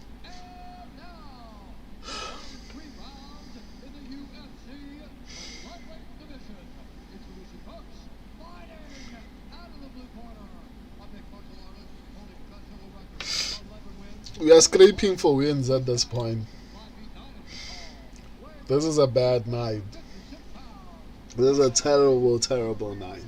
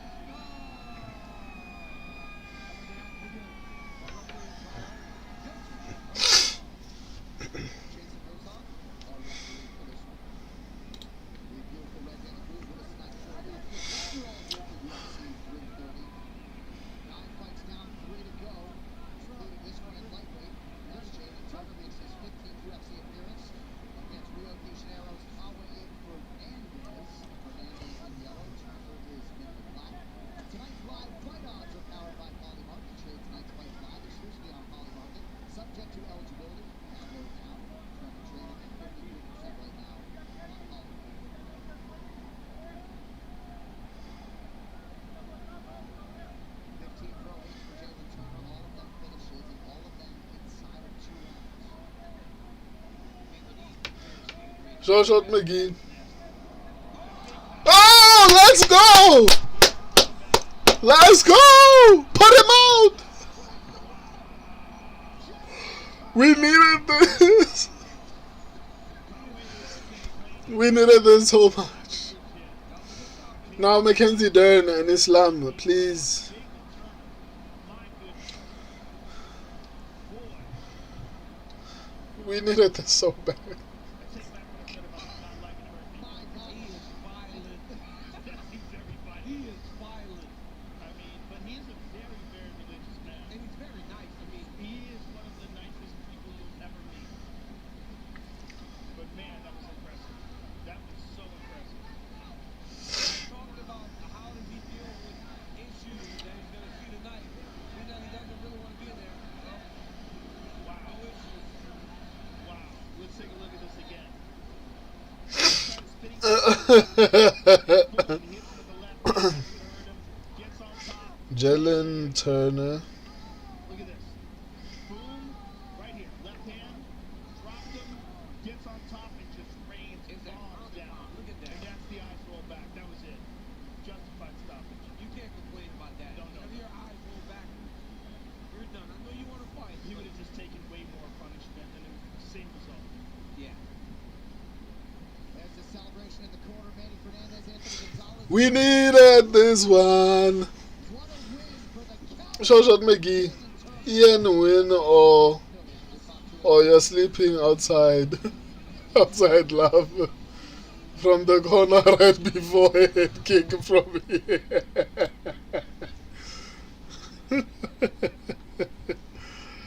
Oh man. Ash. Ah.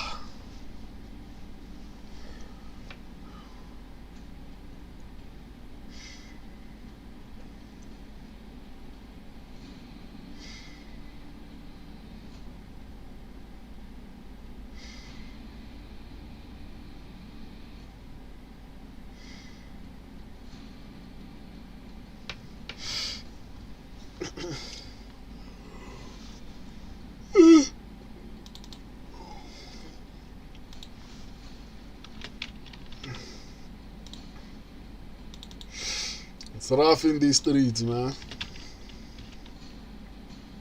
Rough.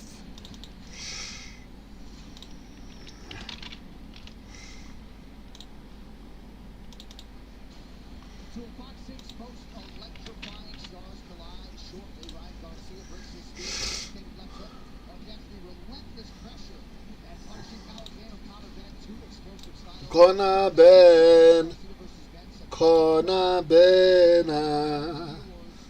Ukhona yena Benson Kunta Drapo. Ladies and gentlemen, referee Jason Herzog has called a stop to the contest at 39 seconds of the very first round. Declaring the winner by knockout, Jalen the Tarantula Turner.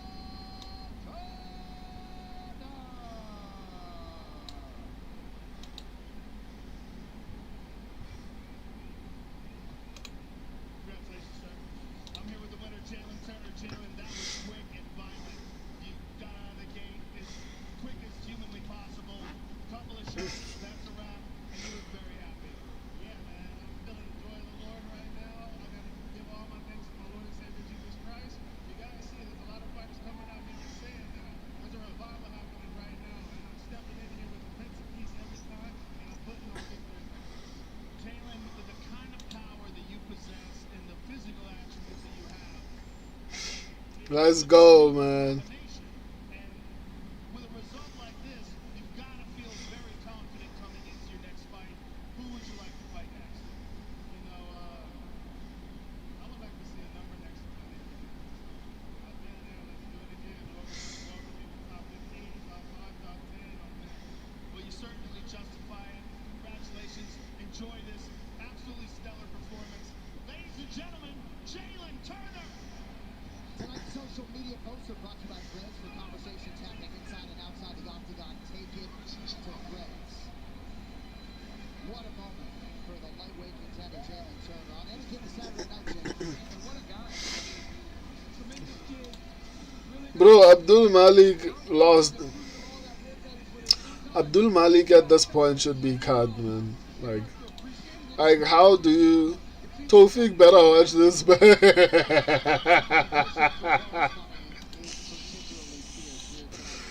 Abdul Malik should honestly no longer be in the UFC. I'm not gonna lie. Like I don't see the point of him being inside the UFC. Tawfiq better watch his back. Yeah, he better watch his back, man. He better watch his back.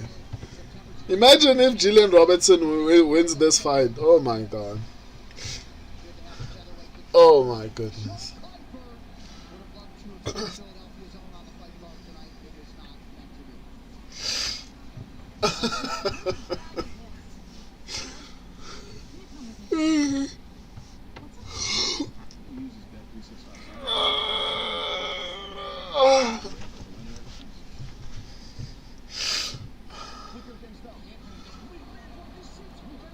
Mehrul Avlin, he was a crazy favorite. Yeah, like the fact that you are finished by Dustin Stoltzfus tells me everything I need to know. Like, if you are being done like that by Dustin Stoltzfus, man, I don't think you should be inside the UFC. Shoshan McGee, give Mansour Abdul someone coming off the Dana White's Contender Series. Yeah, send him off to the PFL or the regional scene. If he loses that, feed him to prospects. Yeah, I mean, his record is still decent enough to actually build other athletes off of it. Right, so far he has only 2 losses, but it's kind of sad that those 2 losses are people who, like, it would have been respectable if he was losing to someone who's like ranked, but at this point, Stoltzfus is doing that to you. Shit. Shoshat McGee, if he, I think I responded. Mehrul Avlin, Dustin was a 6.4 times. If I knew, yeah, not many people knew that this card would be like this. This is probably one of the. I've been saying this. I've never done this badly in a very long time. This whole year, I've never done this badly. I've never had such bad picks. We maintain our strength in order to deter and defend against aggression. Sheesh, man. But make no mistake, when pushed, This was a wild card. But at least my heart will be happy if I can get 7 and 5 at least. 7 and 5. My heart will be content.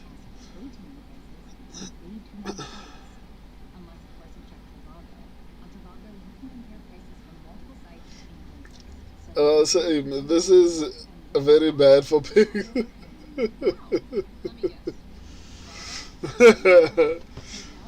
Oh man. Yeah, it has been a brutal night. Ride shares, 18 years. Your injuries aren't personal to them. It's just business. Be the sponsor who fights corporate insurers and commercial carriers to protect your recovery. And we do the best to help you get medical care and the financial recovery you deserve. When company vehicle accident changes your life, there's only one number to call. 1-400-FIGHT. Alexander Volkanovski is an absolute savage. he is as skilled in all phases as any fighter in the game that can set his best featherweight of all time. Finally, Mobza gets his shot. Movsar Embolia is a monster to deal with. He believes he's the man best equipped to beat Alexander Volkanovski. This is the fight that settles it all. Peoria is a problem. He's the best 135 pounder in the world. But if you're Morocco, you like to get out. The fact that he can just go so hard, There is no one like him. the card that everyone has been waiting for, and Abu Dhabi. Man, Abu Dhabi's gonna be sick, man. First of all, Volkanovski won. You tell Lonnie Kavanaugh versus I love this fight. Lonnie Kavanaugh, Ramazan Temirov, Alexander Volkov versus Rizvan Kuniev. Arnold Allen versus Aaron Pico. Title game for Rob. But Rob has Okay, so Ronnie Kavanaugh versus Tiernan but let's see how Pico does, man. Man. card from top to bottom. Shoshot McGee, this is probably the most underdogs have in years. Yeah, I agree. Underdog heavy. Shoshot McGee, Evloev is gonna beat Volk, and I'm gonna cry about it. Yeah, Evloev is going to beat Volkanovski. I mean, I think that one is not even going to be even disputable. Volk is losing his belt, but we can cry knowing he lost to a good opponent. You know. I'm coming now. 1 minute. Chintzy.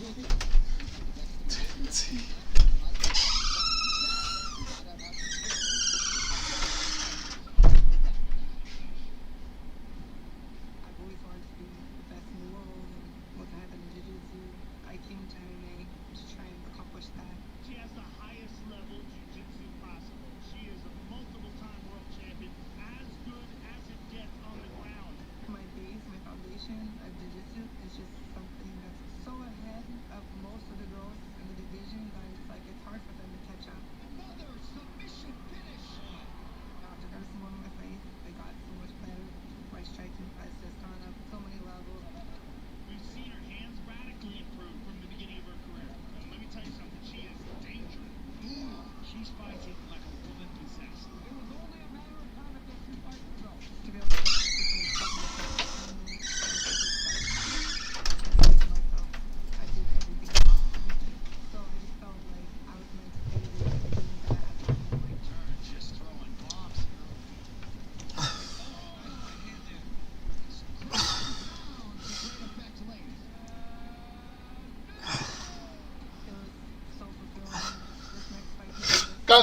Did Arnold Allen win his last fight? I can't remember his last performance. on the ground. For someone like myself, she's a perfect matchup. I think that she is a jiu-jitsu girl and I'm an MMA fighter. I'm always She's a jiu-jitsu girl and I'm an MMA fighter. violent. I'm not sure there's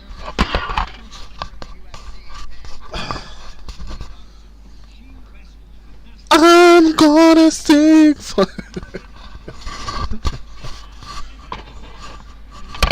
She's out. And that is it.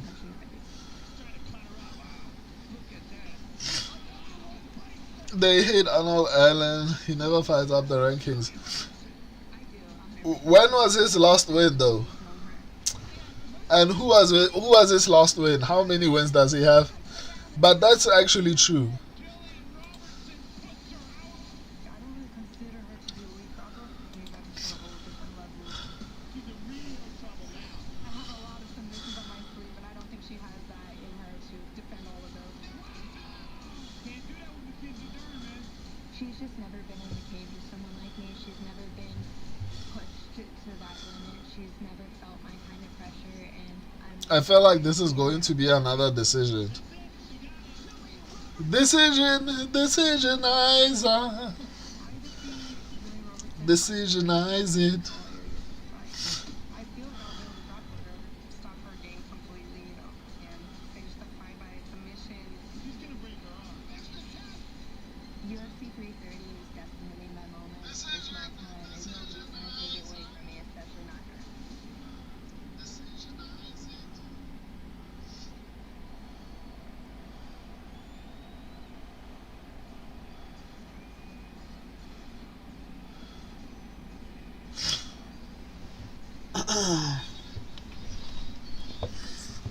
This has been a brutal night for MMA fans all over the world. We have been bruised emotionally.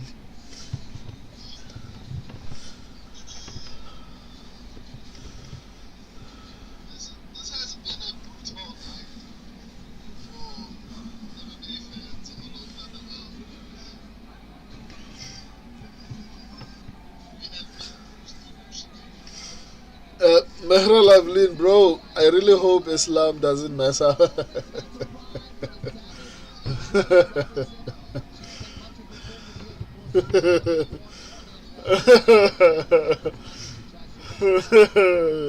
I hope so too.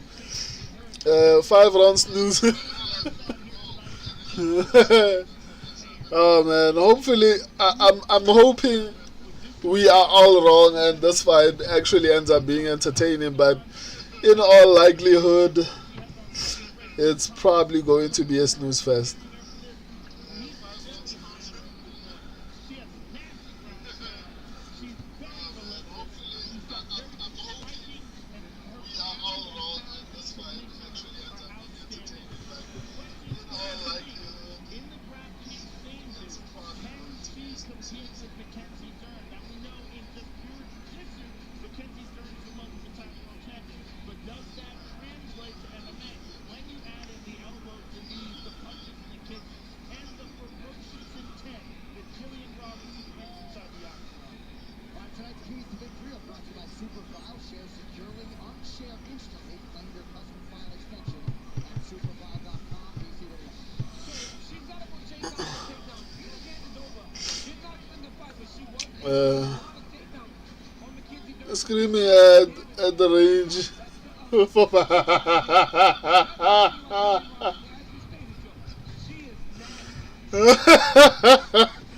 screaming at the range for 5 rounds.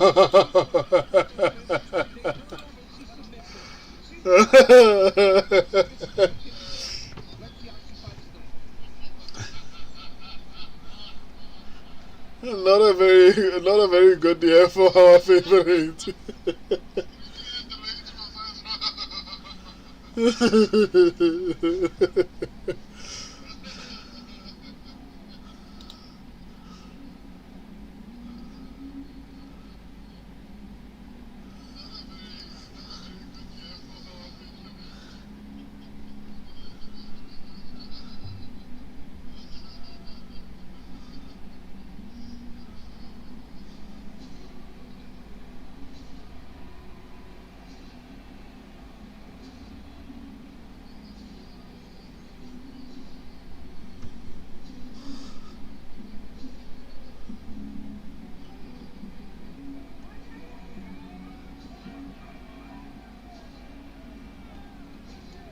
The champ is here. Two-time Brazilian Jiu-Jitsu world champ at black belt, and now the undisputed UFC strawweight champ, Mackenzie Dern. Daniel, this is a woman from whom so much was expected, and she delivered with a world title. I gotta tell you something.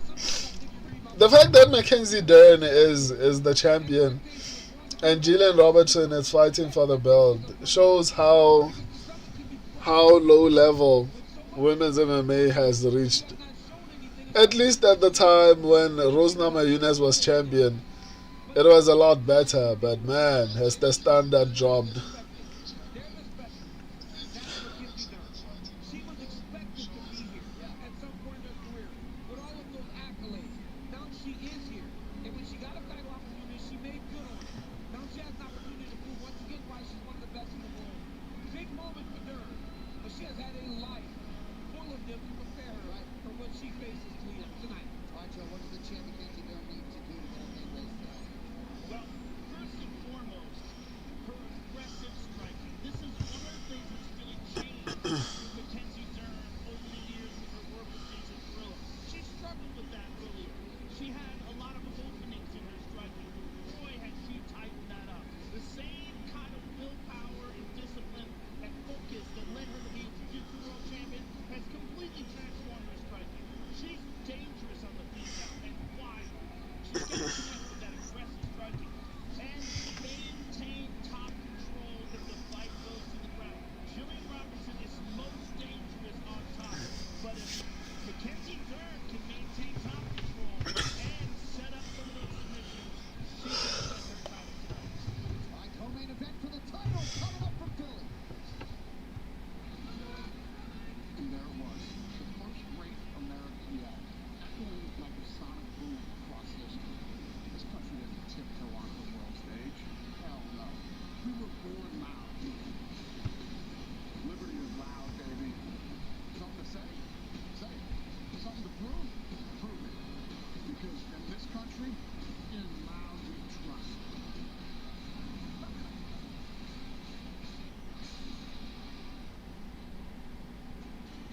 things in sports like a UFC title fight.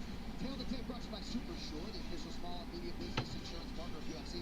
Go to supersure.com now to learn more. Mackenzie Dern, the 2-1 favorite tonight, is 33. Challenger Jillian Robertson is 31. Robertson taller by an inch. Both fighters enter the octagon with an identical reach.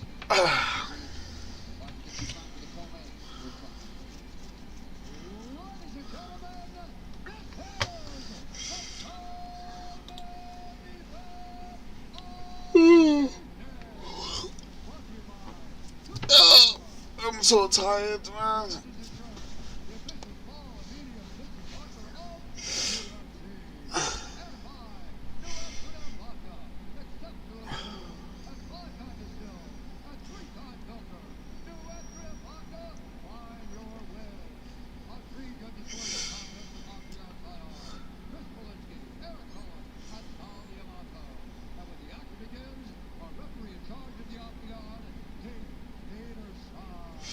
Case paid us on.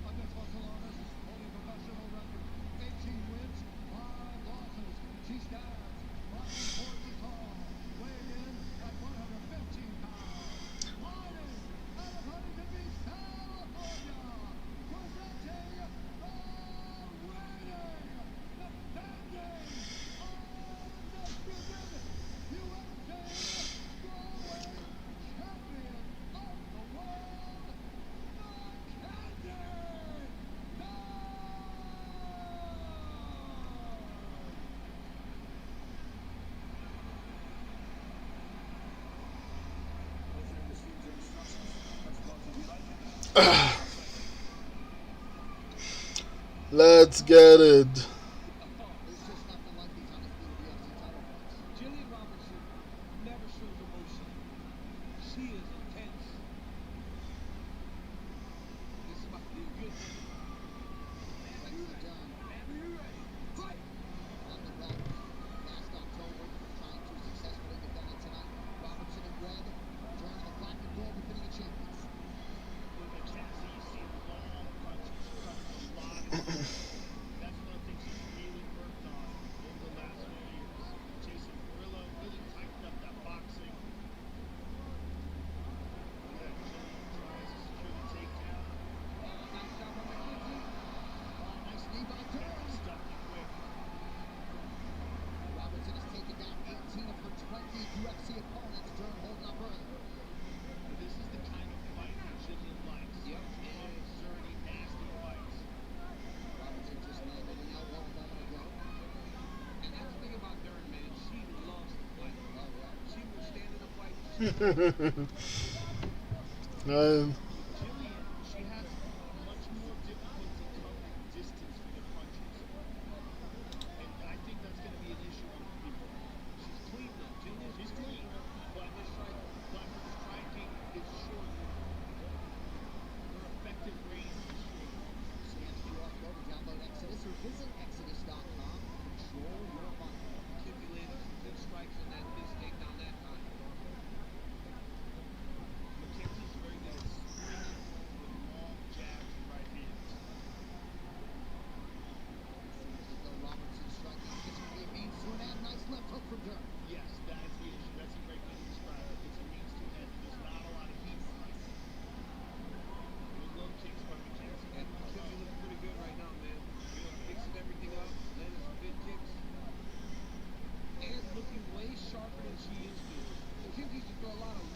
Right now, she seems to be much more in tune with trying to keep everything tight.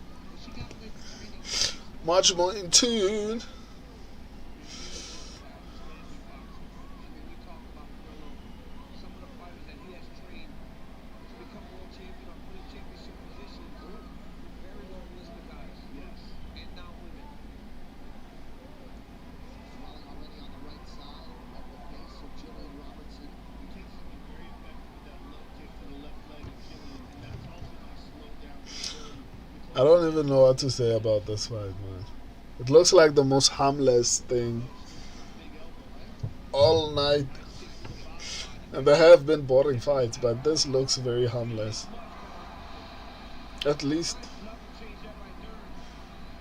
You can just see the difference in the spring and the step. Yes. The movement, the back and forth, the up and down. Robinson just seems stiff in front of McKenzie. McKenzie's more explosive. And Joe, what you can't do is be on your back with McKenzie in your guard. Because she will find ways to finish the fight. Look at that pass. These insights brought to you by UFC Insights Entry, built with IBM Watson X.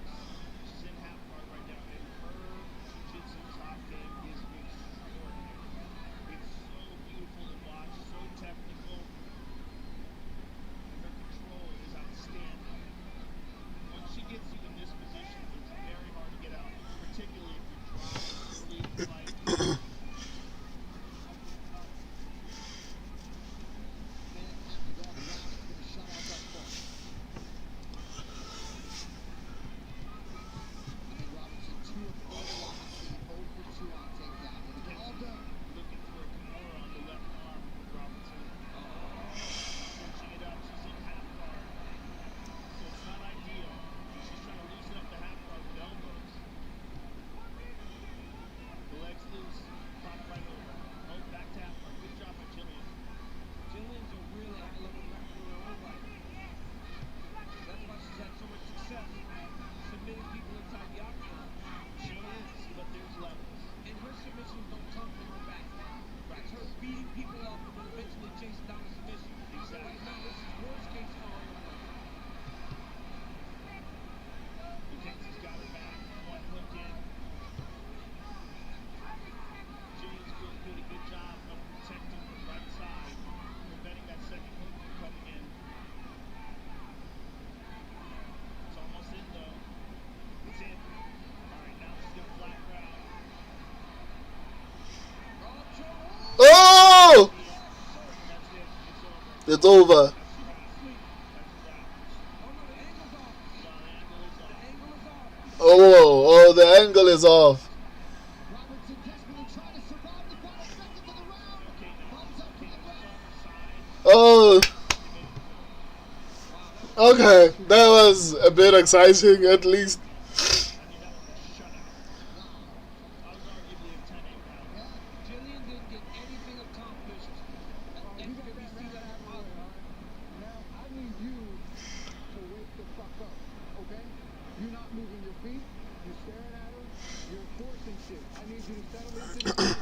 Move your feet, all right? Move your feet. You letting her run you down. Move your feet. Create your angles. Don't you get to your right and start throwing out right hand. Hand traps, all right? I need you to get back into this fight, all right? You ready? So here we see she flattens her out, sneaks that right arm under the chin, and almost gets that choke. Boy, that was tight. Jillian did a really good job of just turning into the choke with her chin, trying to change the angle. That's the only thing that saved her. Gave her a gap on the right side of her neck to protect her from getting choked completely unconscious. Sylvester Stallone stars as Des Mafia Capo's right hand ready. The Paramount Plus hit series Tulsa can catch up on all episodes before the new season. This fall only on Paramount Plus. Anytime you let her have it, John, he told her, get into the fight, wait, the expletive up. He wants Robinson to move her feet, stop staring, and then she's watching. McKenzie after McKenzie does her work. I like how you say that. We need to say it. Oh, really? Oh, that was a beautiful. Wow. It hasn't been any real fight for McKenzie to take her down. When she gets Jillian Robertson, I didn't realize how horrible her takedown defense was, or maybe it's because of the fact that she feels very comfortable, or rather, she's so offensively good that she's never really had to work on her defense. She gets hit to the hips. She doesn't have the change of direction to move McKenzie back head to the inside and try to scroll. It's honestly crazy, and especially because Mackenzie Dern almost got a submission in the last fight. I mean, in the last round. So it's interesting to see what could happen here, because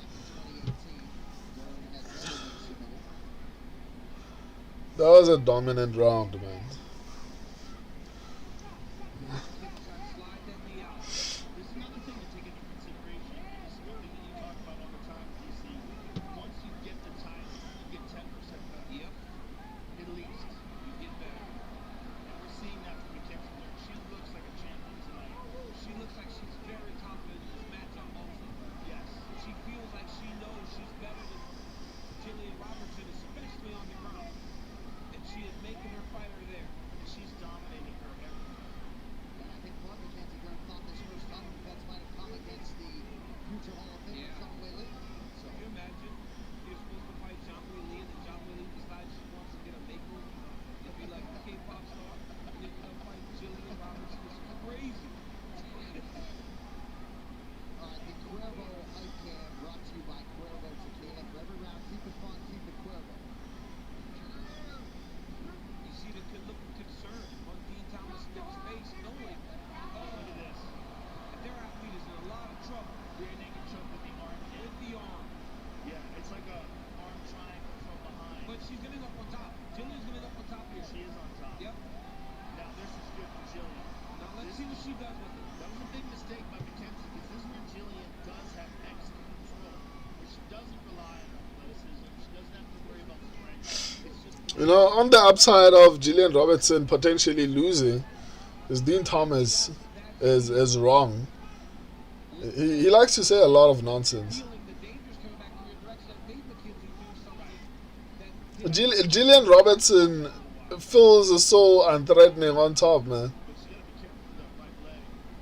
Robertson needs to hand fight here. Keep her weight going forward and try to hand fight. Attack the line. I posted my matchmaking for okay, I'll look at it now. Does it include Islam? This is a bad situation for Jillian here. Real bad situation. Dern said this would not have submissions she's never even seen in my office. Because these little hammer fists, they're annoying, but they're not going to hurt her. See Jillian trying to figure four her leg there, trying to keep herself safe with that figure four. Whoever wins the main event is kind of irrelevant. The champion should fight Carlos versus Morales winner. Okay, so it's official. They're making Morales versus Carlos. She just has to separate that leg, and she might abandon that and just try to get her leg out. But she used that submission attempt, or at least the look of a submission to get That's a big fight, man. It feels so big. The UFC might not give it to us on a fight night. everybody said about They might make it a co-main event of a pay-per-view. something her, and she is intent on trying to go and get a submission attempt. Trying to separate that side. And figure four, and free up that right leg. But she seems hell-bent on grabbing that right leg.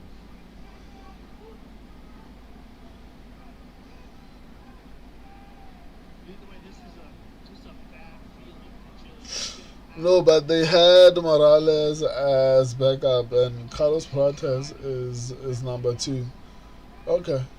And in a position that she probably thought, or she at least spoke about having, advantage of being able to compete in. Yeah, she thought she was going to be at least competitive in the grappling exchanges, and she has not been. One-way traffic through two. All right, mouthpiece. All right, I still need more movement on your feet. All right, what's going on with your legs? Here, get some water.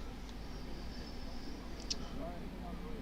We knew the first two were going to be tough. All right, we knew that. Now we in three. All right, now we in three. Adrian in three. All right, we got to go. You got to fucking dig deep now. All right, you got to move your feet. You can take this from her. She's not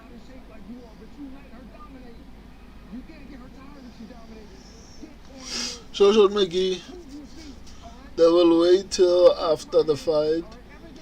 I bet they see if Ian wins for Carlos Prates rematch or give Islam Morales. Okay, this fight just needs to end.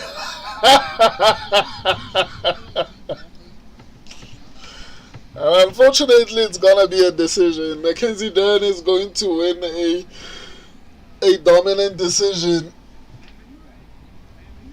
because it's kind of weird. Gillian Robertson looks good against other opponents, but I mean, look at who she's been fighting. Similarly with Mackenzie Dern, but clearly Mackenzie Dern has gotten better. But yeah, it's not an entertaining fight, man. Okay, it is sort of, but it's only because, I mean, I don't know.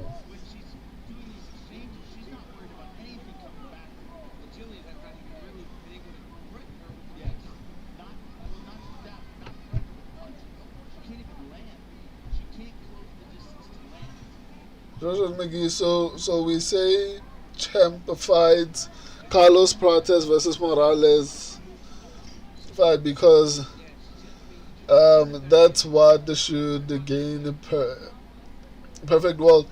I mean, why make Carlos Prates versus Morales? Or maybe, especially because it's going to mess up the timeline. I think unless if Islam is going to return late, I don't know, man. And if they haven't announced the fight, then it's going to be further away. Which honestly for me, I don't think it's a good idea to match them up. I think give Islam Morales next. Especially because of his performance against Sean Brady.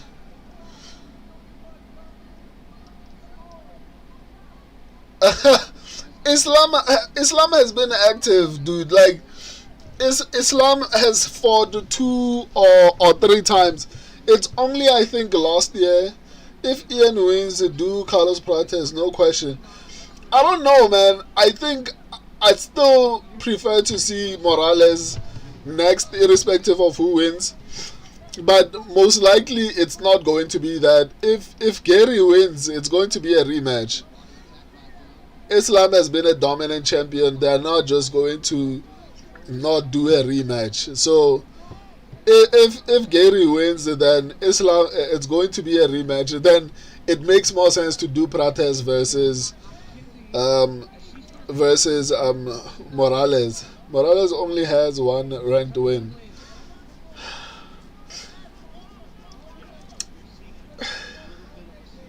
Nah, man. Does he really?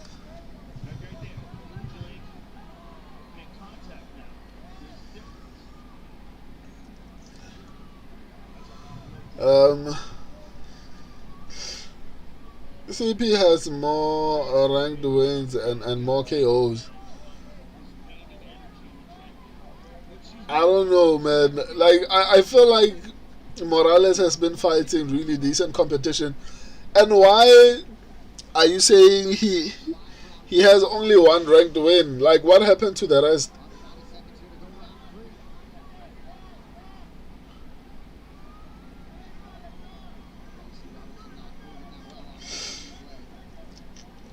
Shanes Morales' only ranked win. Look it up.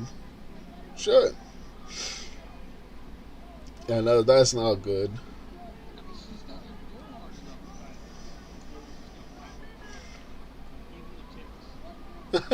Name them. You know what? Challenge accepted. Gillian is just okay with being taken down whenever Mackenzie Dern feels like it. I didn't realize how horrible her takedown defense was. we got time with this fight.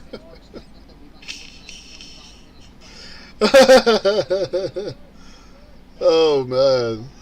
Well, you feel like if there was going to be a finish, it would have been early when the kid got him down, got him back, control it on the mat. But right now, she hasn't been as able to secure takedown. Right? It took 4 minutes to get this takedown. Round 1 and 2, she got him in the first 30 seconds.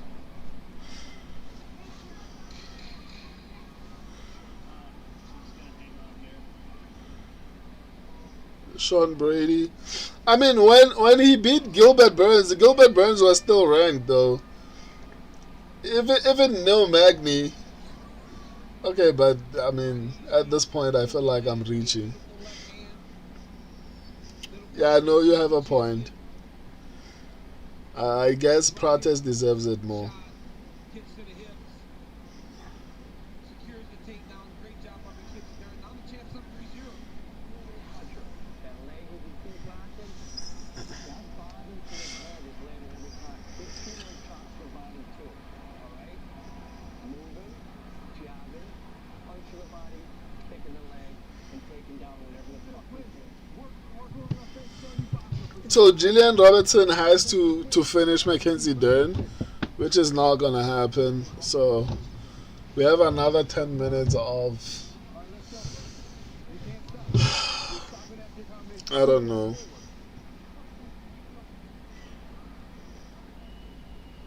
Tonight's championship rounds are brought to you by Ram Trucks. Burns was not ranked at the time they fought.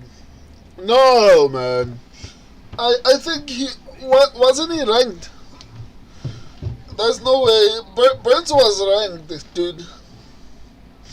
Oh yeah, no, I remember. I don't think he was ranked. Shoshat Megi, Islam won. Do Carlos Prates versus Morales. Winner if Ian wins. Do Carlos Prates rematch. But they're not going to do that.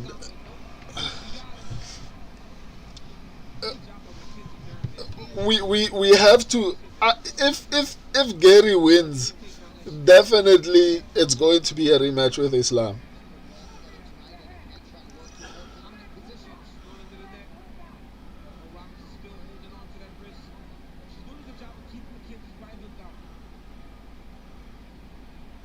Oh, but I get where you're coming from. So basically, you are saying that's what should happen.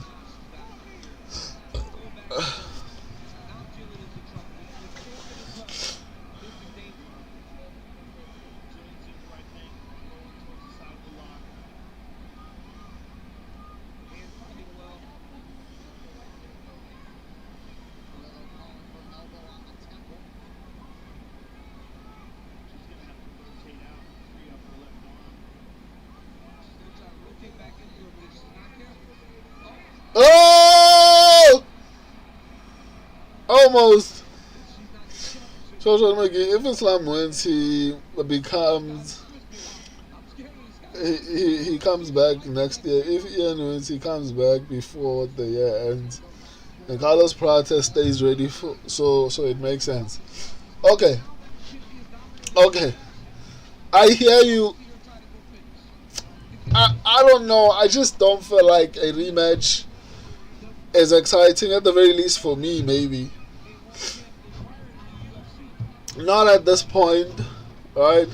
Especially if Ian Gary wins, because if he beats Islam, then I don't know if a rematch with Carlos Prates is going to be interesting, because the fact that he beat Islam for me is like, then clearly it wasn't a fluke. Ian Gary was levels above Carlos Prates.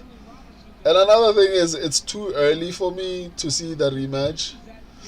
Shoshat Megi, so we need to kill time with top contender fight if Islam wins. But it's the UFC who have kept him inactive. You remember after he won the belt, he wanted to fight in December in Abu Dhabi or in January, and the UFC basically didn't do that.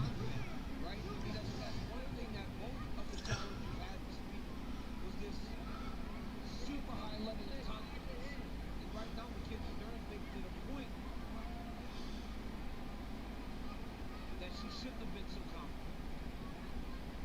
Mackenzie's got to come up with some other strategy to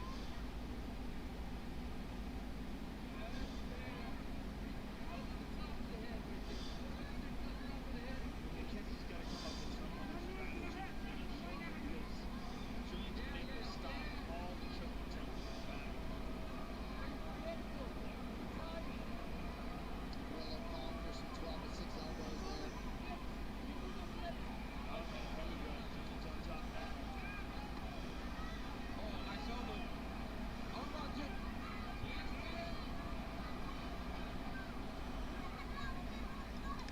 I mean, this is the nice thing about being a woman, you know? Bending like this, it comes with the territory, you know? So being a jiu-jitsu practitioner makes it even more nicer because, I mean, on regular occasions, I would assume, you know? So that's the advantage of being a female jiu-jitsu practitioner because your flexibility comes with the territory.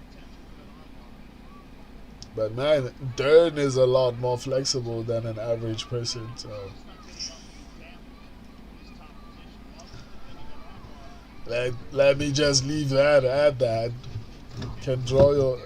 This fight is so bad. Yeah, I mean, at this point we're just looking at Mackenzie Dern and how she looks from different angles.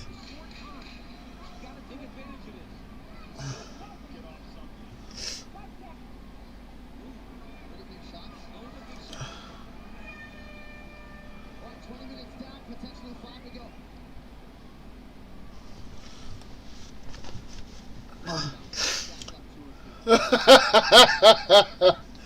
Nobody's hurting anyone. That's what I said. When this fight was starting, I was like, this is the most harmless fight so far that I've seen.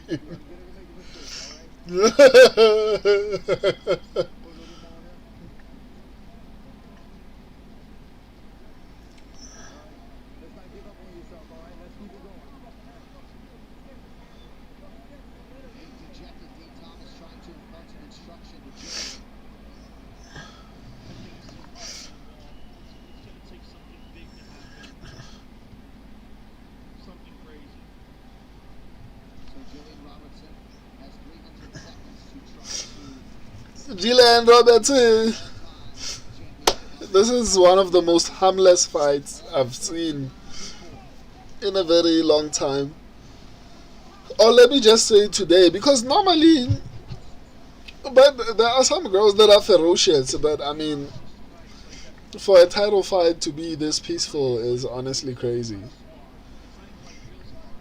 But it's almost like it was like that from the very start. I can understand that she started to fatigue a little bit, start to pull a little bit, just trying to get to the point. But whereas Mackenzie kicks to the body super hard, Jillian's been touching the entire fight. Robinson hands clasped behind the back of Dern. She's got to punch it and see if she's able to take down. 20 fights it took this young lady to get to a UFC title opportunity. When she goes back and watches this, it's going to be like a super high level of disappointment. And the way that she fought, because she didn't really, it didn't really... The crowd has been distracted by Mackenzie Dern and now it's wearing off. Like, shit, man. Like, we've seen her in more ways than one.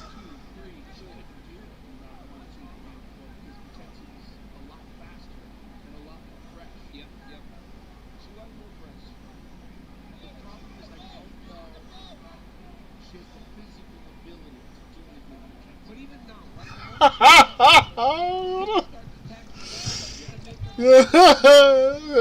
Joe Rogan is towing a very dangerous line on Paramount. It's like she doesn't have anything. She's physically incapable of doing anything to Mackenzie Dern. What do you mean, Rogan? Are you saying women can't fight? You can't be talking like that on Paramount. And like, in today's time, honesty is banned. Like, you are a tyrant if you tell the truth. Like, how dare you? How dare you say the obviously obvious that women fights are boring? Female sports in general, to be honest. Even women don't watch female sports. And then they get mad at us for not watching it. Like, why aren't you watching that? Like, dude, like, it's meant for you guys. Like, why aren't you watching it? Even the movies, it's kind of crazy. Like, when Supergirl flops, it's the men's fault. Oh man, like, being a dude in 2026 is probably one of the worst things. Not one of the worst things, but I mean, there are very little upsides to being a dude.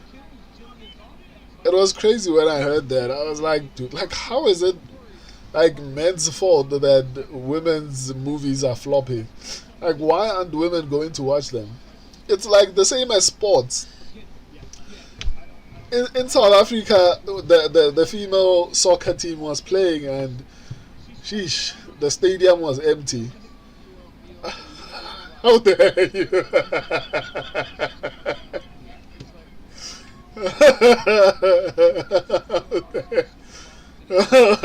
How dare you? Oh man.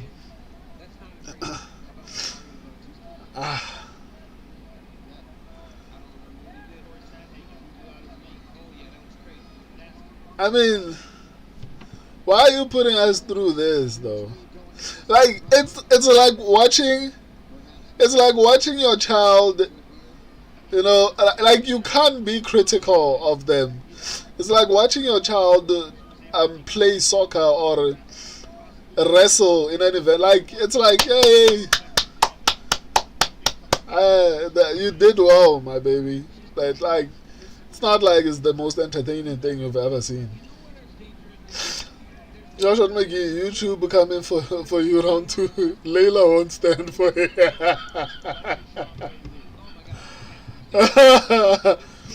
I mean, it's an honest opinion. I mean, it's supported by facts. Show me a sport outside of netball, the biggest female sport that exists. It's netball and maybe tennis. Maybe tennis as well. But those are the only two. For one,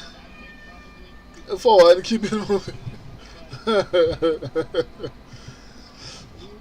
Female sports, unfortunately, are not that big, and it's not because men are misogynistic. It's just not entertaining. Unfortunately, it's just not entertaining. Like, when we watch combat sports, we want to see entertainment.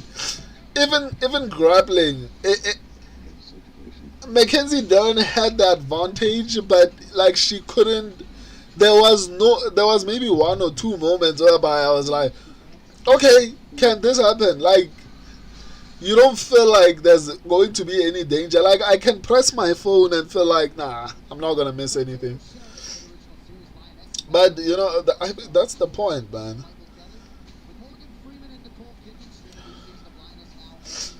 That's the point, unfortunately, and I know it's not a nice thing, but yeah, I mean, you don't see us complaining over the fact that we can't have kids, we can't be pregnant. Like, there are some things that I know participating in sports should be a right, but now we are being forced to watch them fight, basically.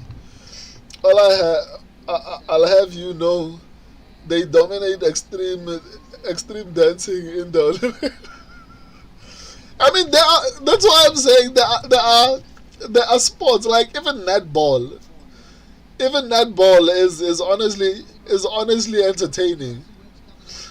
Like, but I don't watch netball. That's the thing. Alright, so there are certain sports that will make sense, but combat sports like women's combat sports will never really ever reach the audience retention that the male sports do, because naturally men are a lot more violent and a lot more powerful physically. That's why we don't even compete against each other.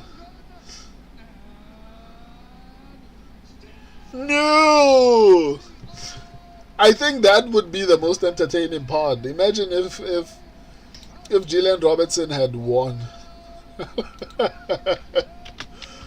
Oh man, I think anyone who has a problem with what I just said, prove me wrong. Separate women's MMA from men's MMA, and let's see how it does. Like I think that will solve a lot of problems. If you feel like I'm being insane, just remove women's MMA from men's MMA and let it grow by itself independently, and let's see how it's going to do as far as numbers go. It'll be the next NBA, WNBA. Like the WNBA ladies crying for the same salary as the NBA guys. It's like me owning like Tesla, and then some chick who just came up with a company car, but a car that manufactures what do you call, that's a bad example, but let me continue with it. Some lady came up with a company that makes cars, and then all of a sudden I have to share my profits with her because we both make cars. Like, what the fuck? Like, the logic is just so insane, man.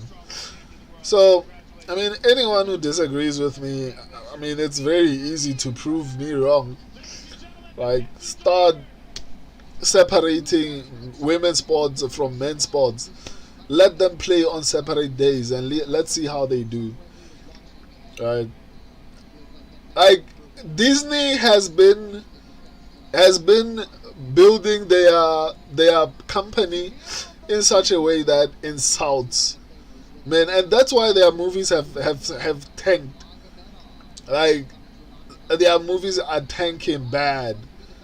No one goes to the cinema to get a lecture about how horrible they are and how useless they are and how women can also be as promiscuous as men. Like, let me actually get off this topic because YouTube might actually come for me for real. I just made that up. But that's actually believable, Natalia Silva is beautiful, man. Woo.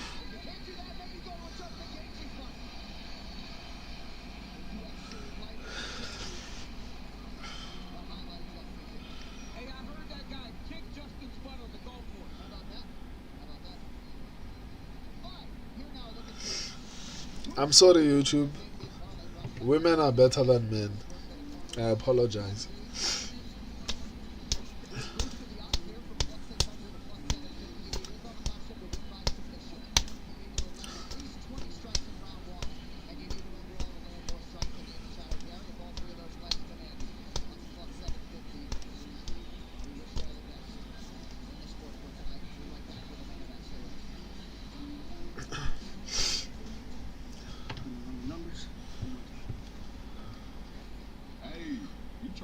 calculus or enjoy the game? What?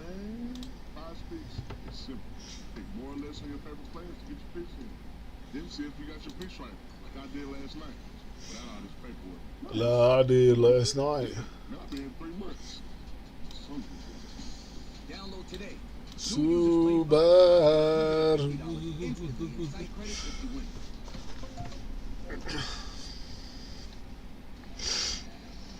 Coming up next, you know what it is. The main event for the undisputed UFC welterweight title. Makhachev owns that, and so many accolades across his illustrious 11-year UFC career. But here in 2026, as he chases further greatness, the contending monsters are all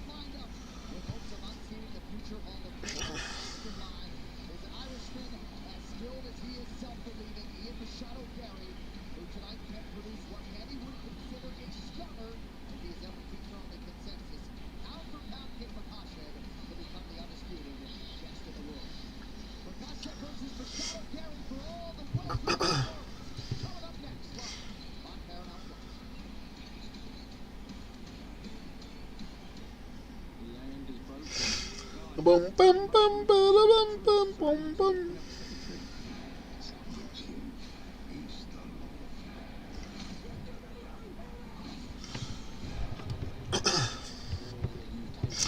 Are you not entertained?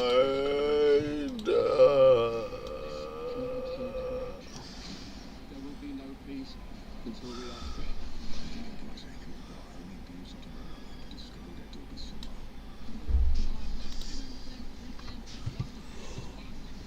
free.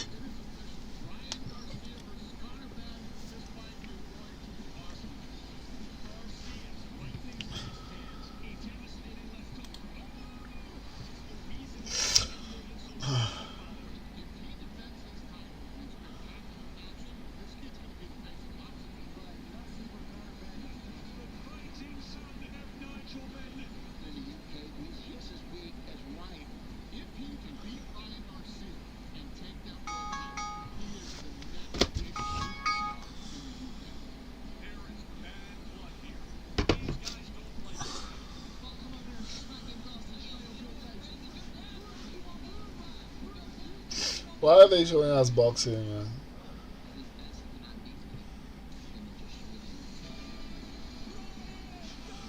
What? They're going to wear gloves and not kick each other.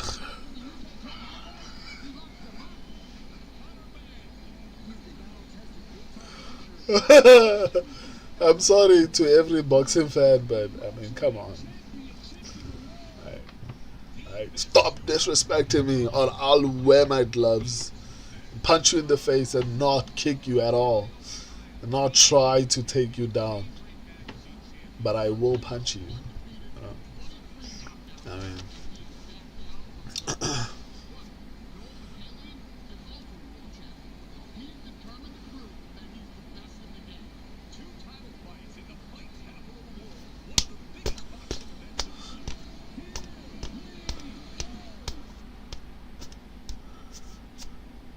It's honestly still crazy that boxing is bigger than MMA. Ryan Gazebo. Ryan Gazebo.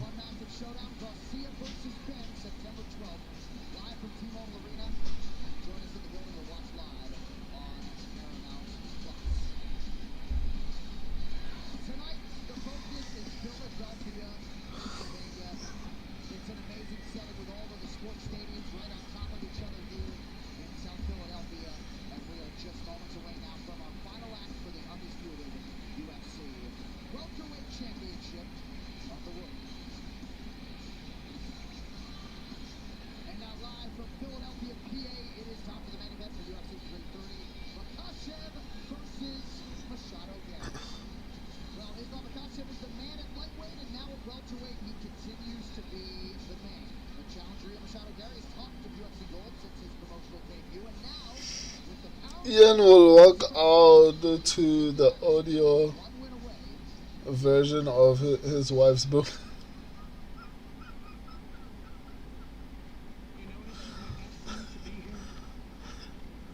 Ian Gary cannot win this fight, man. Like,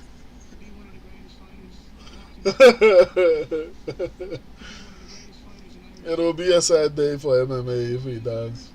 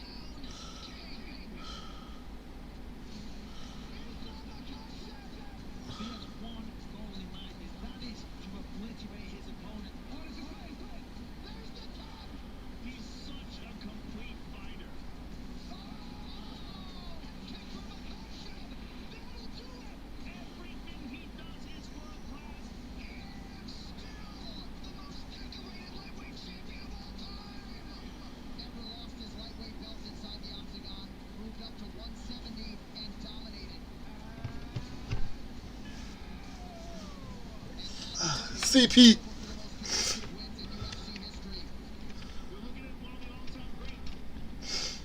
Shoshat McGee, Ian doesn't have a con man. He is the corner man. He doesn't have corner man. He's the corner man.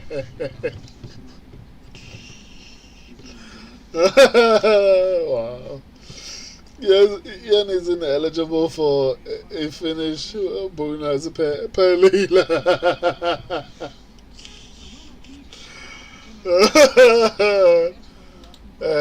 Leila, it's just jokes. I don't think he means it. And I'm not complicit in anything that's happening.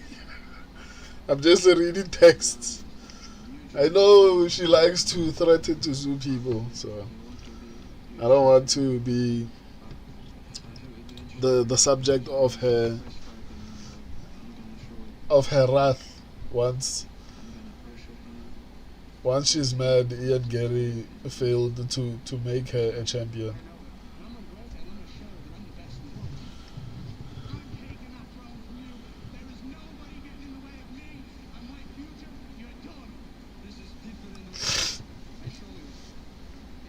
This is different level.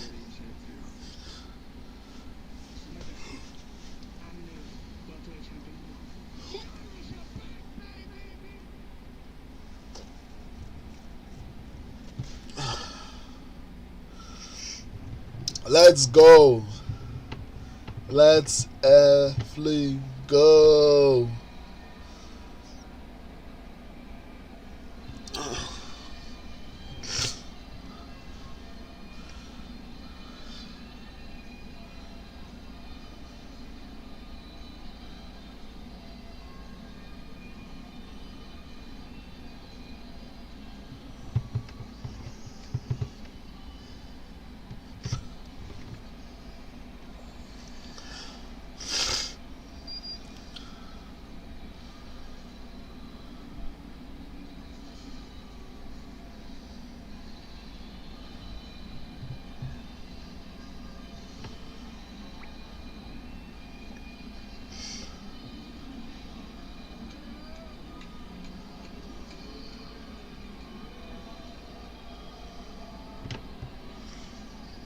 Oh.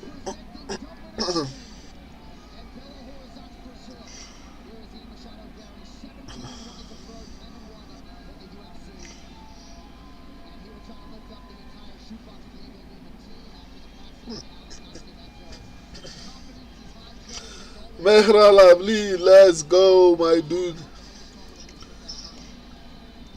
Islam via submission, I'm with you there.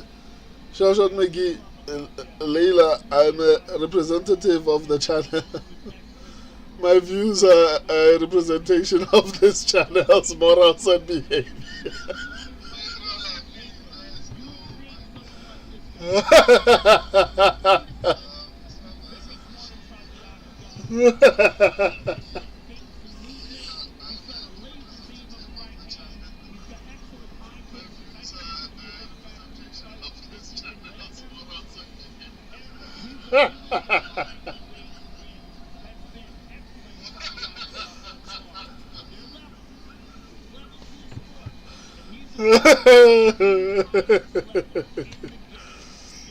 Wow.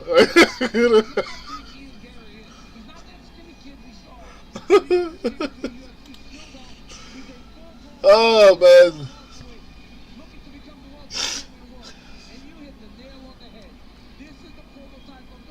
Ian looks like he's in like really good shape, but something tells me he's gonna get dominated, especially with regards to the takedowns.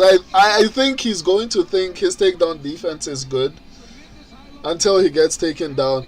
I think it might be a Dricus Duplessis situation versus Hamza Chimaev. Like in his head, he probably thinks he's exceptional, and then he fights Islam and is like, okay, that's not how I expected that to go.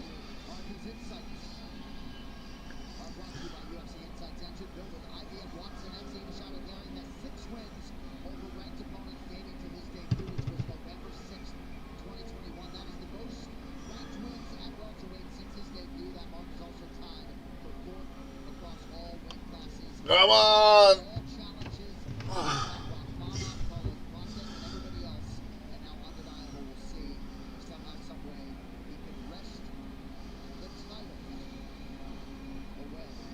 So calm.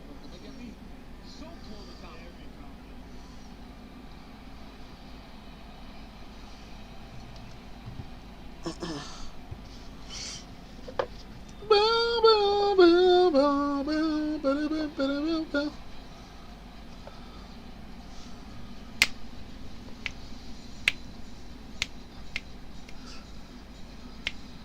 Is this Russian music?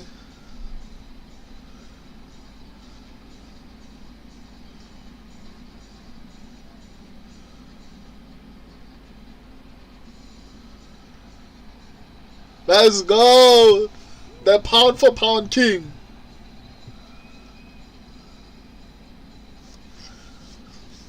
Let's go!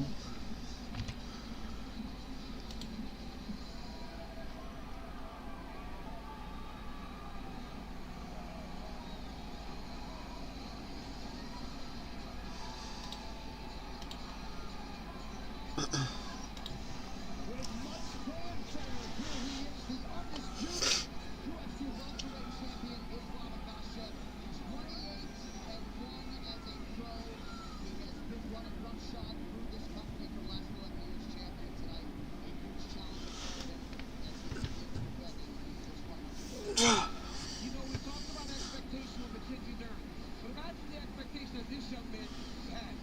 I mean, the great Abdulmanap Nurmagomedov said, the moment Habib retires, this kid will be the world champion. We didn't know it would be as soon as Habib retired, but the moment he retired, what happened? Islam became the champion. And he became the most traditional lightweight champion of all time. Not only he's up at 170, but he's looking to defend the title for the second division. This guy has been so good from the very start of his career, and his confidence continues to grow, his experience continues to grow. Okay, now that feeling of nervousness that you get for a championship fight is back now. Wamai, what up? When did you get back on YouTube? My guy, where have you been? I've been talking about you for so long. Again, I was telling you, I lost interest in UFC and didn't make picks for so long. Yeah, it doesn't matter, dude. Like, you are part of the community. How dare you disappear, and how dare you lose interest in UFC? I told you I was fighting with YouTube, and I managed to basically get my channel back. Right? I think we reached a compromise where I told them I wouldn't take legal action if they gave me my channel back, and within a couple of hours I got my channel. I'm good, mate. How are you guys doing? Well, awesome, man. Good to have you back. Even though you arrived on the main event, we are cooked. If I get this wrong, I get my worst prediction ever. It has been a very bad night for all of us. I got 4 right so far. Shit, man. Yeah, no, it's been a very bad night. Like, no one is doing well, man. Shot Maggie, look at the hide, uncle.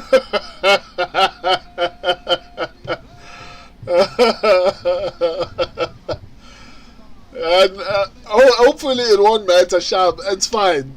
Ian Gary is bigger. It's fine. It's fine. But I guess maybe a part of me is trying to tell myself, nah, man, this is not necessarily going to pan out like that, you know? So, hopefully I'm wrong. Last 28. Hi, how are you, man? Wamai. OFC. Of course I picked Gary. Why? Like, what? Are you serious? Well, my your picks are insane. Are you serious or are you playing? You have wild picks, man. Like,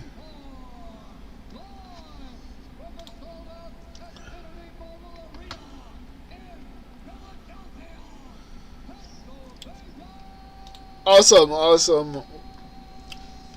We're glad to have you.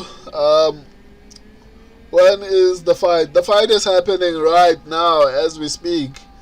I genuinely picked him. Wamai, why would you do that? Like, can you try and explain why you picked Ian Gary? Now you are making me worry, but it makes me like it makes my heart rest a little bit hearing you say like you got 4. So I mean, getting this one wrong won't matter that much, right? Islam has to win this fight, man. Like he can't lose, right? Last, when is the fight? The fight is happening now, my guy. Considering the fact 8 of the other fighters I picked lost, I reckon Gary might be in trouble. I hope so, man. I hope so. I hope he's in big trouble, not just a little bit. I hope he gets finished or dominated for 5 rounds. But in all honesty, I'd prefer finish.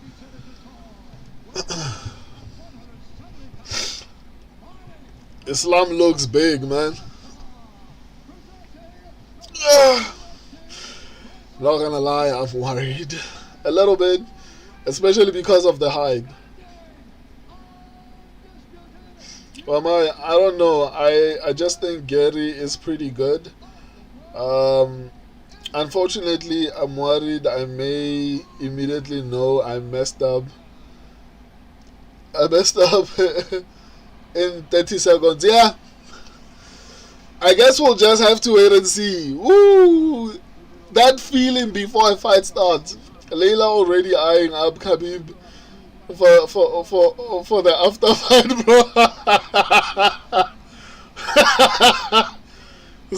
Sizing him up. Woo!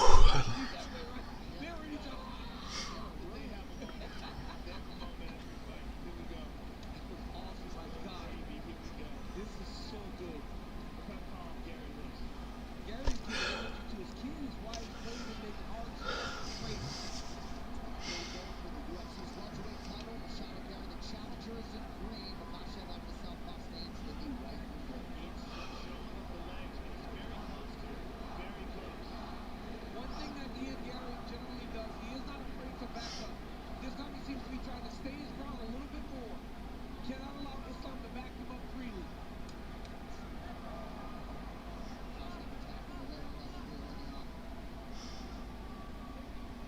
Joe, you talked earlier about Machado Garry from an head kick. I believe those are going to be sore forward because all you can do is defend those. You cannot counter them. Gary's been my favorite welterweight since the sad demise of Leon Edwards. Well, I know you stand for your people. Like, you stand for them hard. Come on, let's go. Let's go. I really have a way of picking the most liked and entertaining welterweights to be my favorite. How are they liked, man? Shout out McGee. Ian can't chain wrestle. Thank goodness. Yo, right? I was worried, man.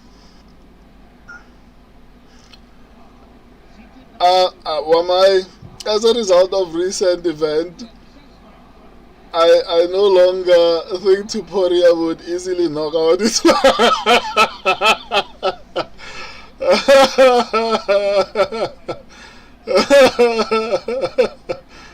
I mean, but yeah. I mean, after that performance, there's absolutely no way. There's absolutely no way. Islam is really good, man. Short Shot McGee. It's a wrap, boys. Are you serious? White blanket.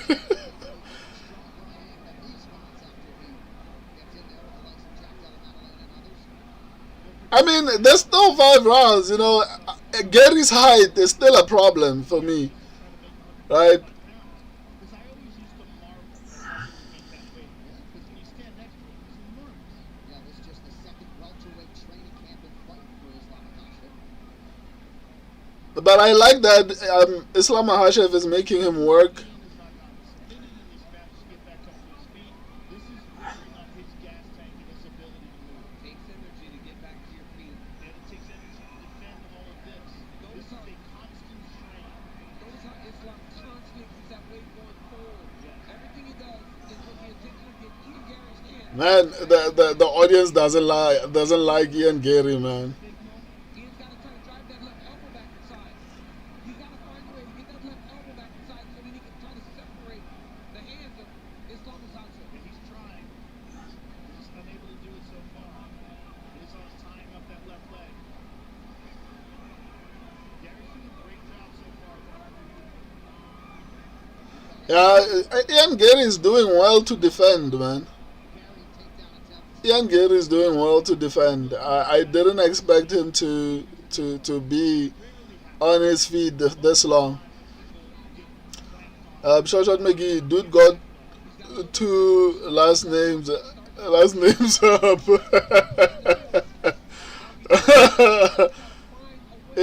I just realized that on the next to the time. Gary's trying to attack the lock now on Islam. Come on. Come on, Islam. I think the aim is to get him tired, hopefully. not a lot of meat there. He can't take too many shots there. Look, Islam's moving it. Yeah. he has to. That hurts right now. Gary momentarily took a knee, now back upright. But he's doing everything smart. He's not opening himself up. He's not making any big explosive movements that Islam can counter. Yeah, and slowly but surely Islam is advancing. So, And honestly, Islam has only sheesh. the entire 5 minutes. This is honestly nerve-wracking, man. This is fatiguing too for Islam to continue trying to drive and just squeeze it with that lock. Ooh.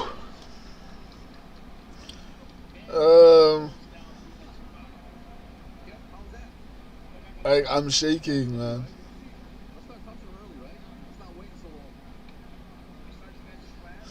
Well, I basically picked him because I like him and he's actually a good grappler compared to other strikers.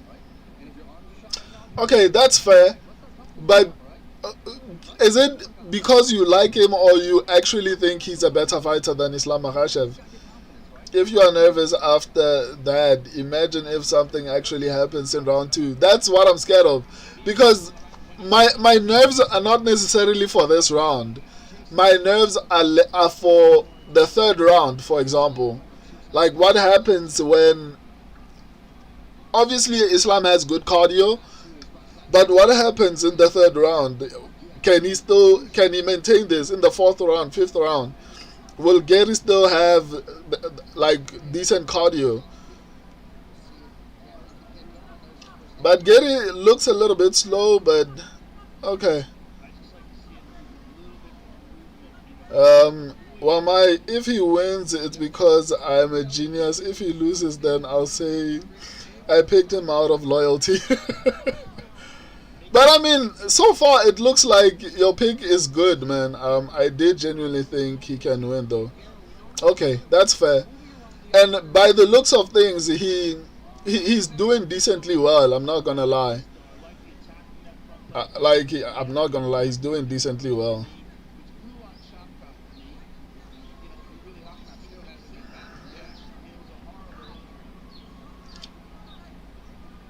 He cannot allow Islam to get to that high cross. Islam drop his head off to the right, trying to get to that single. They don't start working. Ian Machado Garry, UFC.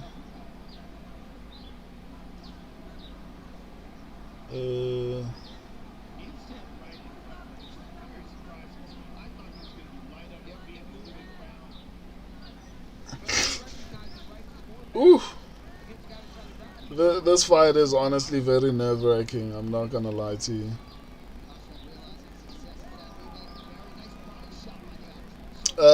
Well, my kinda influenced by Hamzat's loss, because even though Gary hasn't proven as much takedown defense as Strickland, I do feel like he's down a lot of he's shown a lot of potential. That's fair. That's fair. That's fair. I mean, that's why I'm nervous. Like, it's not because if I felt like Ian Gary was an easy fight, I genuinely wouldn't have felt the way I feel right now. And Gary still looks like the cardio is still good. You know.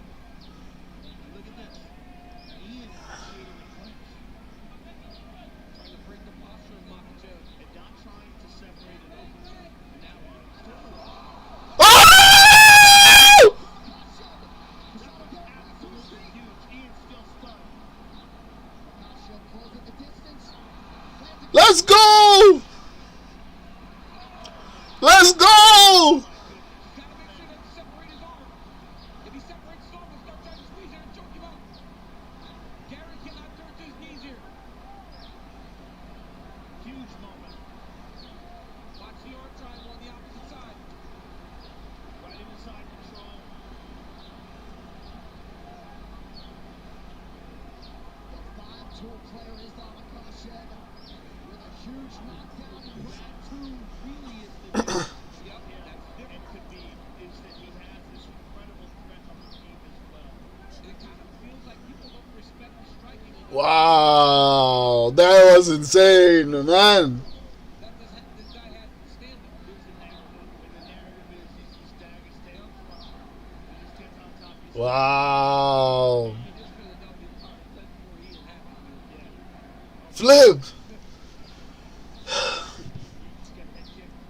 Like, my hands are shaking. Yes,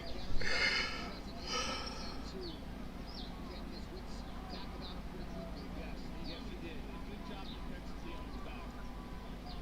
He's just managed to get the half guard now.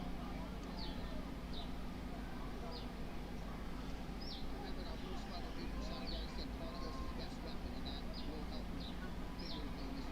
But he's very, very disciplined and focused. Gotta be careful here, Joe. This is where Islam sets up that submission. That darts. This is where he sets up that dart. He's gotta be careful here. Yeah, Islam dropped him like bad. Keep his head in between the legs here. But look at how Islam's just making him carry. Yep. He's got to be very careful on these transitions. In the transition, that arm will go under the armpit very quickly. Gary's keeping his elbows back. Do you see that? And the other thing about Islam is the way he does it by grabbing the forearm, he doesn't have to go all the way through like a lot of guys do. Boy, he's crafting his lead. Woo!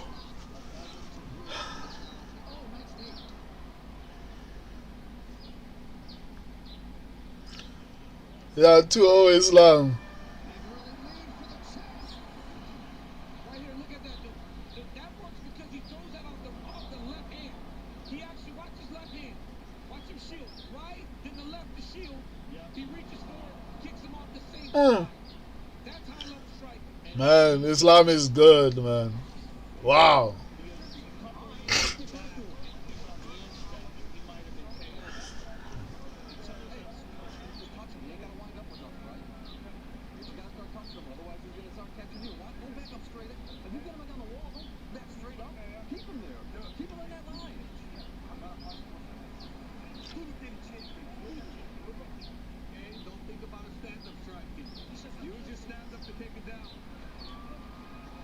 I love Habib, man.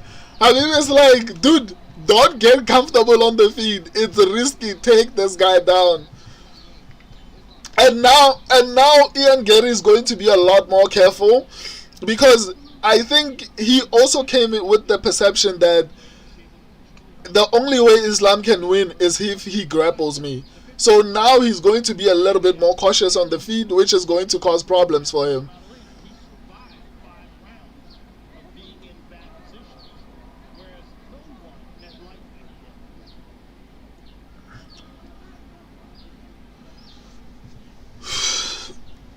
I mean, the threat is not gone. Ian Gary still looks fast. He still looks good, man. Gary's corner told him they don't want him to load up on anything. Try to just touch him. But right now, he's allowing himself to continue to build confidence. And that's when Makhachev gets very dangerous. Yes, and he's also still standing directly in front of him. There's that nice oblique kick again. But I'm kind of stunned by the lack of footwork and movement. I mean, he's got a high reach advantage, and he does have a great strike, but he's standing right in front of him. Yeah, I'm very surprised at how it's like his feet are in contact. Yes, It's not moving at all. which is rare for him. Yes, When it he is. fought Carlos Prates, he didn't fight like this. And he's not throwing that punch. Seven significant striking attempts.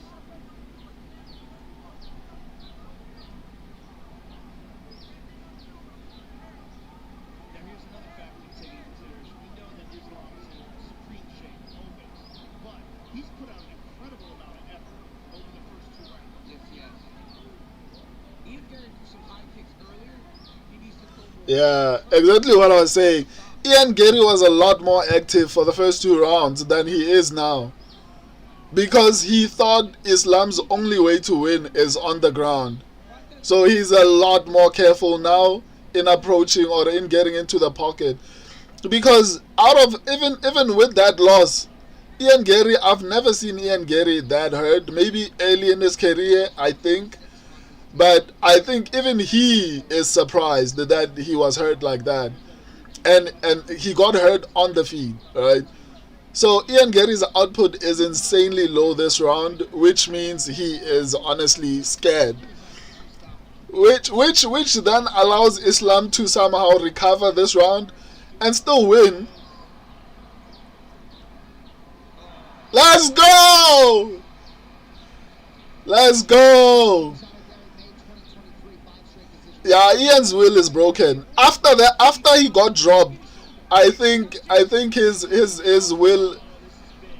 But I mean, he's fighting. He's fighting. Because this shows that Islam is slowing down.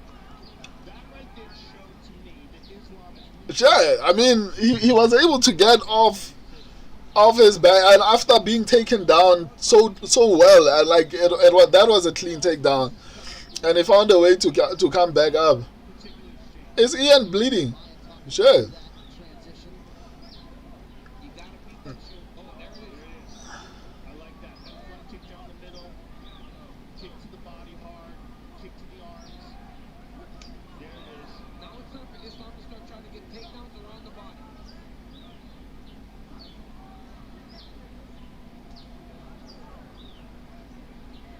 Now Islam is in a much more dangerous position. Islam's got to start going forward. He wants to get back at Gary. If he lets him fight at this range, Gary becomes real dangerous. That front kick to the face just barely missed. And then he hit him with a jab. This is what I like from Ian. I like to see more of this. Be much more aggressive and active. There it is. There it is. Oh! That's those high kicks we talked about. Exactly. Makhachev has got to get a takedown here.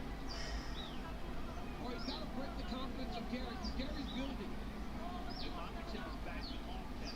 He recognizes the threat. So when Ian is fainting, he's fighting on it. There it is again. That is a nasty kick. And you catch that wrong with your leg hyperextended and it buckles it backwards. Oh, he stopped it quick. Nice. Confidence builds now.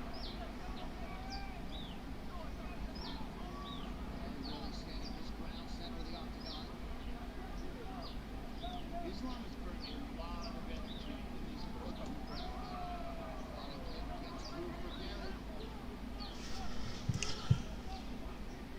I think Gary is taking this round.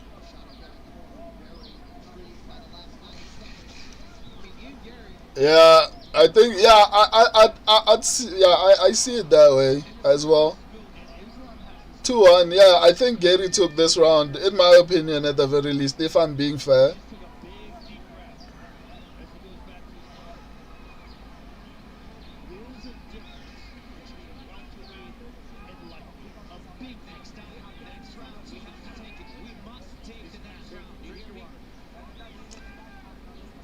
Did he cut Islam? I don't know. I don't see any card. Maybe I'm wrong. Where do you see the card? Under his eye, because on his Look at his shoulder here.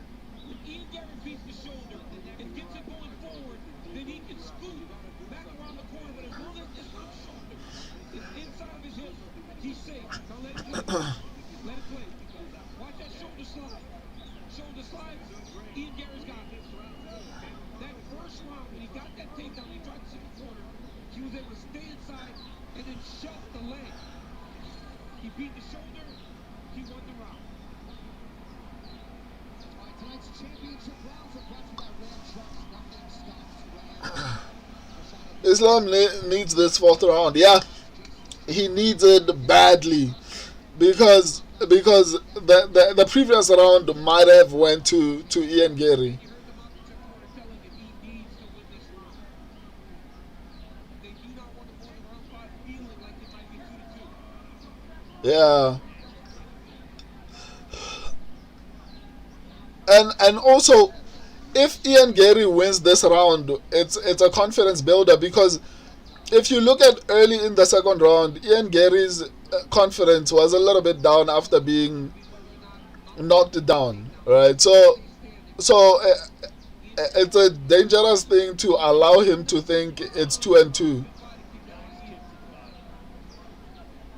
Gary's fighting well, man.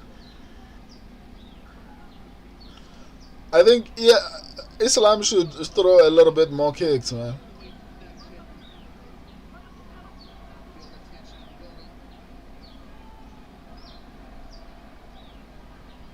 Garry's like pointing in his direction.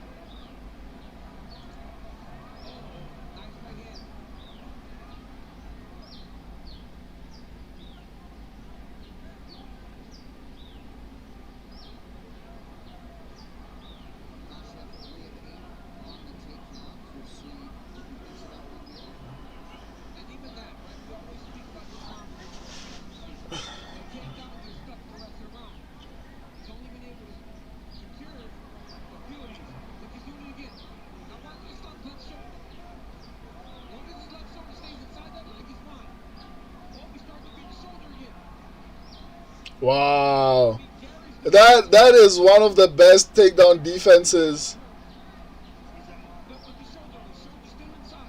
He's going to score here. Yep. Notice his left shoulder staying between the legs of Ian Garry. Come on, Islam. We need this round. He's on his back. Let's see if he can get back up from here. If Garry gets up, that would be a huge moment. Oh my God! What is Gary complaining about? And Garry was pointing it out, saying he's using his back. Yep. That shows a lot of awareness by Ian. Well, you talk about Ian Garry always being present when John did in the fight. There you go. But even right here, I don't know that Garry should be attacking the lot so much as opposed to bringing that left arm inside and then trying to take it over his shoulder. He's attacking too. Islam's doing a good job at blocking it. Like right there. Yep, like that. His toes. I don't know how he is even thinking toes in the fence is going to help, because if anything, it's going to hurt Islam.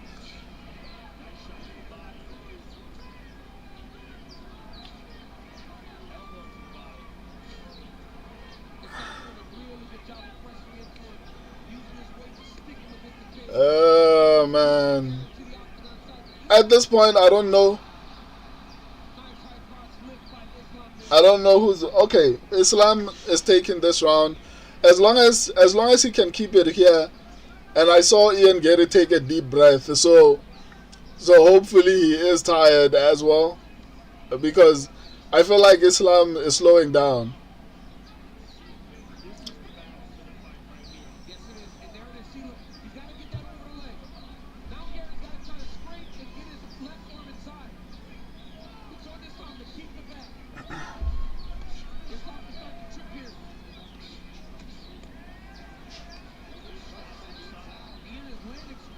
Islam is winning this round, but not by much. Yeah, and it's honestly concerning because I don't know how the fifth round is going to be like.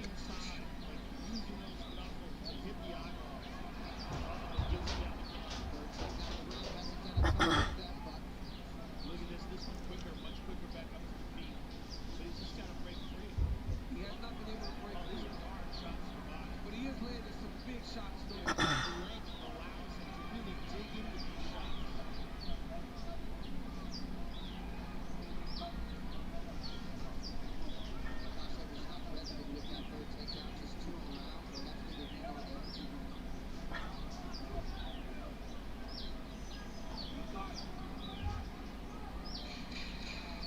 Oof. This final round is gonna be very interesting. I think Islam is cut. Well, on the face.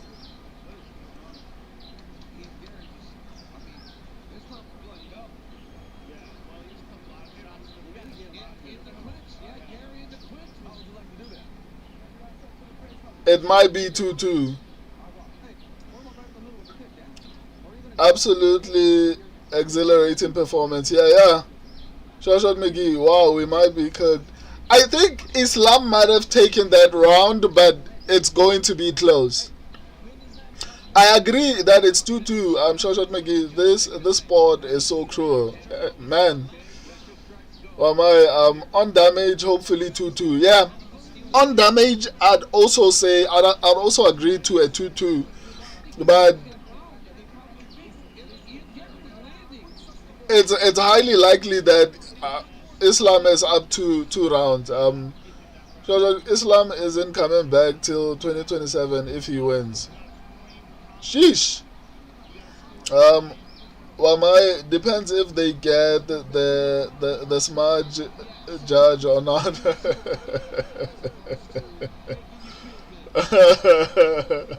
Who's the smart judge?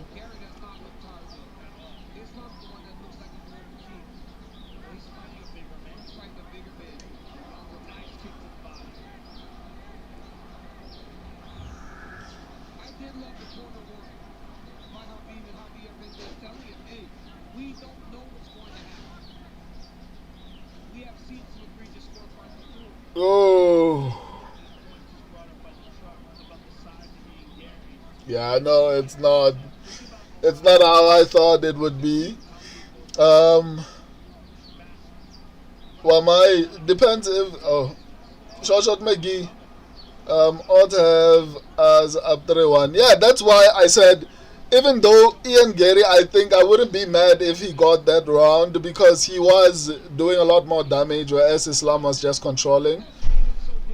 But I think it's 3-1, but it could be 2-2, and that would be fair. A couple of years back, they'd always give the round for damage-less control. Now it's 50-50. Yeah, I'm honestly worried. I'm not gonna lie to you. I'm honestly worried.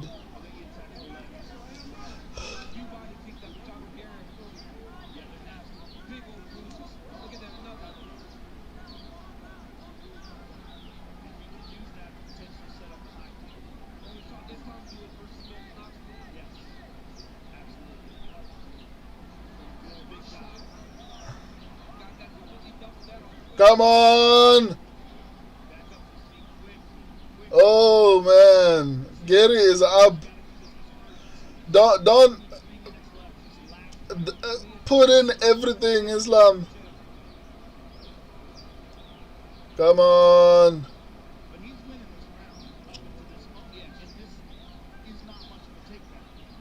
Islam for his back. Islam for his back. Let's go. Oh, let's go. Let's go.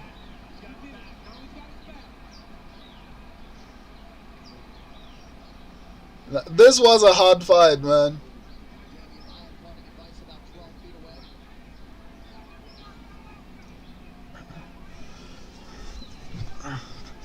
Okay, we had 2 rounds in the bag, so this will definitely make it 3, definitely. You gotta take some chances here.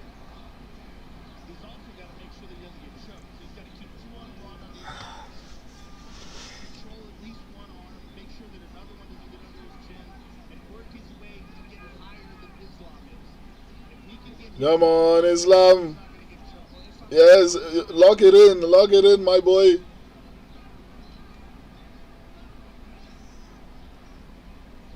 Islam has a broken rib.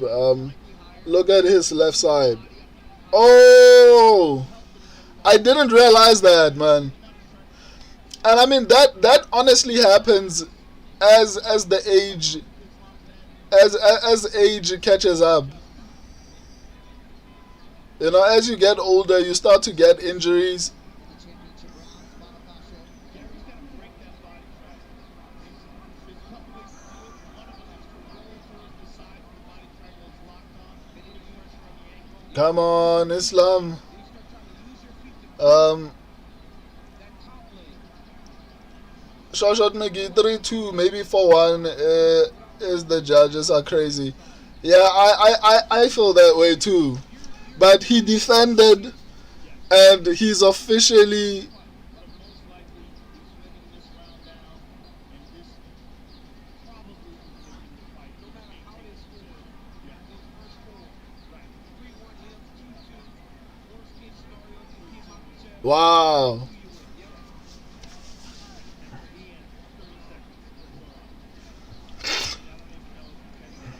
Woo.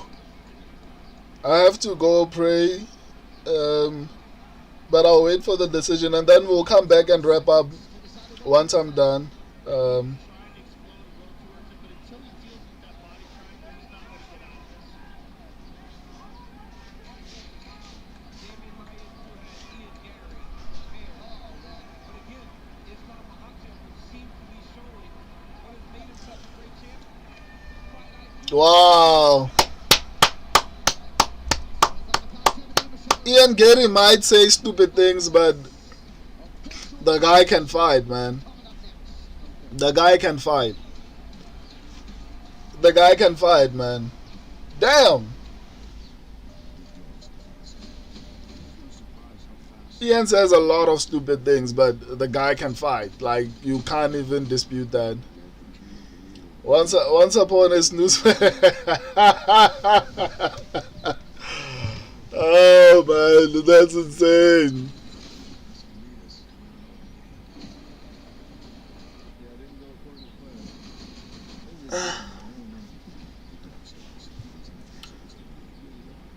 Tools from Harbor Freight are doing hard work in real garages across America, like Nico's Automotive Shop in Illinois, whereas Daytona Jack does all the heavy lifting, and his Hercules Impact Wrench and Icon Torque Wrench make quick work of tough jobs.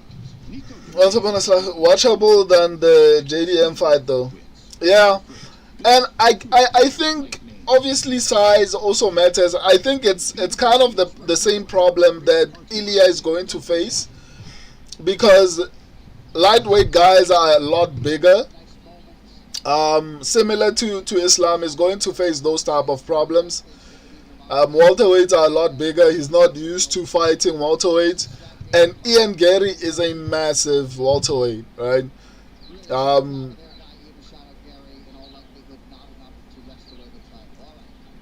But that was a good performance, man.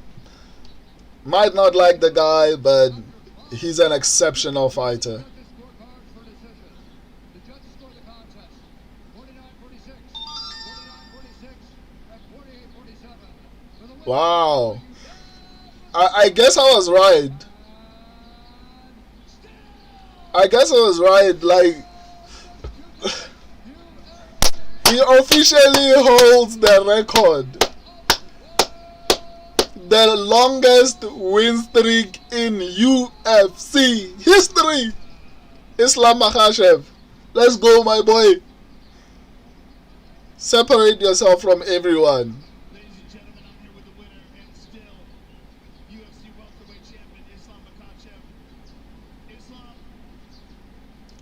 Ian is the biggest or fastest 170 are on the roster. Yeah, Islam is Islam. The gist of is the goat. Yeah, he is, man. Like, you know what? Let me go pray quickly, and then we'll finish up the conversation. I'm already late.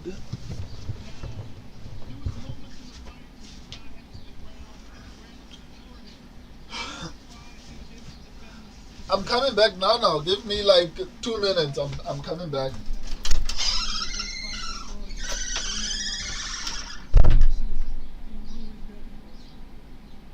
Do you feel a difference in fighting at welterweight? I know you feel better physically, but do you feel a difference in your ability to control guys and submit guys?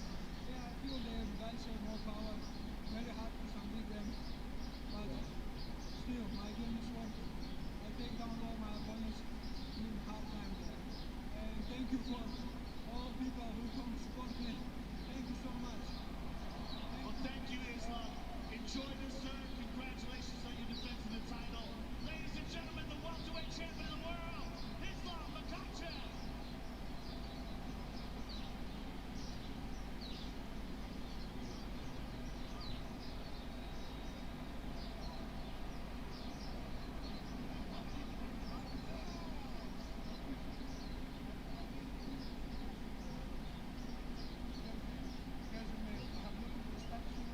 Congratulations on tonight. Thank you. I appreciate it. Great class, great shot. Well, Ian, you are very classy in defeat. You put up a valiant effort. What, if anything, was surprising to you about this fight? Nothing surprised me. I have nothing but respect for Islam. I've said it all week. I said it when he came with the move into this division. We should all sit back, show him respect, to go up there and win that second belt. I believe in my heart and my soul I was better than him tonight. He won. I have no complaints, no excuses. This is the best time of my life. I'm proud of my team. I'm proud of my family. I love my wife, my little boy. I fight to make them happy. And I'm proud of everything that I've done. I'm 28 years of age. I have a decade in this sport of domination. And this man won tonight. And that's okay. I can take that on my sleeve and go home, regroup, and get better. Because if you lose it in here, you'll lose it everywhere. And I'm as fucking bulletproof as I could ever be up here. I look at the people like Alexander Volkanovski, just engaged in 38 years. They just won more titles. They're both champions of the world. I'm 28, baby. This might not set me back one step, but I'll jump up here tenfold. And I just came up against the best pound-for-pound fighter on the planet, a man who created history tonight. I want to say, shoot the box, desculpa pra tudo. Anderson Silva, desculpa. Ele ganhou hoje. Te amo muito, minha família no Brasil. Quando eu voltar nesse octagon, eu vou melhor. Nunca parou aqui. Nobody can stop me up here. I'm bulletproof. Tell my fans, Ireland, everybody, I'm sorry I couldn't get this done. But I stand here as a man proud of what I've done, proud of where I came from, and proud of where this will take me. I love you all, and to all the fans who doubt me, I'll be back. I'll be back. I don't need any of you. I love myself and I love my team enough. So go fuck yourself, and I'll be back, alright? Yes, sir. I'm sure you're going to learn and grow. Ladies and gentlemen, Ian Garry. He really is so mentally forced, and you feel like at 28 years old, the future is so bright, and he will be back. But tonight belongs to Team Makhachev. Bud Light, the official American beer sponsor of UFC. Easy to celebrate, easy to enjoy, and they'll be celebrating all night for Team Makhachev. He had a big beat, but he remains the standard upon which all welterweights are judged here in 2026. Some final thoughts on the other side as we continue your preparedness. LA, get ready to celebrate Crypto.com's 10-year anniversary. UFC 331 is taking over Crypto.com Arena on I have returned, and I have returned in the ocean of the baskets. Let me.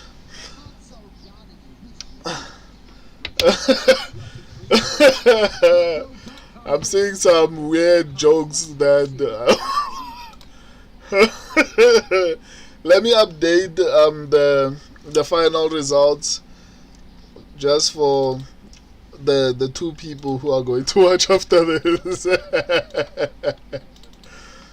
Who are going to watch after this.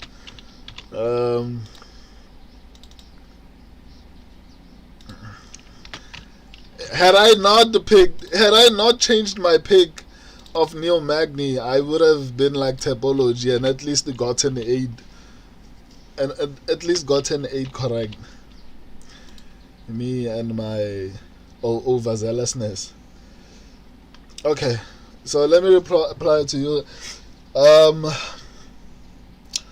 Wamai, I'm very sure now that Ian Gary is gonna be champ eventually, 100%.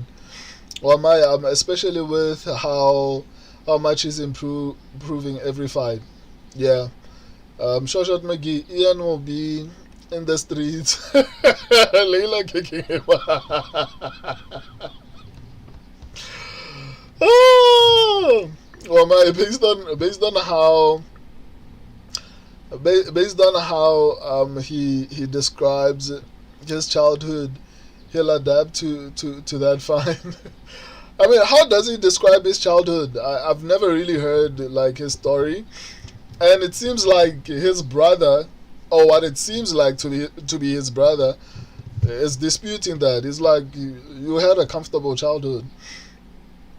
I'm sure Shot McGee, the gutters still give him nightmares.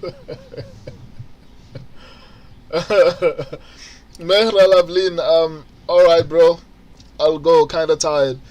No sweat man, we'll do the chess match another time, it's fine. At this point it's kinda difficult to dispute it. Right now it's between Jones and Islam, and if Islam can win, maybe if he can beat Carlos Prates, and if he can beat Michael Morales and potentially Shavkat Rakhmonov, if he can beat these 3 people, I don't think there's any discussion anymore, right? There is no longer going to be any discussion as to whether or not he is the GOAT. That was a very nerve-wracking fight. So yeah, anyway, I'm sure a lot of you have left. Let me go make some of the videos. Kirkstein, I'm sorry I disappeared the whole card. Wamai was here. I don't know if he's still here, but you missed Wamai, you know. Islam took a lot of damage. Will probably take 10 months to a year of CP versus Morales. the abbreviation CP is honestly wild. Kirkstein, don't sweat it, man. It's cool. But yeah, I mean, Islam is the GOAT at this point. Like, even at this point, it's between John Jones and Islam Makhachev.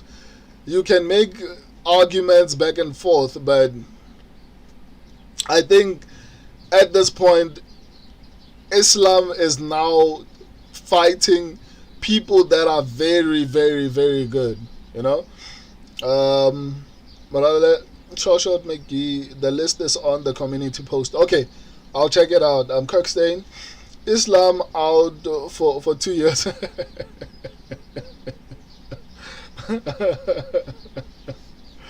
That's kind of crazy. October 2027. Anyway.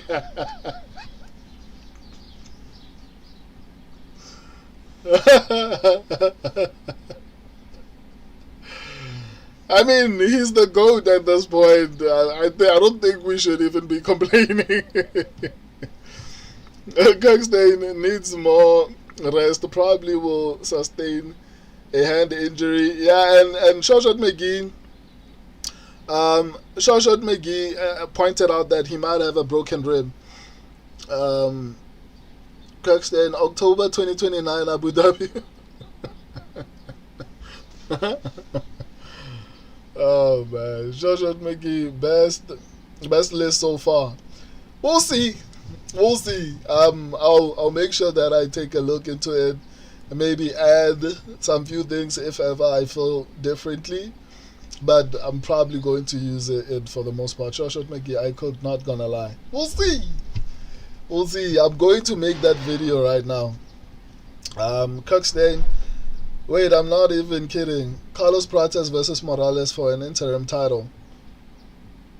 I'm not mad at that, but I think it's kind of sad that they have to fight each other. I would have preferred, but obviously, like, we know that Islam might not come back this year, and it largely won't be his fault unless if he's injured, it makes it worse.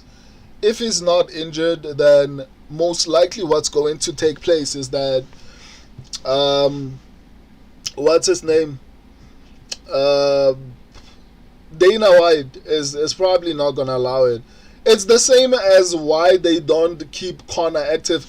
The UFC likes to keep their stars inactive for some reason. I don't know why they do that, but if they feel like you are a star, they're going to make you inactive. Look at Hamza Chimaev. Look at Conor McGregor. Conor McGregor obviously is a bad example because he also participates in him not being active. Even Islam Makhachev, right? The only person who I feel like has star power, who's active, who has been active, is Alex Pereira. But even then, ever since he knew he has star power, how many times does Alex Pereira fight? You know, Alex Pereira so far this year has only fought once.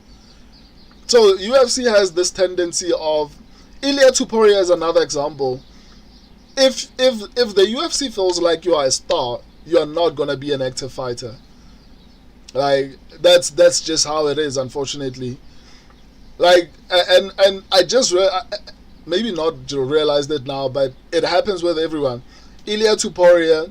Alex Pereira is the only exception, and even he is inactive right now.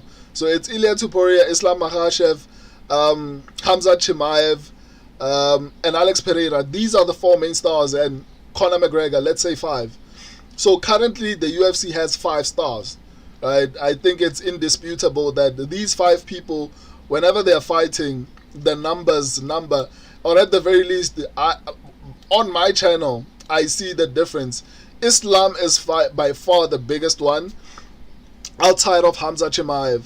So based on the numbers on my platform, I would rank based on the reaction. Oh, what's his name? Joshua Van.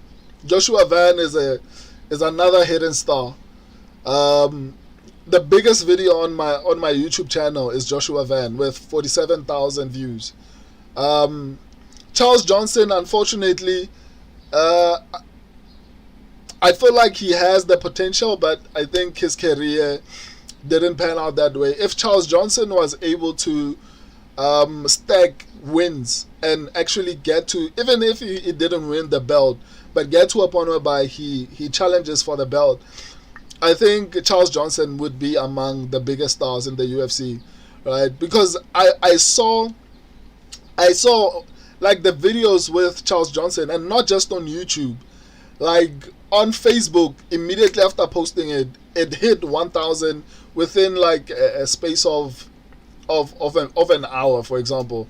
That hardly ever happens on Facebook. Even on TikTok, like the video with Charles Johnson performed really well. Even on Facebook, right?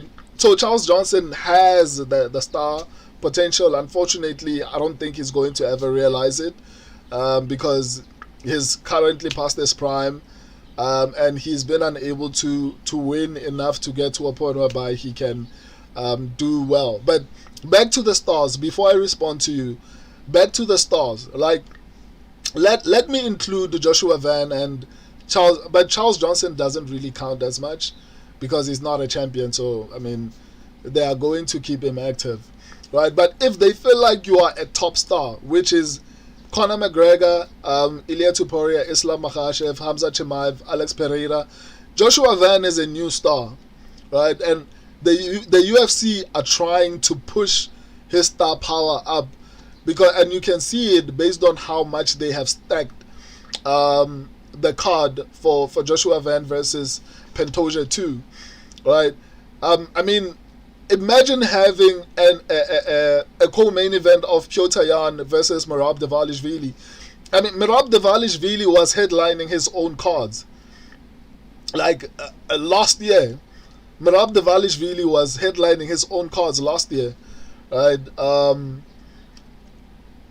If you like the list, okay, shout out, man. Maybe I'm talking too much, but let me finish my thought. Merab Dvalishvili was headlining cards last year, and he's now co-main eventing for Joshua Van. So they are definitely trying to push Joshua Van. But I guarantee you, once Joshua Van becomes a massive star, he's also going to be inactive. Let me not ramble on too much. Let me respond, and then we can all bounce. Kirkstein, you're right. The next time he fights will be in October 2027. I agree. Shoshat Mickey, yeah, his rib looked dislocated. If that's the case, it's gonna be long. Yeah, it's gonna be a long time out. Kirkstein, then CP Chins Morales. Big fight set up with Islam. Fight happens. Islam subs CP in round 1. Kirkstein out for 2 years, wakes up from his slumber to fight the Bonfim or some shit. But I'd like to see Islam's last fight be Rachmanov. I'd like to see Rachmanov come in, get a win, and actually Islam's last fight to be Rachmanov, depending on when he comes back. Shorshot McGee, Alex isn't coming back until Tom and Gunn fight. Yeah, that's highly likely. Kirkstein, God, I hate how slow and inactive welterweight is, despite it being such a stacked division. And they are wasting their years, man. Like, there's so many incredible fights that can be made, but they are all so inactive. Like, they fight once or twice a week. I mean, a month. What am I saying? Once or twice a year. Joshua McGee, I went 7-5. So bad on picks, yeah. My picks were also very horrible. 155 is the most stagnant division. But it's also very boring at this point. I mean, the best fighters you have there is Aman. Maybe Usman, if he joins, he'll make things a little bit more interesting. But yeah, I'm not too excited about anything that's happening in lightweight, especially with Rufi getting to the top. Well, now if Rufi can somehow beat Aman Sarukian, then definitely he should be fighting Justin Gaethje next. And I think Rufi versus Ilia Tuporia would be a massive fight. Well, if somehow Mauricio Rufi manages to actually succeed against Aman, then it's going to make the lightweight division a lot more exciting. Choshot McGee, good night, fellas. Let me know if you like the list. You'll know when you see the video, my guy. Thank you guys for joining me. I'll see you on the next one. Until then, deuces.